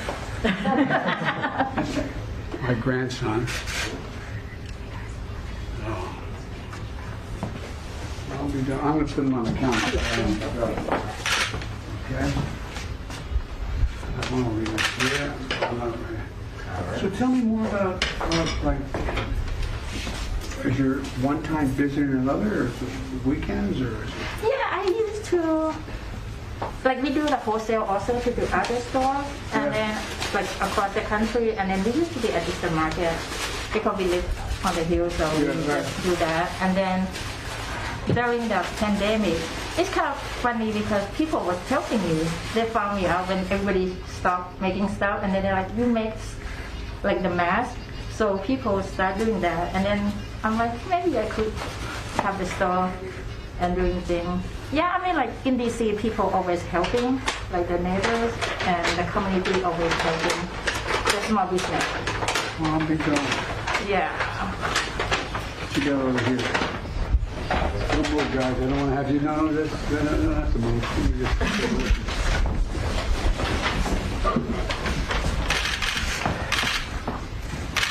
oh, great.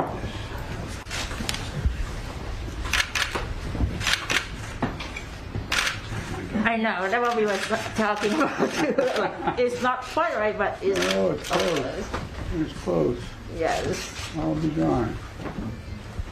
Well, you know, did you need any help getting set up with the SBA? Any of the... We have help with the SLPD, like that's on the main street. Yeah. They were helping us, like setting up, like they would have giving us a grant to set up the store. That would help a lot too. Because I thought like, okay, I can do everything myself, but end up like you have to put more stuff in, like, you know, like the wall painting, because I don't know how to do it and everything. Yeah. So. Wow. Yeah, and then it's one of the maker, he's making your stuff right now too. First and not last. I think I better get this for the prize. Get this one too. So, you guys have any questions? I know you never have questions. I know. Do you mind, this morning you seems like you spent a lot of time with your national security team at the White House. Are there any updates on Ukraine, Mr. President? No updates, except that there's been no change in the posture of the Russian forces. There have, and now they're, as you know, they're along the entire Belarus border. And I made it clear to early on to President Putin that if he were to move into Ukraine, that there'd be severe consequences, including significant economic sanctions, as well as I'd feel obliged to beef up our presence, NATO's presence on the Eastern Front, Poland, Romania, etc. And but I see, I was watching one of you on television pointing out the fact that, and I think you got it right, whoever it was, I'm embarrassed, I don't remember who, saying that this is all Putin. I don't think even his people know for certain what he's going to do. Would you ever see yourself personally sanctioning him if he did invade Ukraine? Yes. You would? I would see that. What would it take to trigger the deployment of the 8,500 troops that you've put on high alert? And what's your message to those forces that are on high alert? Those forces on high alert they're part of a NATO operation, not a sole U.S. operation, and I've made it clear to President Putin that we have a sacred obligation, Article 5 obligation to our NATO allies, and that if in fact he continued to build up and/or was to move, we would be reinforcing those troops. And I've spoken with every one of our NATO allies in person, virtually, and we're all on the same page. We've got to make it clear that that there's no reason for any member of NATO to worry whether or not NATO would come to their defense. And Mr. President, what about... May I ask you about when you'll make a decision about deploying those troops? What will lead to that? What would lead to that is what's going to happen, what Putin does or doesn't do. And I may be moving some of those troops in the nearer term, just because it takes time. And again, it's not provocative. It's just exactly what I said. Is that as long as we have to reassure. If you notice, you don't see a lot of concern in terms of their security and of our NATO allies in Western Europe, but in Eastern Europe, there's reason for concern. They're along the Russian border, they're the Belarus border, so everyone from Poland on has reason to be concerned about what would happen and what spillover effects could occur. We have no intention of putting American forces or NATO forces in Ukraine. But as I said, there are going to be serious economic consequences if he moves. Can you tell me whether you think, sir, that the risk of an invasion is increasing or decreasing or steady just as it has been these recent days? You know, I'll be completely honest with you. It's a little bit like reading tea leaves. Ordinarily, if we're a different leader, the fact that he continues to build forces along Ukraine's border from Belarus all the way around, you'd say, well, that means that he is looking like he's going to do something. But then you look at what his past behavior is and what everyone is saying, and his team, as well as everyone else, as to what is likely to happen. It all comes down to his decision. Look, let me conclude by saying there will be enormous consequences if he were to go in and invade, as he could, the entire country, or a lot less than that as well, for Russia, not only in terms of economic consequences and political consequences, but it will be enormous consequences worldwide. This would be the largest, if he were to move in with all those forces, it would be the largest invasion since World War II. It would change the world. Thank you guys. Thanks guys. Let's go. Thank you guys. Let's go. Thank you guys. You guys, come on. Let's go. Thank you. There is not going to be any American forces moving into Ukraine. When we were in Geneva of a stable, predictable relationship with Russia, is that something that's still possible given how aggressive he's been and what his As they say. All right, thanks guys. Thank you very much.